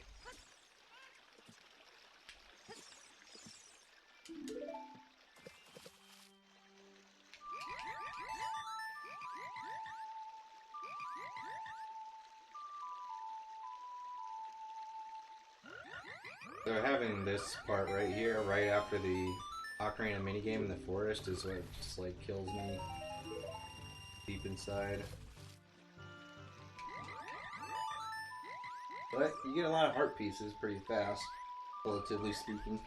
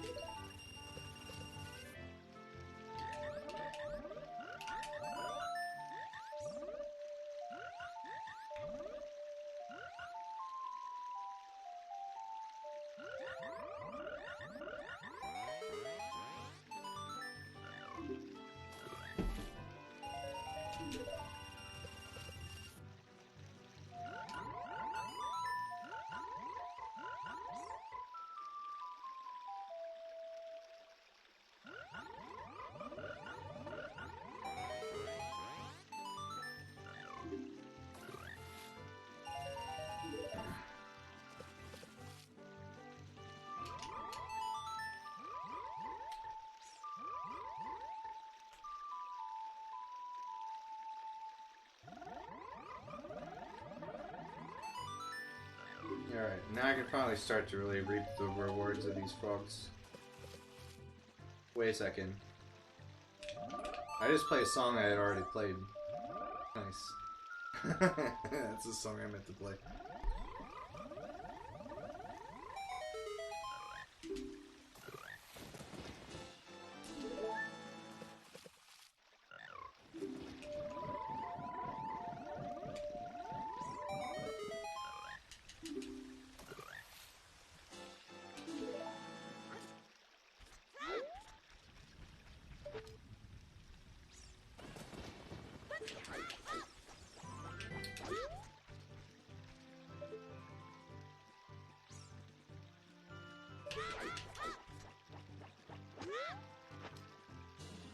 A nifty way to get that heart.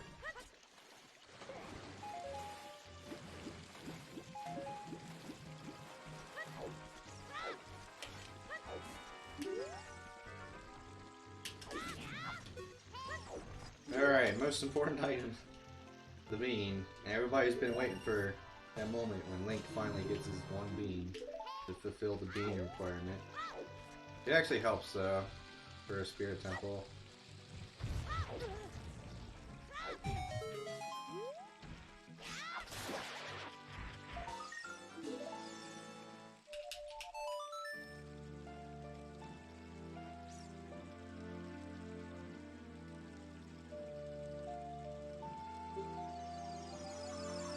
Yeah, dude. 15 We've got a Rollin Deep host. Shout out to that boss player of Fly Lady hosting the RPG, RP motherfucking G, RPG the Dawn, RP Godfather. Enjoy your stay. Make sure to roll deep while you hold it down and stay fresh with the Rollin Deep RP motherfucking G.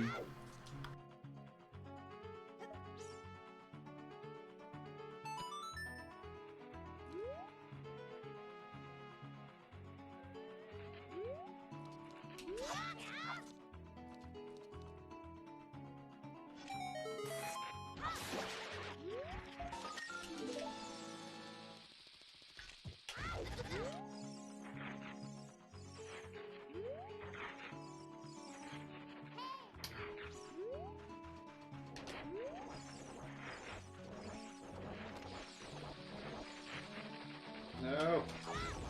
Uh-oh. Damn it. Damn you, tree. You ruined my plans. No. Oh, man. Alright, it was really important equip here. There we go. I need long shot on C right as child. What that's gonna do later is that's gonna let me get Pharaoh's Wind on my B button.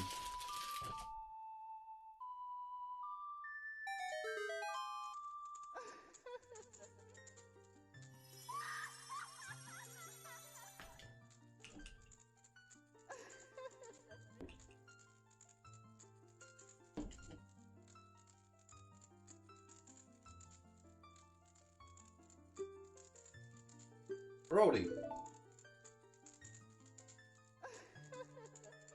Alright, so this is a really important like status check. So I'm gonna spark it up. Spark it up. Update number 7.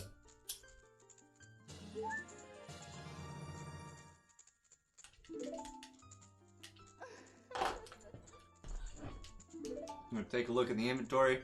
Make sure I have everything I should have. 15 hearts is good. Hookshot, I don't see right. That all looks good. 78 Sculptul is good. All the songs perfect. Perfect. Perfect.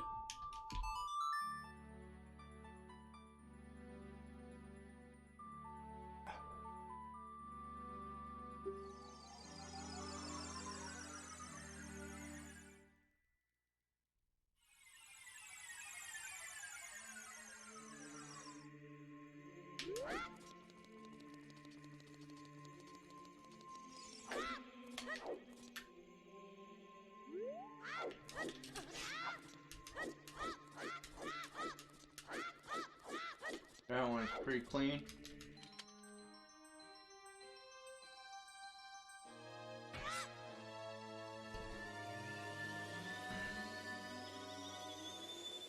Cool, man.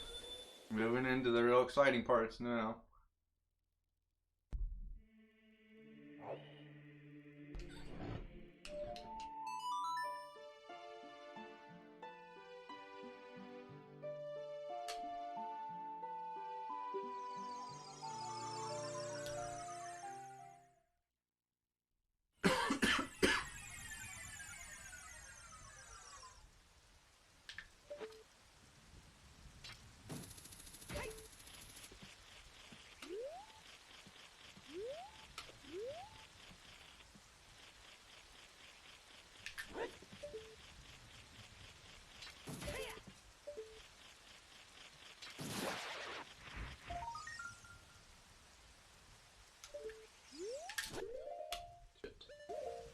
I need to pause buffer 1 frame. Really hard to do. Alright, we did it. Wow. I almost never do that. That was clutch. Alright, so you guys are about to see a really, really cool trick. One of the best in the game, honestly.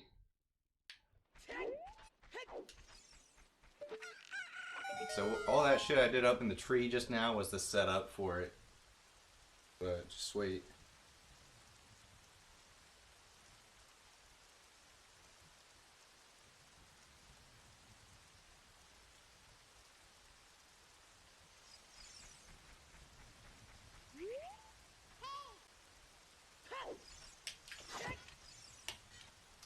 I don't trust that.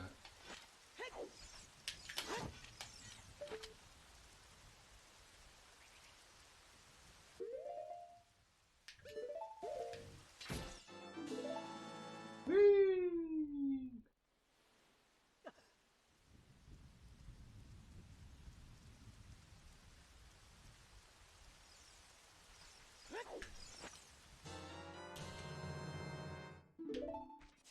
Oh yeah, always a good feel to pull that one off.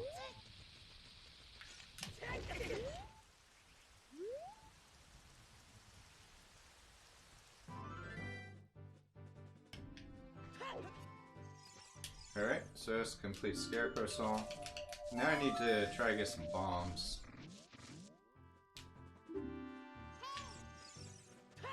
Actually, I don't need to do that right now.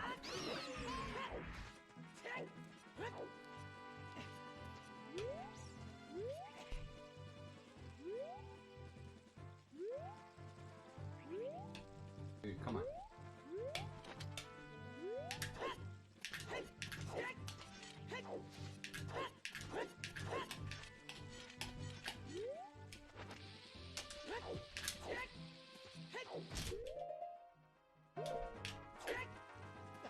Nice.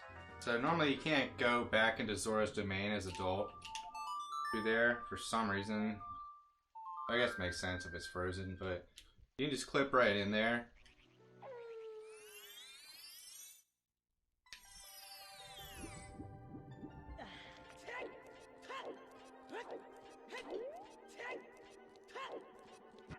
Nice. Ah! Why can't I not get a 90-degree turn there? Time. So yeah, King Zora is now unfrozen simply because of that camera trick I did way earlier in the run. And now I have the frog because this is the N64 version, and this is one of the major advantages that N64 has over other versions. It's PC still wins out, but VC still definitely secretly wishes that they could do that. Alright, so I need to get the best tunic, but the shop is frozen and I don't have any fire. So we do random weird setup that makes no sense.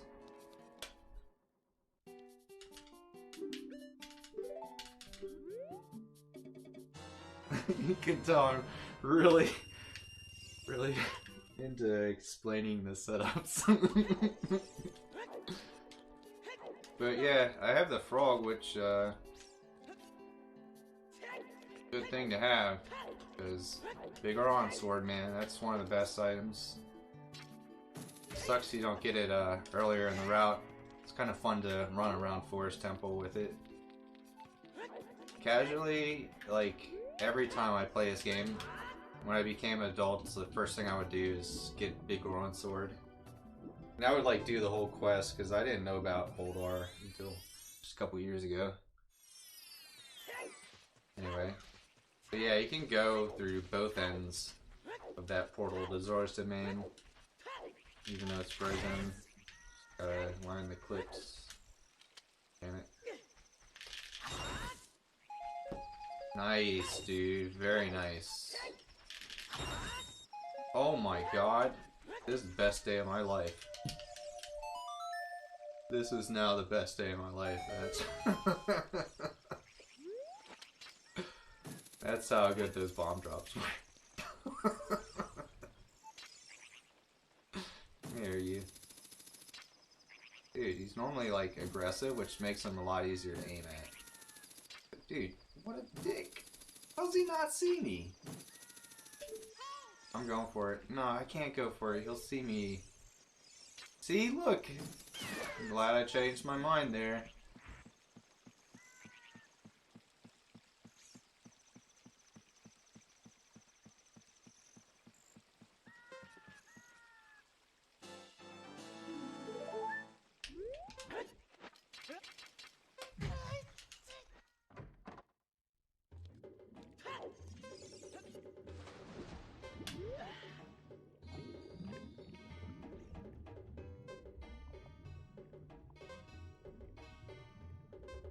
Oops, that was too early. Yo, is Joe here? There's a frog on screen soon. Oh, you guys probably don't know which Joe I'm talking about. Wait, that's not right.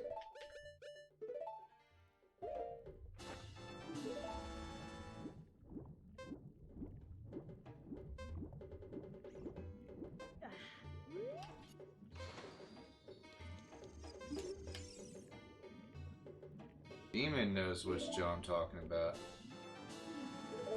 He's in here for Demon's Run. So yeah, shout outs to frogs. Cool. Thanks.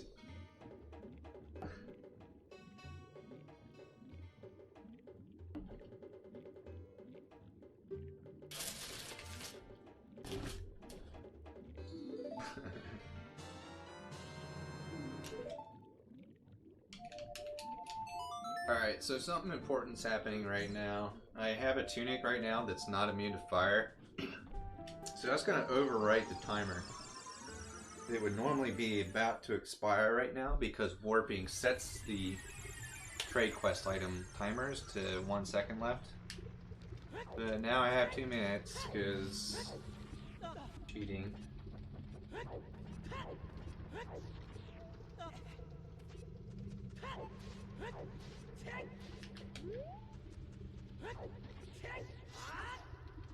There's a reason why eyeball frogs are the ingredient to be able to see.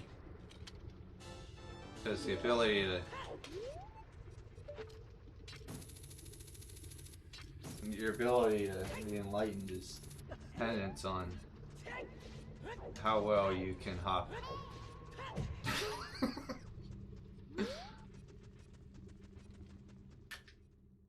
Alright, so yeah, you have like a second to get this dude.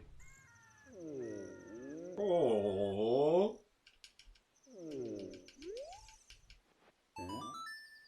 My voice teacher taught me that that noise is a good warm-up for somebody, especially with the weaknesses I have. Should I wait for dawn or not? It looks really close to dawn, but I bet it's still like gonna be 15 seconds or something. I'll wait. Just because I think we're busting out number 8. Alright, so spark it up. I'm about to complete the all the equip sub-screen shit. The rules with the turning in the Begone claim check is just 3 sunrises have to happen. So that's why you kind of try to time it so that sunrise naturally happens right after you get your claim check. In my case just now, that was totally just a coincidence. I didn't really set that up intentionally.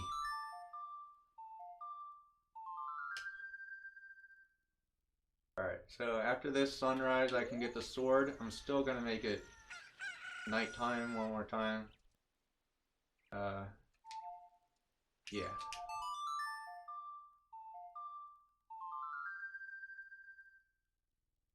But yeah. BGS, son. Good time to be alive. What? Bring it. Bring on the wolves. I don't give a shit. Alright, where are we going? That's where we're going. We're going to equip that shit right the fuck now. Oh, I don't have all my equips yet. I need the mirror shield. Go figure. I wonder if I'll ever get that. Is that a thing you're supposed to get? Damn, a speed run.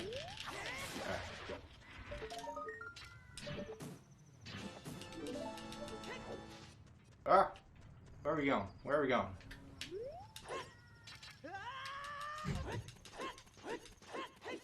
Alright, so there's 2 Skulltulas that I've been putting off till now in here. I don't quite understand how the route works out this way, but like it really is fastest to get these now. For this route at least. Oh no. How sad.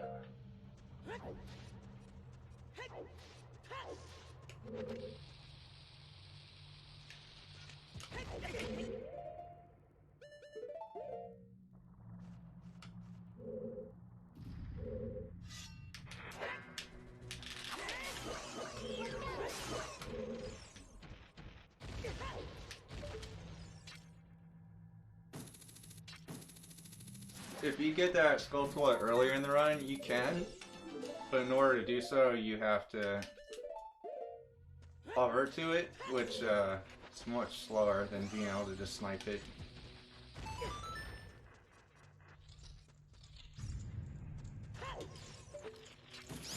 No. Alright, dude.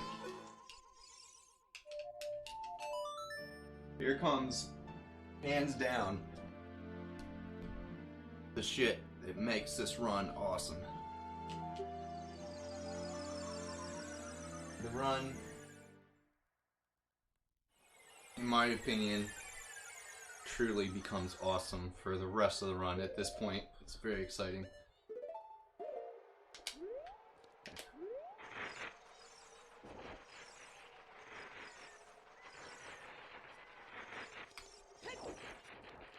Most of the bullshit's done.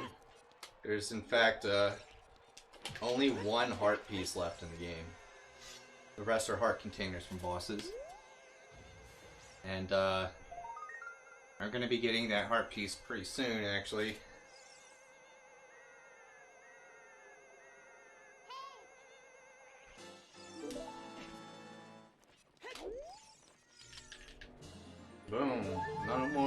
glitches. There's like only 15 Skulltulas left too. All the Skulltulas that are left are the ones in the last dungeons I need to do. Alright, so this trick's hard. Hope I get it.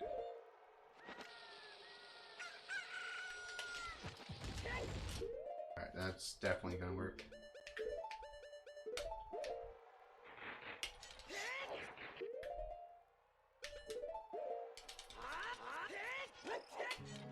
Alright, thank God. That's only half of it though. That's the harder half, but still, if I mess this half up, I lose a bunch of time.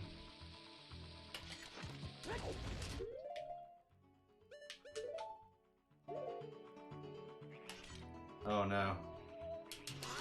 Oh no. Yeah, I have to redo it now. That sucks. Live and learn though.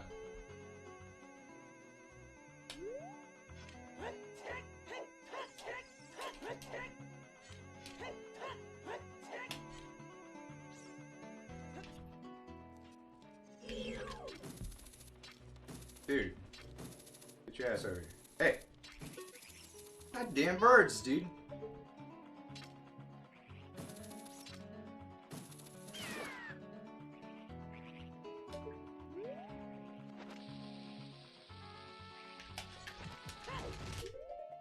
that gonna work? Yeah, it's gonna work. I'm surprised how consistently I'm getting that part of the trick, because that's the harder part of the trick for sure. Both times that was like picture perfect, just about.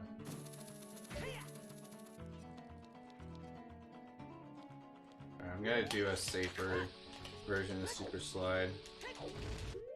This should help. Alright, we're good. Alright, so all that, the whole purpose of that was to get the mirror shield and set myself up so that I can go get one of the most out-of-the-way Skulltulas in the dungeon. But yeah, dude, having the mirror shield, that's some good feels. And the way you get it, it's so exciting, dude. Those super slides are fun as fuck to do.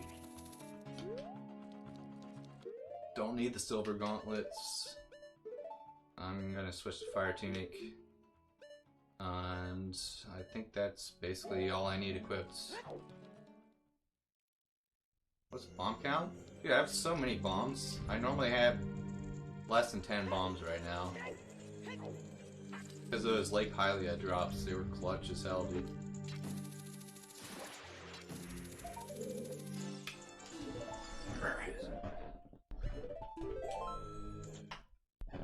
So Spirit Temple is really interesting, I think, because you beat it in sort of a roundabout way.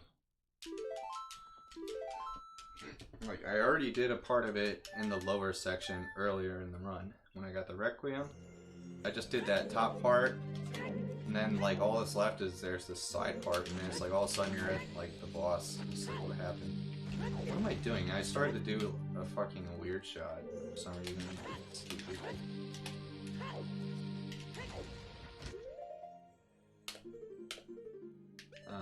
I need to equip something else too.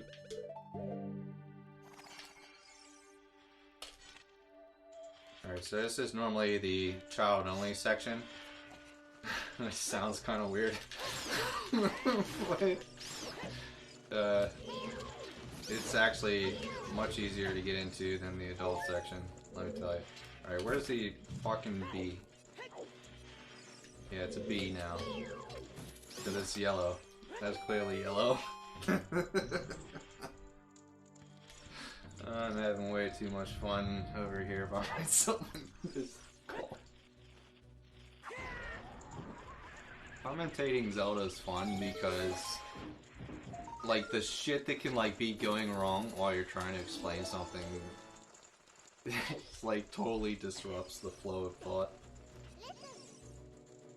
And after 5 hours of it, it's just like, oh man, my brain can't even care. Yeah, that's the keys. Alright, time to go OOB, son.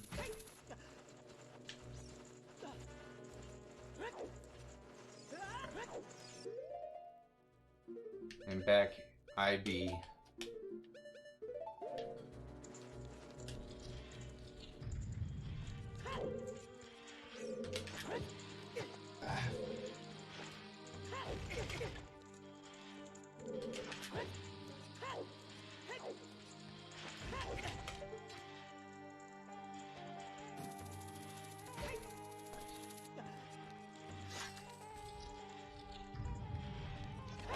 So that's really interesting. You had to unlock that door from the opposite side from an unloaded room.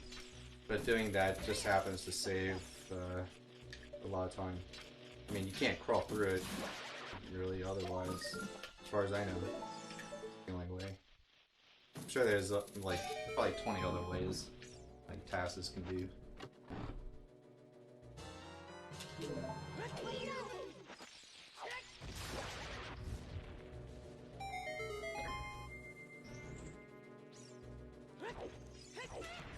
Okay.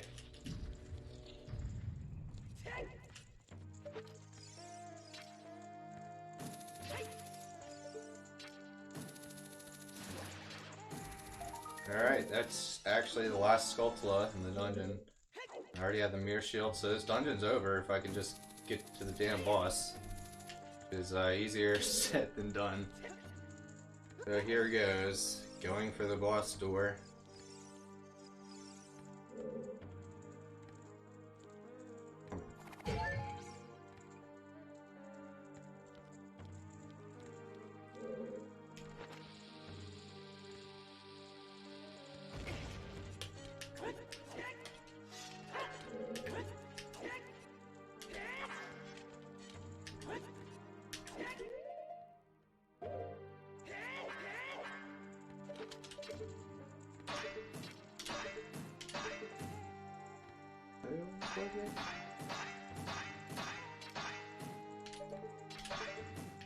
Oh man. Dude. Time it. I think I got like a bad position here. I need to adjust ever so slightly. There we go, this will work. Alright, good. So, not quite done yet. That's just the first part. I'm gonna reset it up. That was, position was too awkward. Could have easily caused me to totally fail the trick. I think that's a bad frame, so I'm gonna pause buffer for that. Hopefully this works. Nope, that was a bad frame. I bet the frame before was a good one. I don't have them perfectly memorized. I'm gonna again set it up another time. Be safe, because like what can happen is the explosion of bomb, if you fuck up, can easily just knock you like straight out onto the main floor again outside, which sucks ass. That's the same frame as before, so hell no. That should work. There we go. Woo! So the reason it worked the first time versus the second time is you need to equip the iron boots on certain frames to change how fast you're falling just enough to like make that clip versus not. But with that out of the way, the rest of the dungeon is not too bad. There's a trick I'm gonna do on this boss. It will save like another minute if I get it.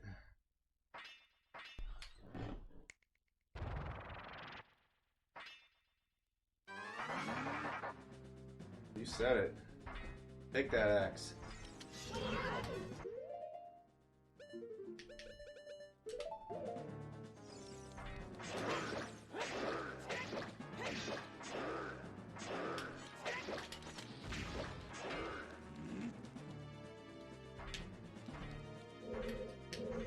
That looks good.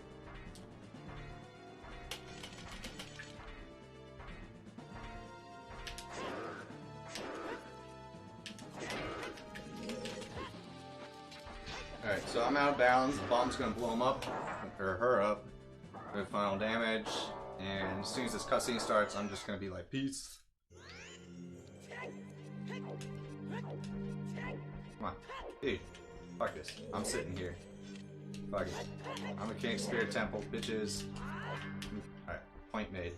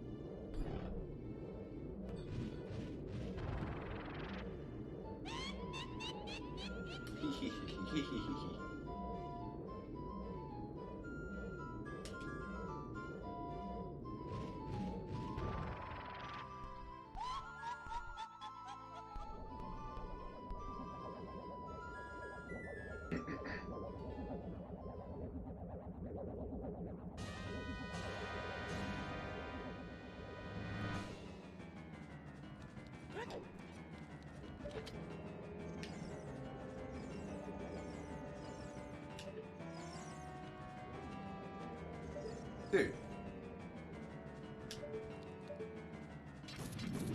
Alright, so hookshot, once you see that one of them is casting on you, you can choose to keep the other one still if they're in a good position by just spamming hookshot. You don't really have to aim. For whatever reason, it stuns them before like the hookshot even hits them. It's like as soon as the hookshot leaves your hand, it starts stunning them. It's kind of weird, actually. Not a lot of enemies seem to have that mechanic.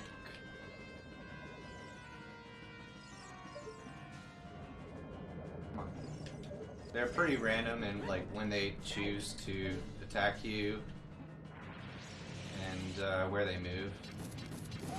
This is kind of average RNG. It's not too bad. As long as I get another shot like pretty soon here. Oh no, this could be bad. Yeah, this is terrible position. Come on. Damn it. There's nothing I could have done there.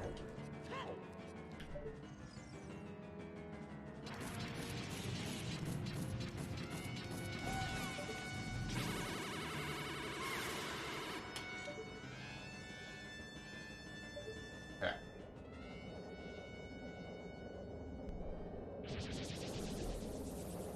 Uh-oh. Bringing on their quote-unquote hard form.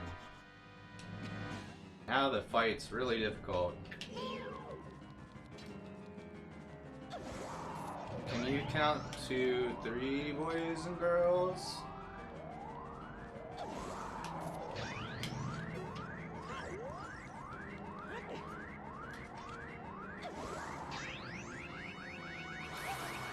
A 1, a 2, a 3. Man, she came fast. Alright, so this is actually a 60-second break. I can just chill here. You don't actually have to do anything with the controller for the text here at all. It's like a 70-second cutscene, actually. I didn't realize it for the longest time, so like back in the day I'd be on a run. I'd be like super tense through this whole cutscene, like holding the controller, like pressing B a bunch. Now it's just like, oh sweet, I don't have to do anything for over a minute.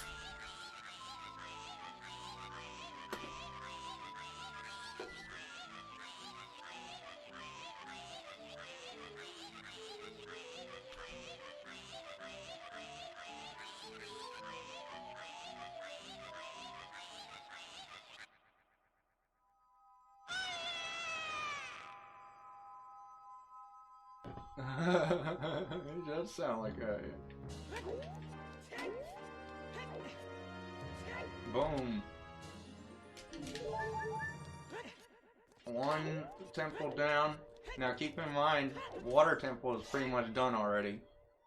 So all that remains is shadow and fire. And there's almost no side quest stuff left either. So the run's not too far from over. Probably beat estimate at this rate for sure. I was a little worried because the first like hour of the run, I don't know, I was just choky.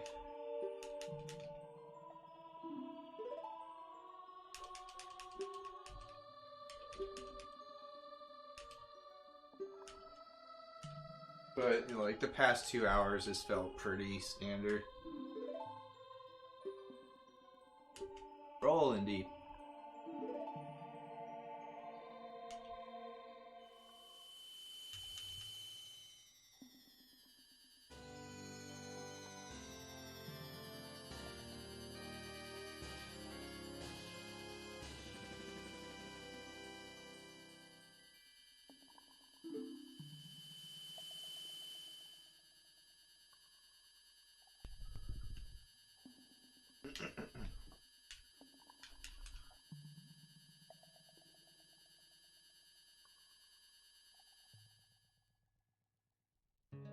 Alright, man, these are back to back. We're going. straight to Shadow Temple. That's why I love this route so much.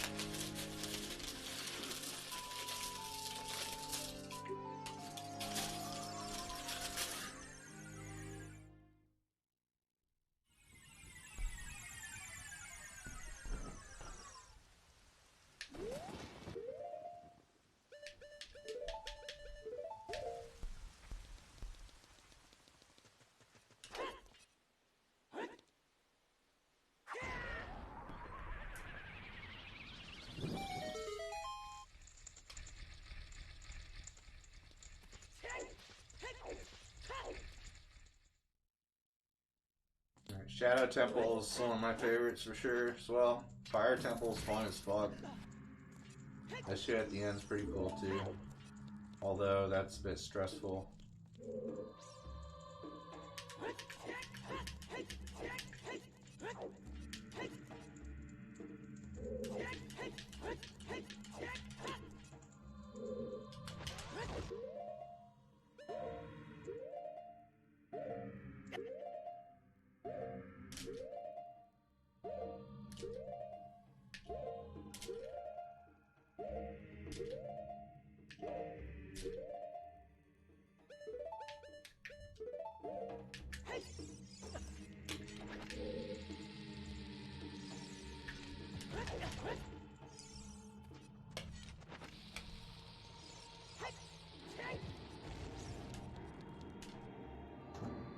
Let's go.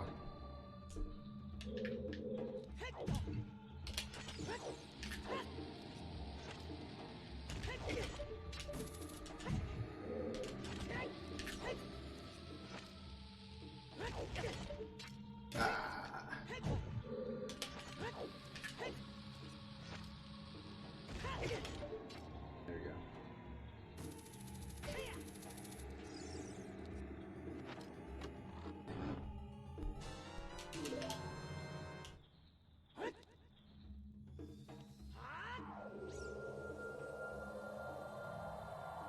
So you know what? I just have a funny feeling, just because it is a marathon. Like, it's been a while since I saved. Like, I don't have to, like, have some disaster happen and redo Spirit or something. I don't know why I'm paranoid.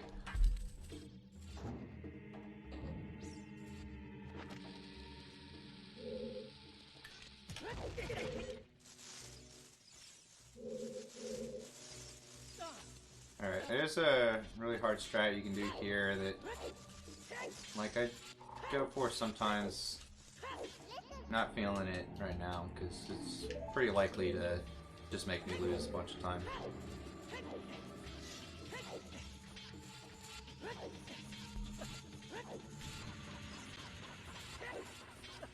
Essentially, I'm sure you guys who've seen other speedrunners do this game, seen where you like Hess through that hallway and then you put on your hover boots and you like end up really close to this door.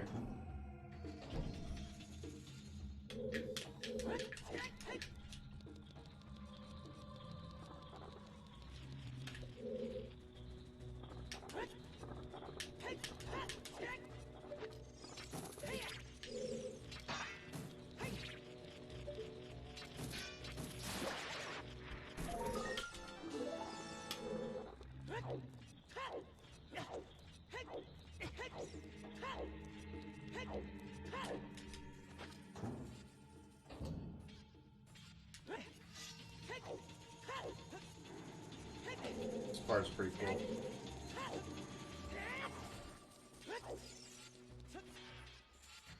Ah, shit. Missed.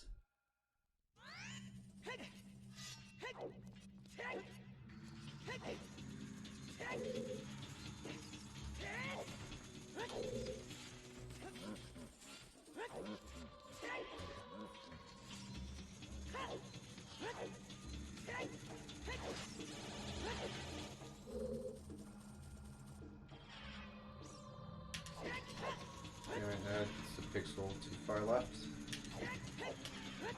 Damn it. Floppy.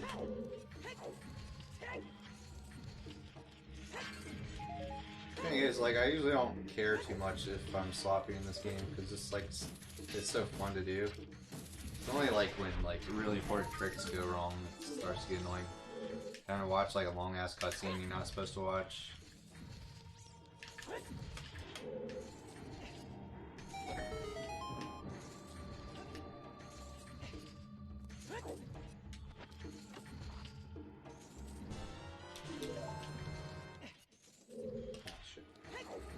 That's not good. I'm not set up for this room at all.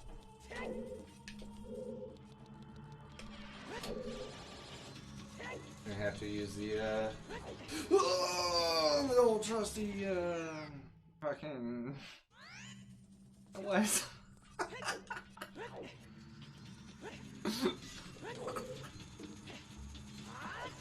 I love it, dude. So fun.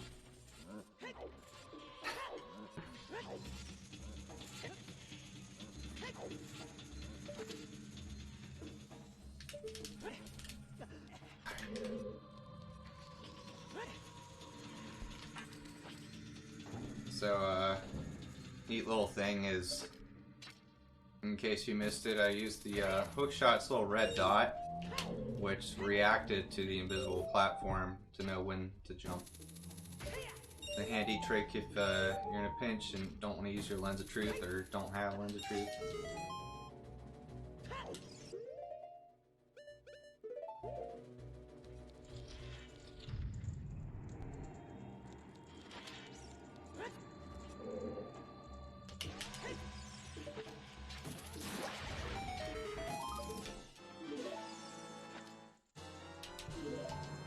Alright, so I actually don't have to go deeper into the dungeon that direction. There's no more Skulltulas in those back rooms. And I can skip to where those back rooms will lead you to by going through this wall right here.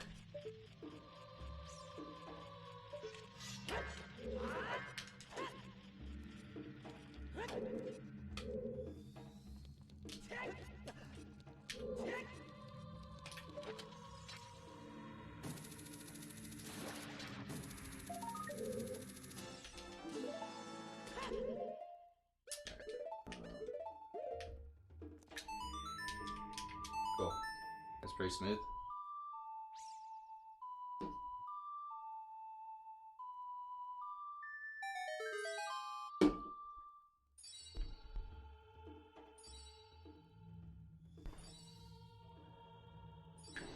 Trying to make up for lost time being fucking horrible for the first hour of the run. Really the first 2 hours.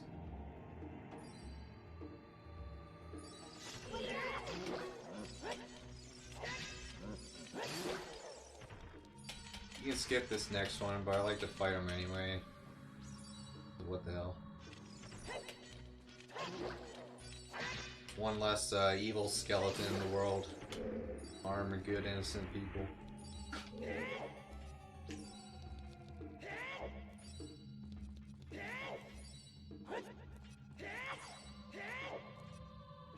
Oh, this is making me... Dude, that was actually starting to make me seasick. I'm sorry if anybody else felt that way. Holy shit, I can't... That's never happened to me before. But I've never tried those jump slashes before either. That's fucking hilarious. I didn't know Zelda could do that. Learn something new about this game every day. Zelda has the ability to induce nausea.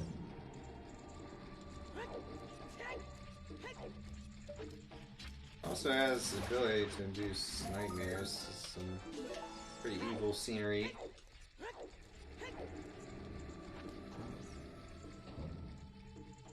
But Link's just like, yeah, okay, whatever. Skulls, rooms made out of skulls, demons everywhere. Whatever, dude. I got bombs, man. What else do you need? I can blast myself to victory.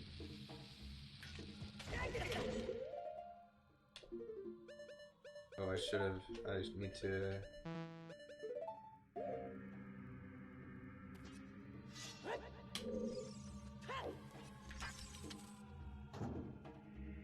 And yeah, Shadow Temple is basically over. Just a few pretty important little details to come. Like one of these is this.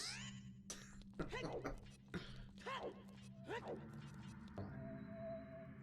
we go.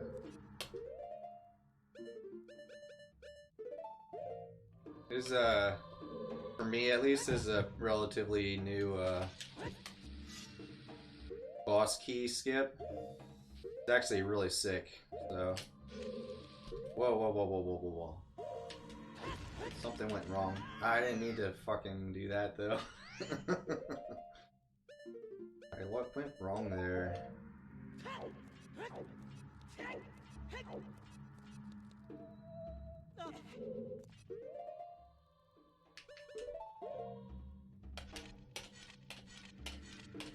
Do that safe just to be sure that.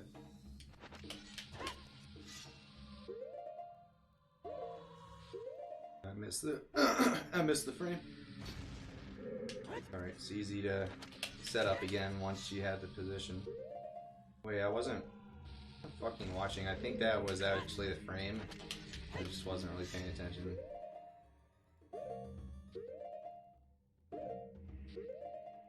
Really soon. It's like kind of sudden. Might be the next frame. Yep, it's this frame, I think. Hope this works this time. Alright. Alright. Now this VC version can't do this trick, and this is one of my favorite things about the N64 version. This is awesome.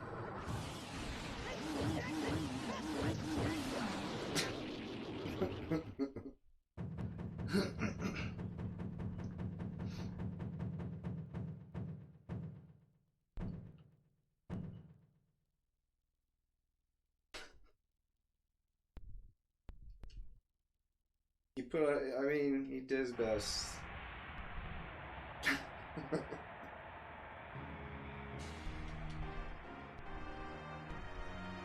Rest in peace, Shadow Beast. Bongo Bongo. Alright. 18 fucking hearts. Let's go. Gotta skip me a cutscene. This one is pretty tricky.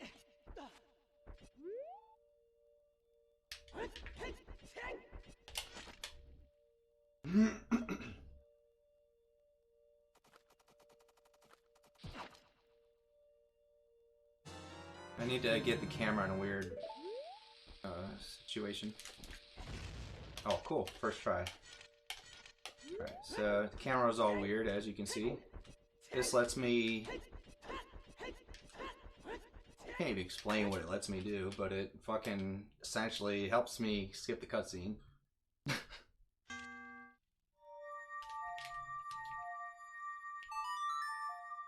So yeah, you just time that so where you play the last note as soon as you start to rise off the ground.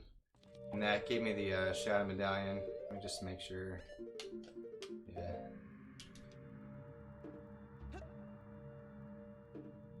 Yeah, dude, that's all the Shadow Temple. Entering fire. Yeah, it's almost over. But, like, everything that's left, just about still good stuff.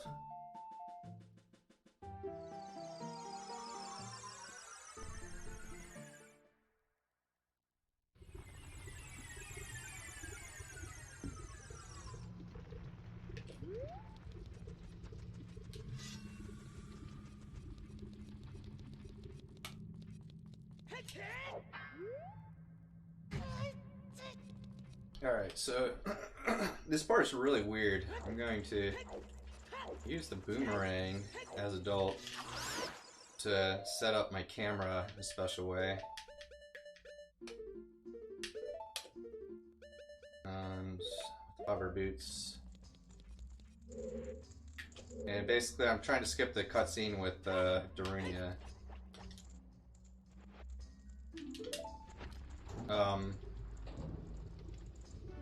That's weird. That's never happened before.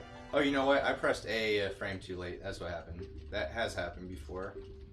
Not a big deal. Just have to watch this guy talk for a couple of seconds. 30, 40 maybe. At this point in the run, the only thing that matters is whether or not I get the cutscene skip at the end of Water Temple and the 1080 wrong warp. If those two things happen, the rest of the route is pretty safe. But those two things are pretty scary. But yeah, Fire Temple, skate height.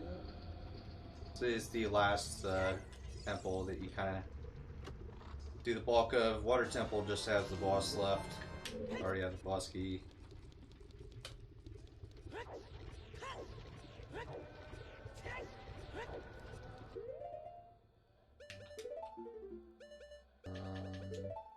What am I forgetting? There we go.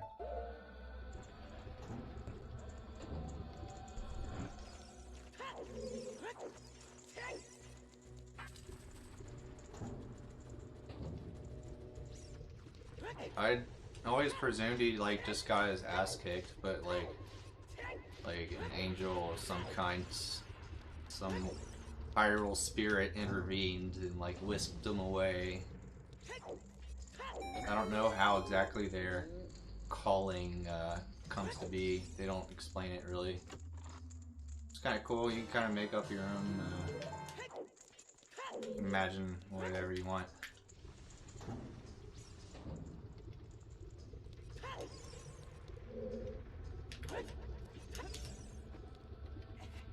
Cool little jump. You just need the right angle off that ledge. It's a tiny ledge, but you can still do that. Alright, I'm gonna have to do this from the slow way. Dude, what am I doing? I don't know what I'm doing, dude. Sometimes.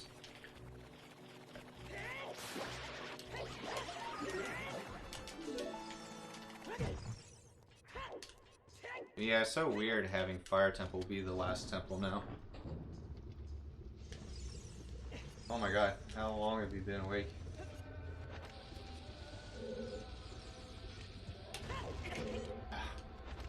Ooh, bomb count is not good. Then again, I actually have done one less RBA for bombs than I normally would have at this point. The bombs are actually doing really good in a way.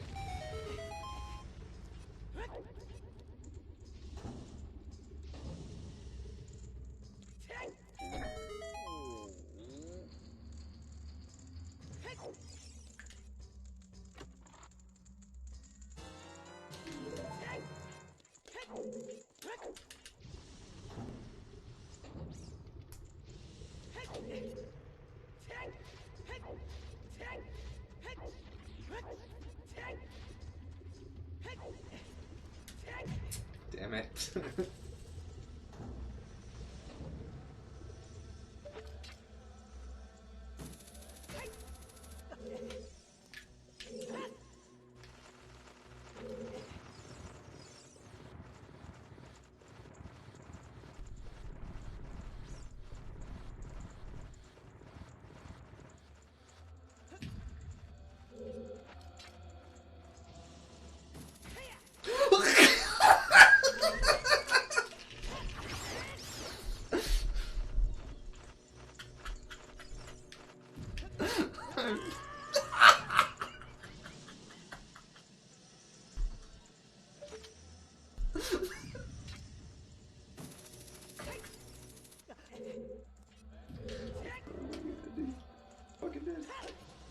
Fucking dead.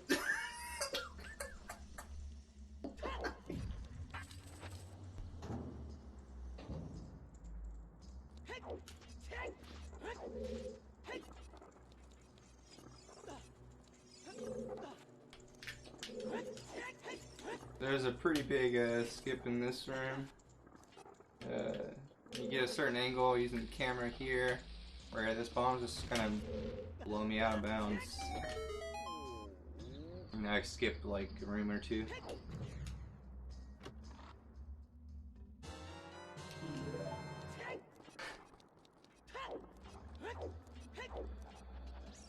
I'm trying to think if I actually need more bombs. I think if I play... Actually, no, I don't.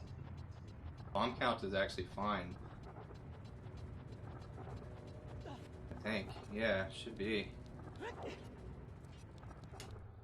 Alright, so the order of things that happen in this dungeon gets kind of weird here.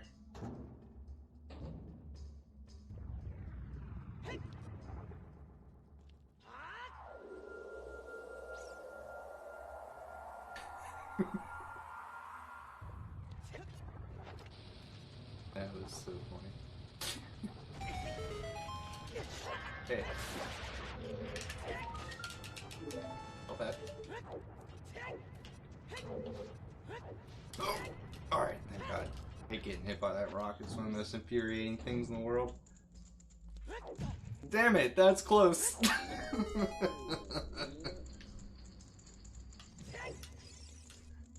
Alright, so unfortunately, gotta say goodbye to Big Rollin Sword for a while. I'm gonna need that.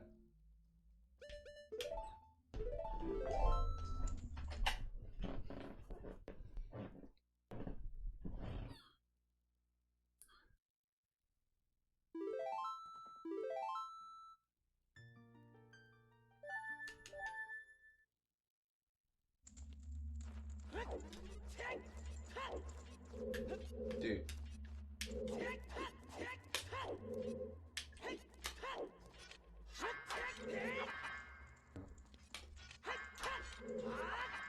Dude, really? Oh, that's not the right angle, I guess.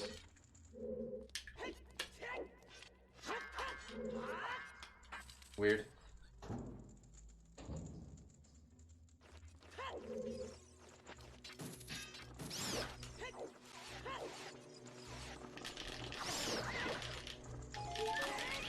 That's not good. Bomb drops are good. I don't really need them, but it means I could be a little more aggressive with some strats coming up.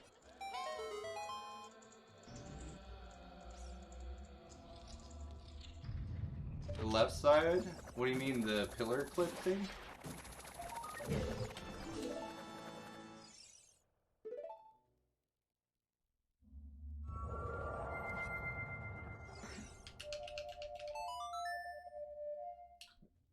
So it's probably a VC route difference. This is the N64 route. It's pretty unique.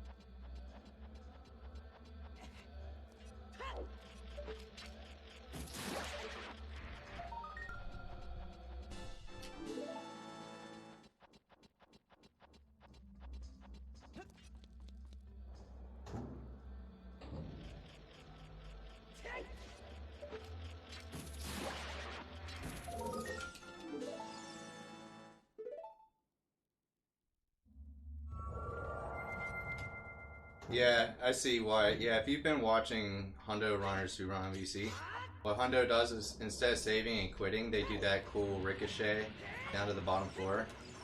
That's actually slower because of N64's save and quit is faster. So it's worth it to do on N64, not worth it to do on VC.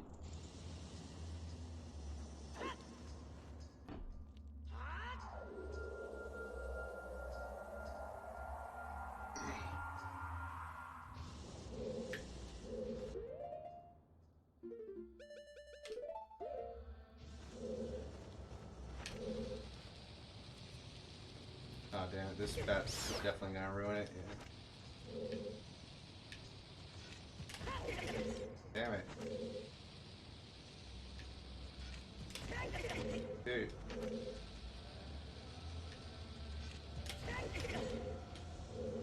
Whew, almost got the rock. Hate getting that rock to the face. Just in case. Probably don't need that, but don't want to dilly-dally here.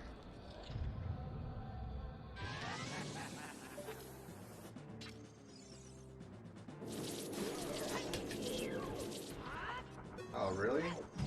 Nice.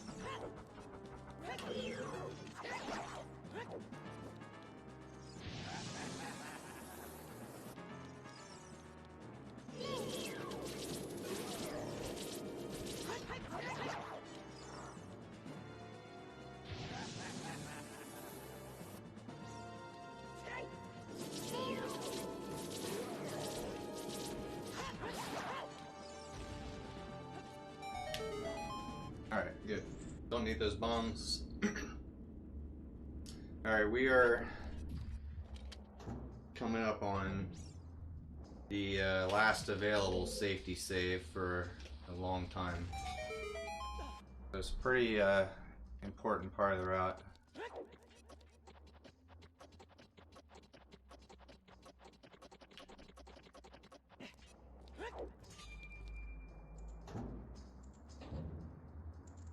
Alright.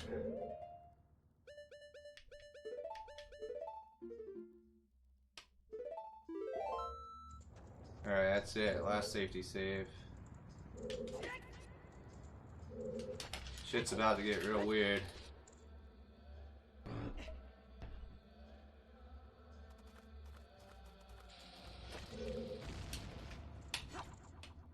Alright, 25 bombs. I think that's all I need to do is put it back down there. That'll give me a fish on my third real bottle slot when I recatch it. Wait, I don't want to recatch it though. I want to recatch it in a real bottle. Yeah, that's it. Let me make sure it's a real bottle. Alright, everything is good to go, I think.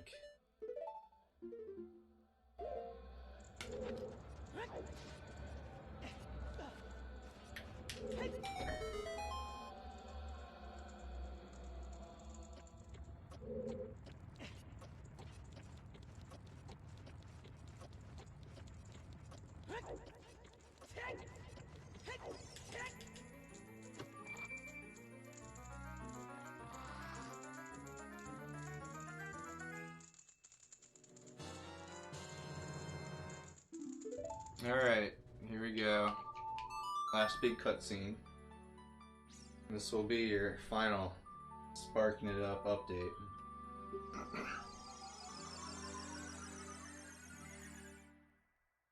Number 10, I believe.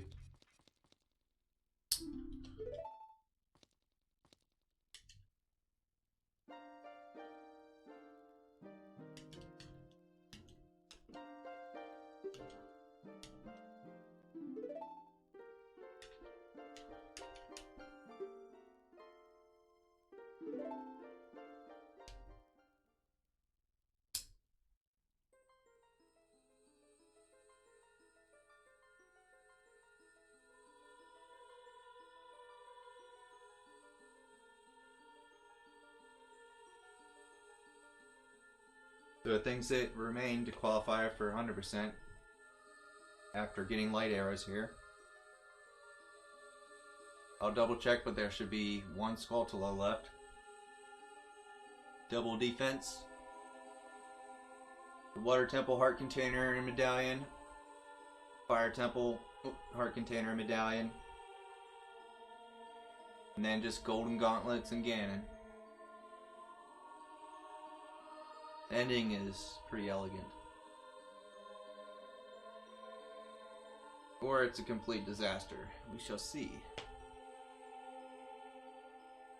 But even if I like mess up the 1080 wrong warp or something, no big deal. I could just go like enter Ganon's castle from the front and just like go fight Ganondorf. It's not a big deal.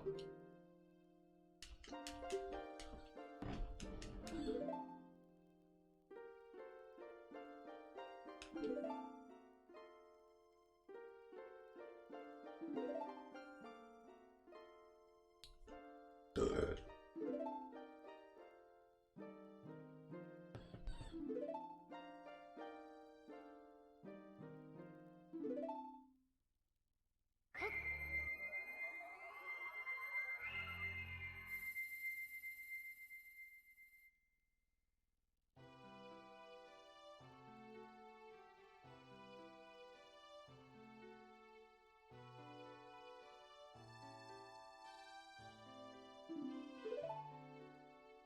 how long was I launching out, not pressing buttons there? I was looking at chat. I'm watching the replay. Yeah, I lost like a second there.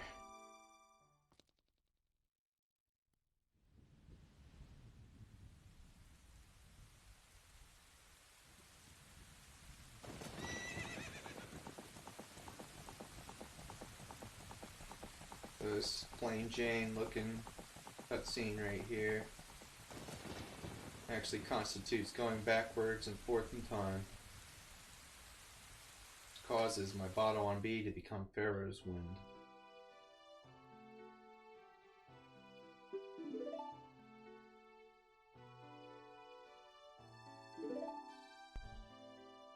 And when Pharaoh's Wind is on your B button, you can cast it anywhere.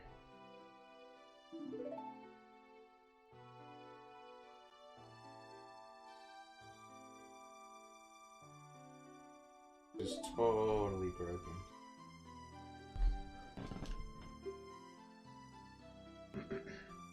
Brody, give me my arrows.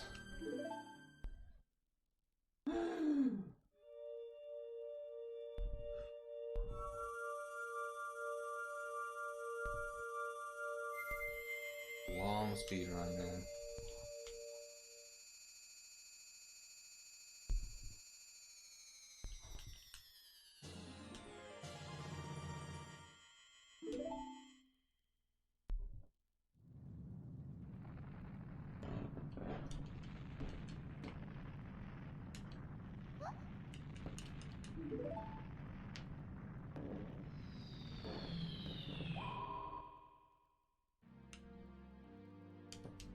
Alright, this is my favorite Link move right here. Link, you're in this situation. She's in a crystal. What are you gonna do? Do something.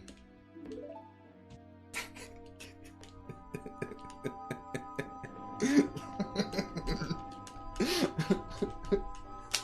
fucking love it, dude.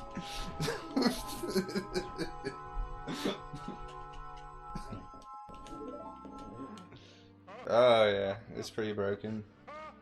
I don't know. Here's the thing, like my schedule is such that I need to immediately go to bed after this run to get 8 hours of sleep before who the fuck knows how long the combo race earlier than I normally wake up. But not much earlier, it's not huge.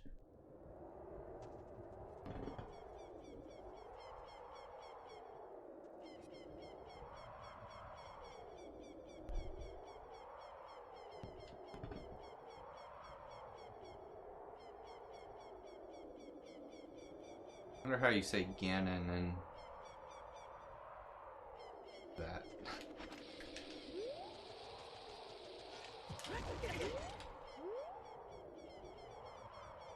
Alright.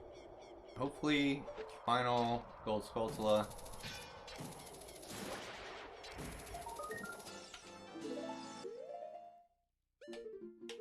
Yep. 100 Gold Skulltulas. Basically just missing... Dude, fuck. Missing 2 heart containers and medallions. And all the legwork is already done in those dungeons. One.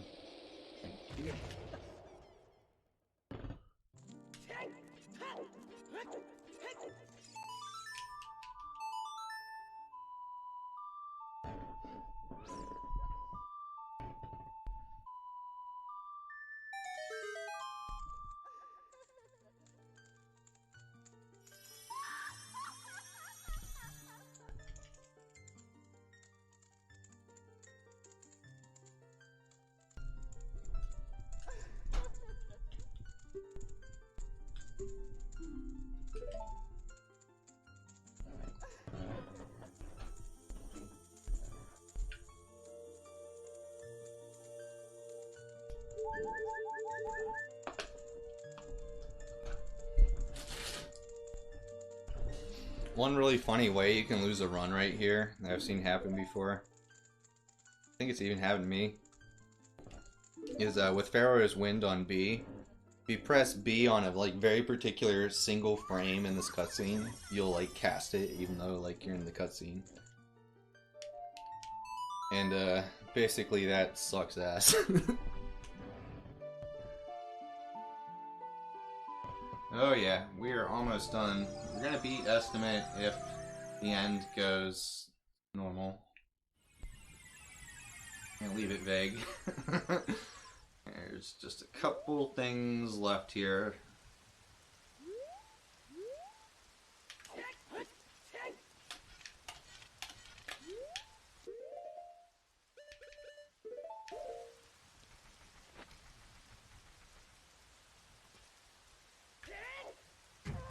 Nice.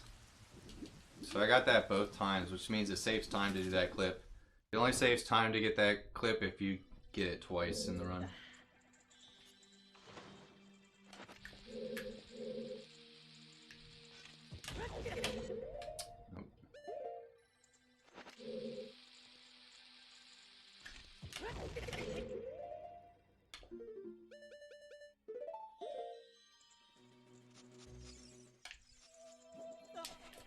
Nice.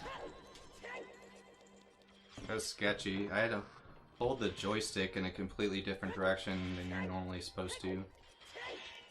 It worked out. And I have the boss key because of some bottle magic I did about halfway through the run.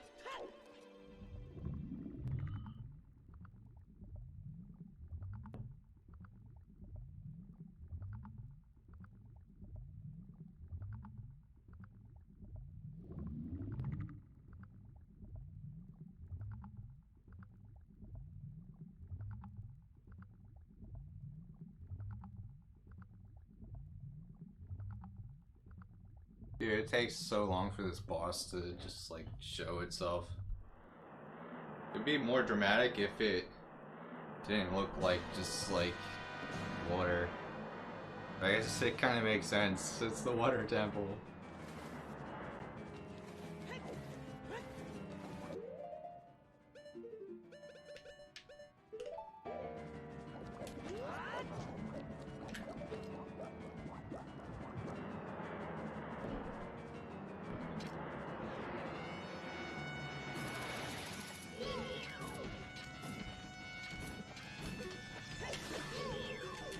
Damn it! Ah! That's annoying.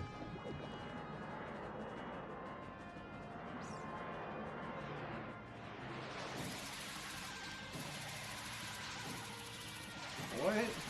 What? Hello? Hello? He's teasing me, dude. Oh my god.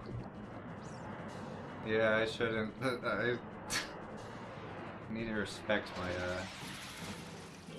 my opponent more. Alright. There you go. Respect given. Now would you please just suck yourself up into the ceiling faster? This one's so easy. I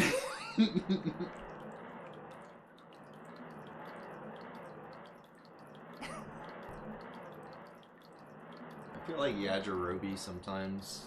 I feel like that's my role in the speedrunning community.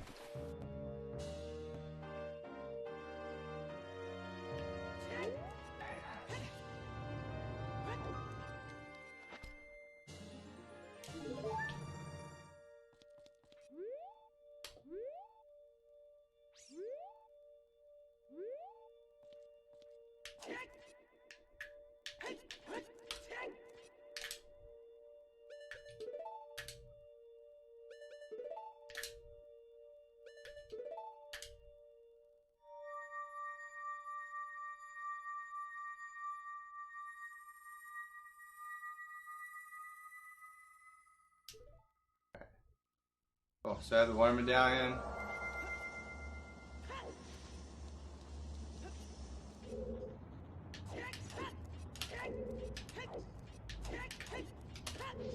Come on.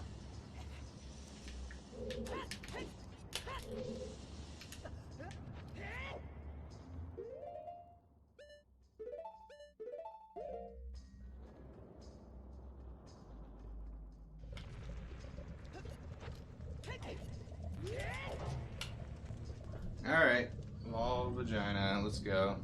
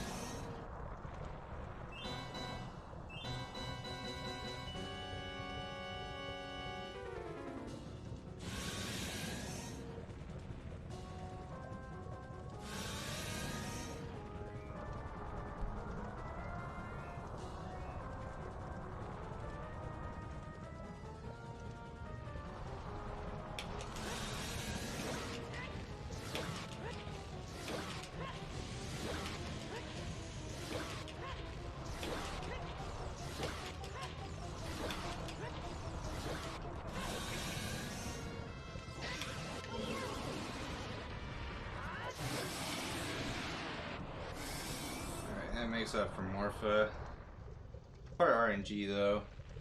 You need that first spawn to not be one of the holes really close to you.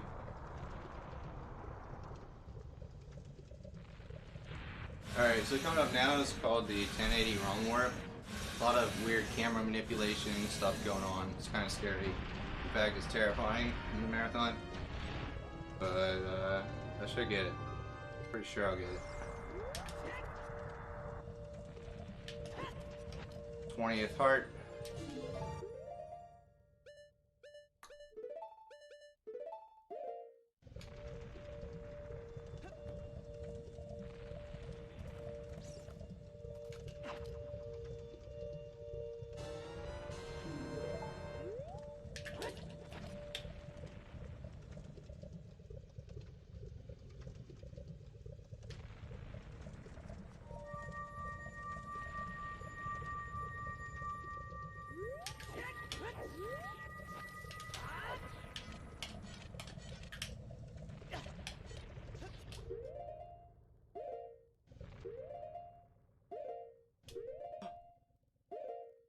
Okay, backup strat. Hope this works.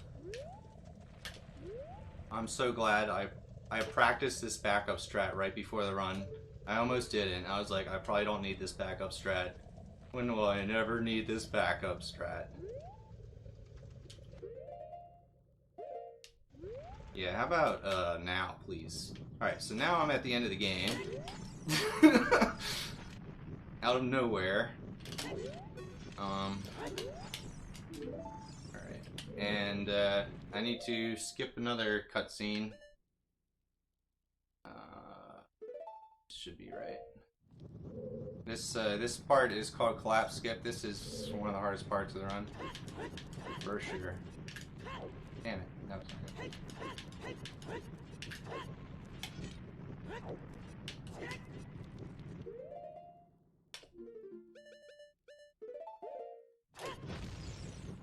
Fucked it up.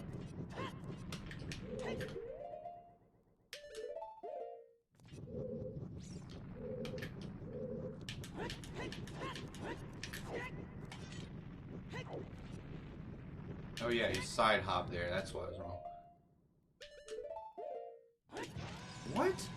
Don't side hop there though. There you backflip. Oh my god.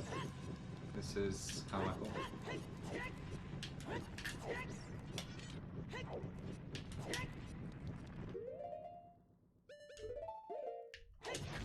Alright, we got the hover going now. Now the hover is very particular in how you do it. You'll notice Link's knees changing directions. That's me doing that on purpose. It's pretty important.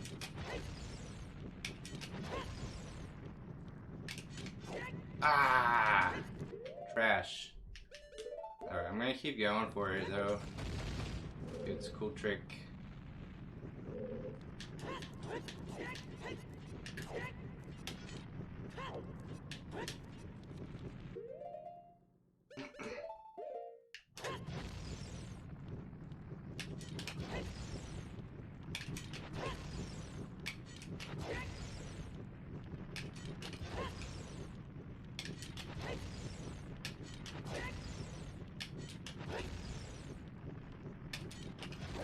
Oh!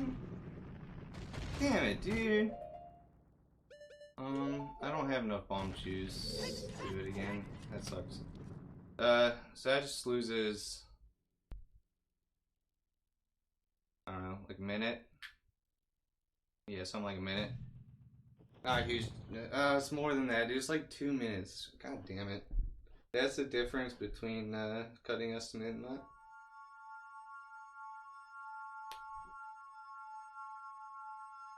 Cutscene is supposed to be skipped. Oh well. I'm just happy I got the 1080 backup, dude. I'm so glad I practiced that right before the run. Yeah, I'll still be doing the other clap skip. It's not the end of the world. But, or not clap skip. Well, I think I know what you mean. Are you saying like void warp to go to the bottom? Because yeah, I'll be doing that actually. Not quite now, but in a minute.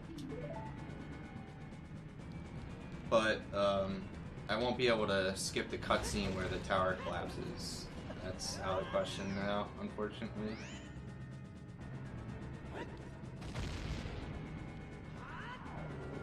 But yeah, regardless of whether or not you get that last trick, you're pretty much at the end. Just put Pharaoh's Wind. I'm basically just gonna save warp to go get the gold gauntlets, and that's it. Which should be, yeah, that's gonna be the last thing.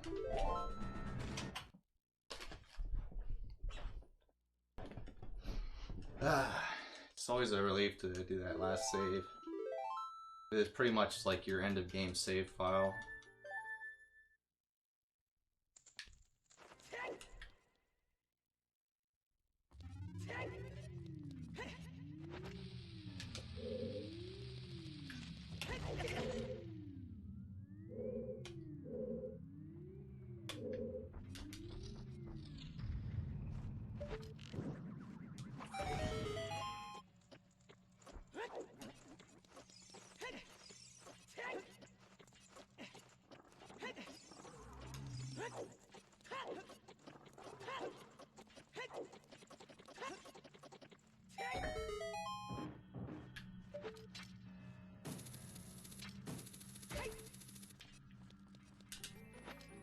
So yeah, this qualifies the inventory for 100% now. And just gotta take Ganon out.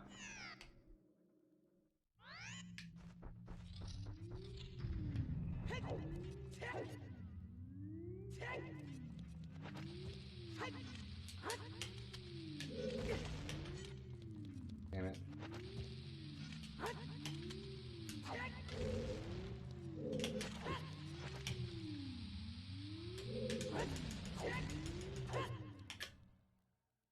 So now that I'm in the center, that's like the unlocking thing to be able to go do this. I'm back here, and now I get to do classic void warp.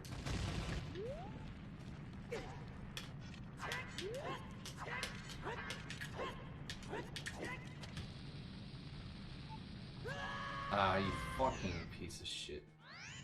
I hate the rocks, man.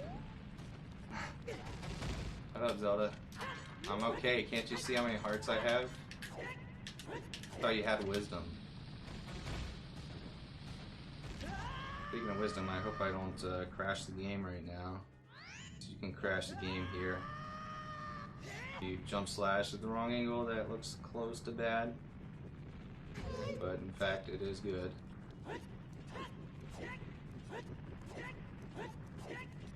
Alright. So yeah. That's estimate. I'm at Ganon, so good enough for me, man.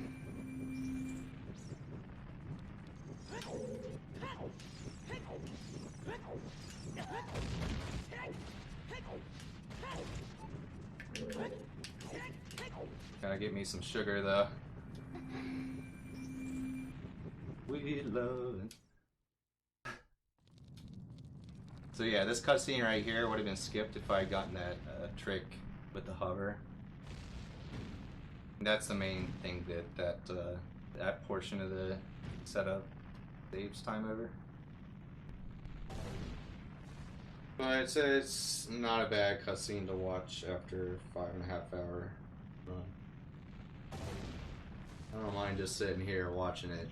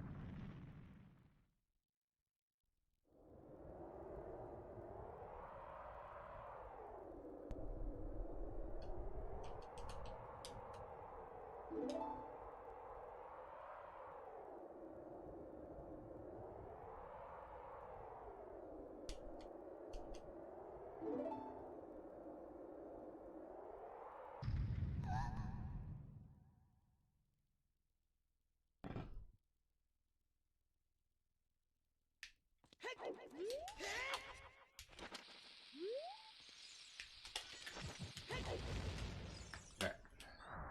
So that little trick at the end there, that's pretty much the last little trick you can do. Super slide in the cutscene, you just keep holding R, and you hold your shield up throughout the cutscene, and then Ganon doesn't actually knock the Master Sword away. Just does more damage.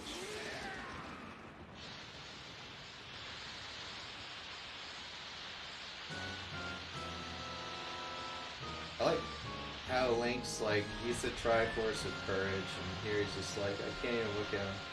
But it's more like, dude, I don't even have time for you, Ganon. Come on. I'm not gonna sit here and watch your stupid transformation.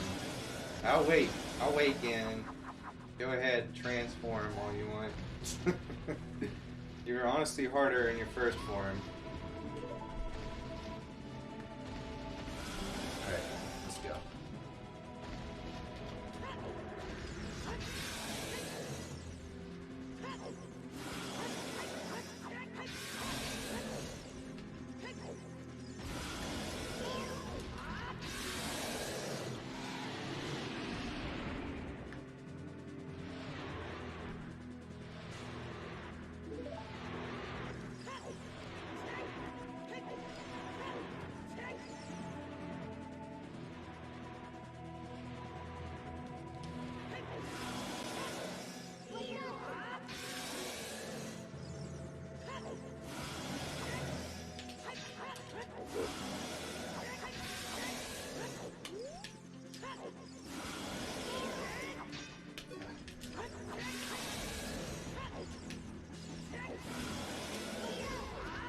Dude.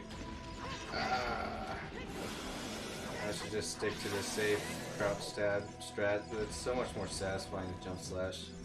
So I always did casually.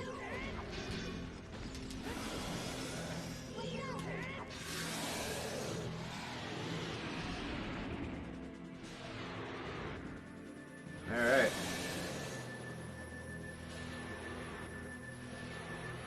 I just want to look at the menu for a second before I hit the end.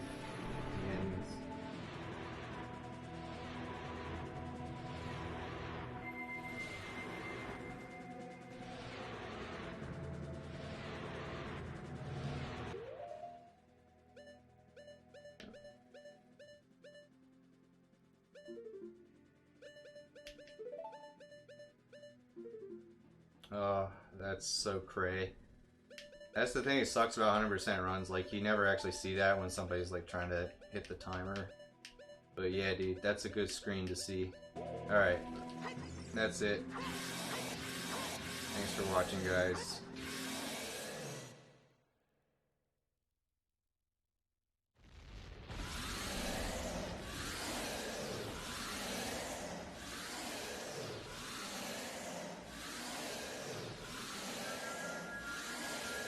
Alright, when's this combo happening?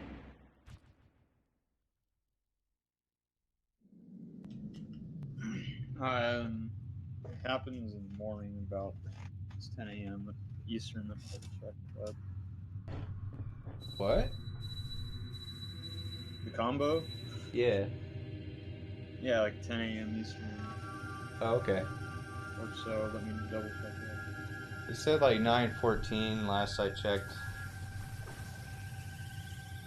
Okay, yeah, I might have moved it earlier. I'd much rather do it at 10 than 9:14.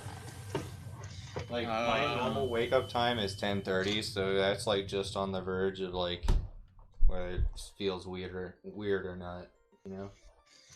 Yeah, I mean, given that we don't have like all the games met, because that was kind of in expectations of like we need as much of the day as possible to finish out different games. We have I believe 4 games that are met, so it's not going to take all day. So Joe apparently still thinks he's gonna take all day. You don't never know what's gonna happen. We're still going to leave donations open all the way, and even during the combo race. So if they come up during that, we'll just throw in extras. So I don't know. It doesn't matter to me. I mean, like I said, if that's how it's going to be, and we only have this many games, then yeah, I wouldn't mind moving it up. But if we get a bunch more met, and people will need more time, and because people have to go to work on Monday. Yeah.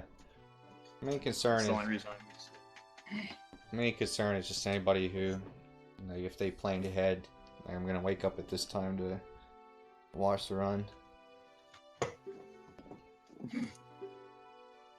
Yeah. So we got 4? Thought we had 3. Well, it's 3, but there's $20 on Links to Past that can be moved to Aladdin if need Oh, that's an interesting way to see it. Yeah. Because that would be legit in my, because otherwise that $20 is kind of not doing anything. Yeah, I was actually thinking of like suggesting something like that. Yeah. Okay. No. I mean, if I'm gonna make that change, I should probably make it now. If I'm gonna move it up an hour, because people probably would need to know that. But I don't know. I don't know what people think.